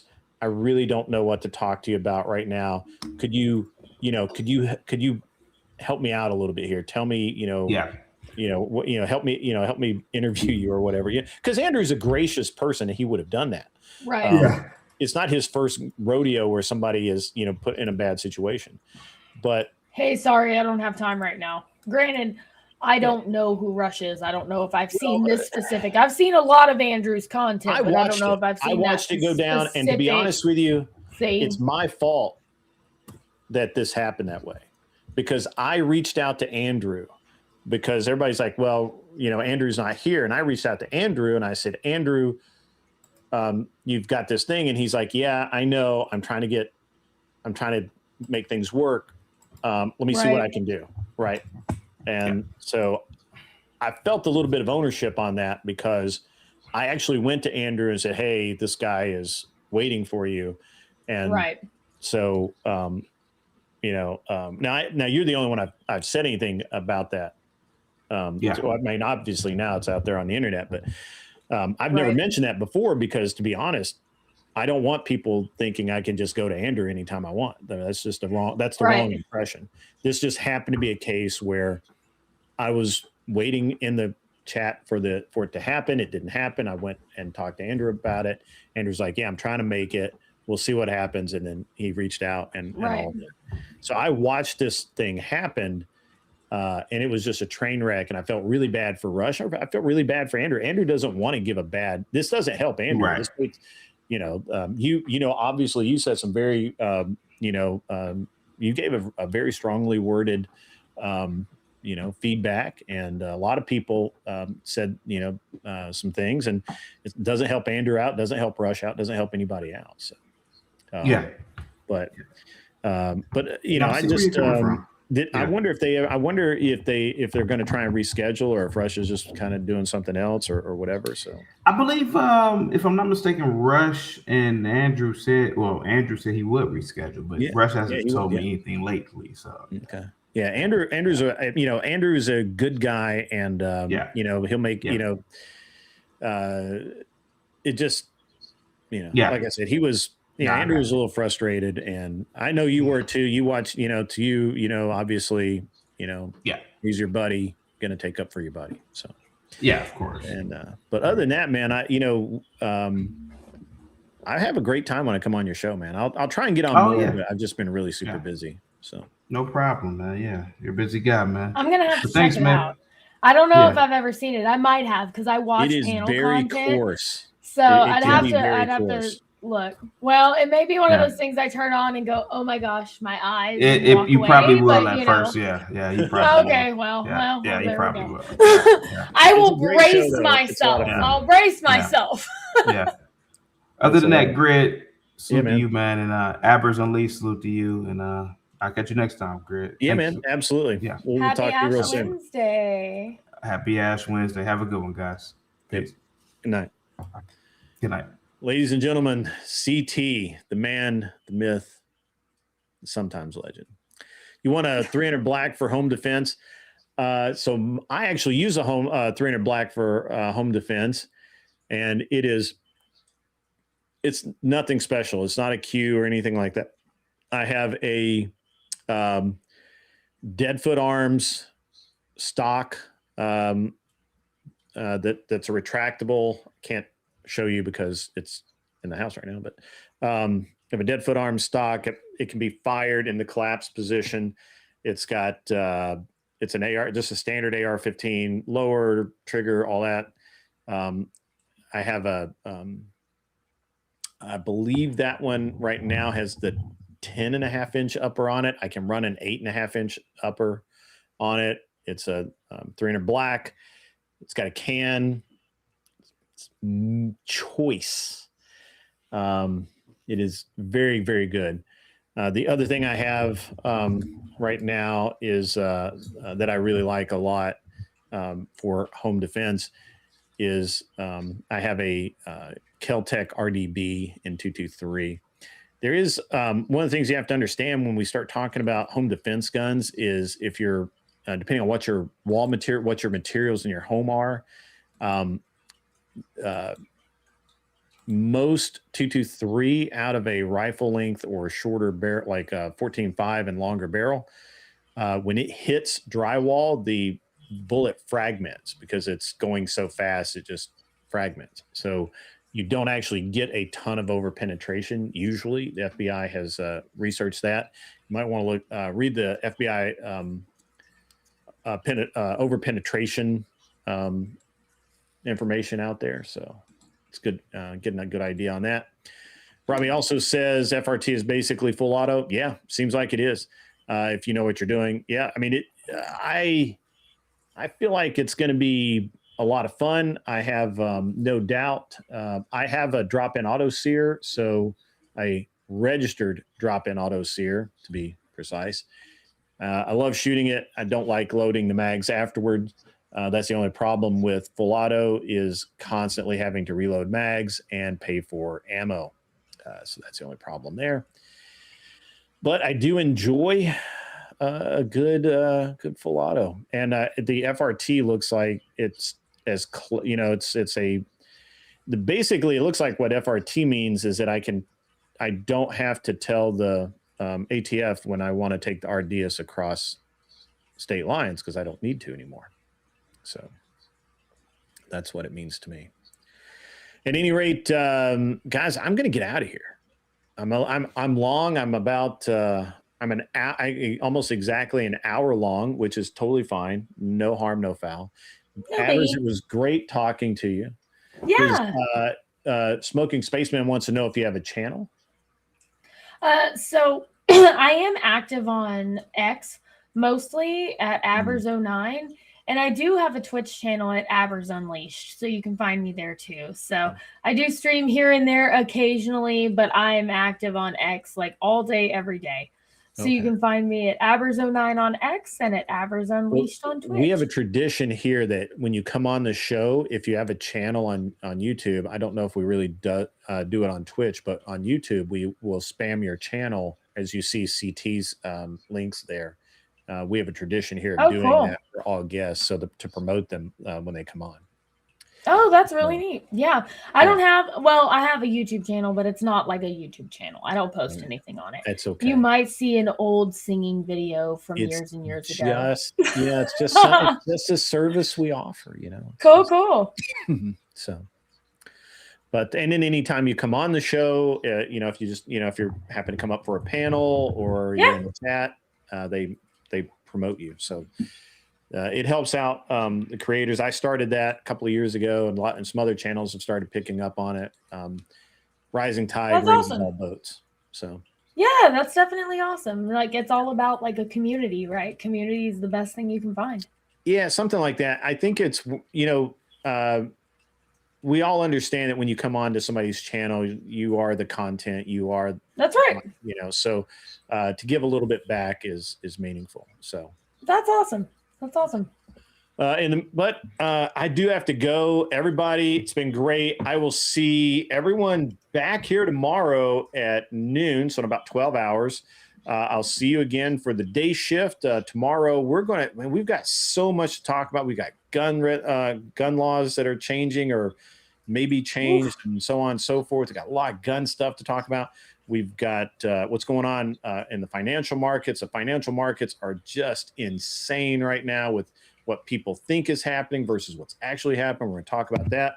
We're going to talk about just a bunch of really cool stuff tomorrow. It's going to be a mile a minute, I promise, and just a ton of stuff going on. We've got to talk about some of the nonsense going on in the country with people getting in the way of ICE doing their job and getting arrested for it and getting pissed off because they got arrested for breaking the law. It's very strange. Right. I understand.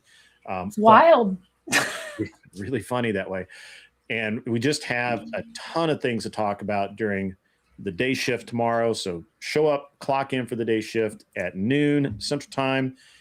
You don't have to, but you will enjoy it if you do it.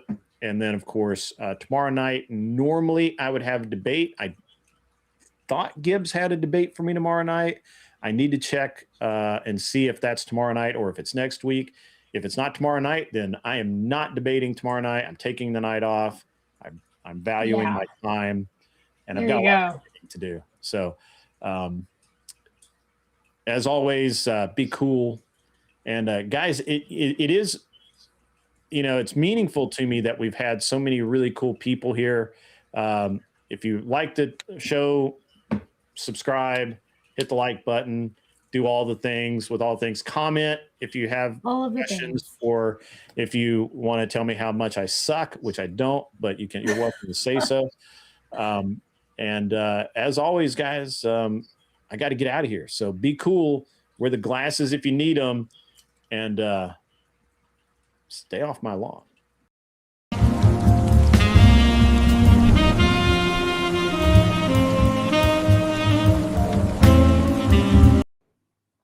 Wrong clip.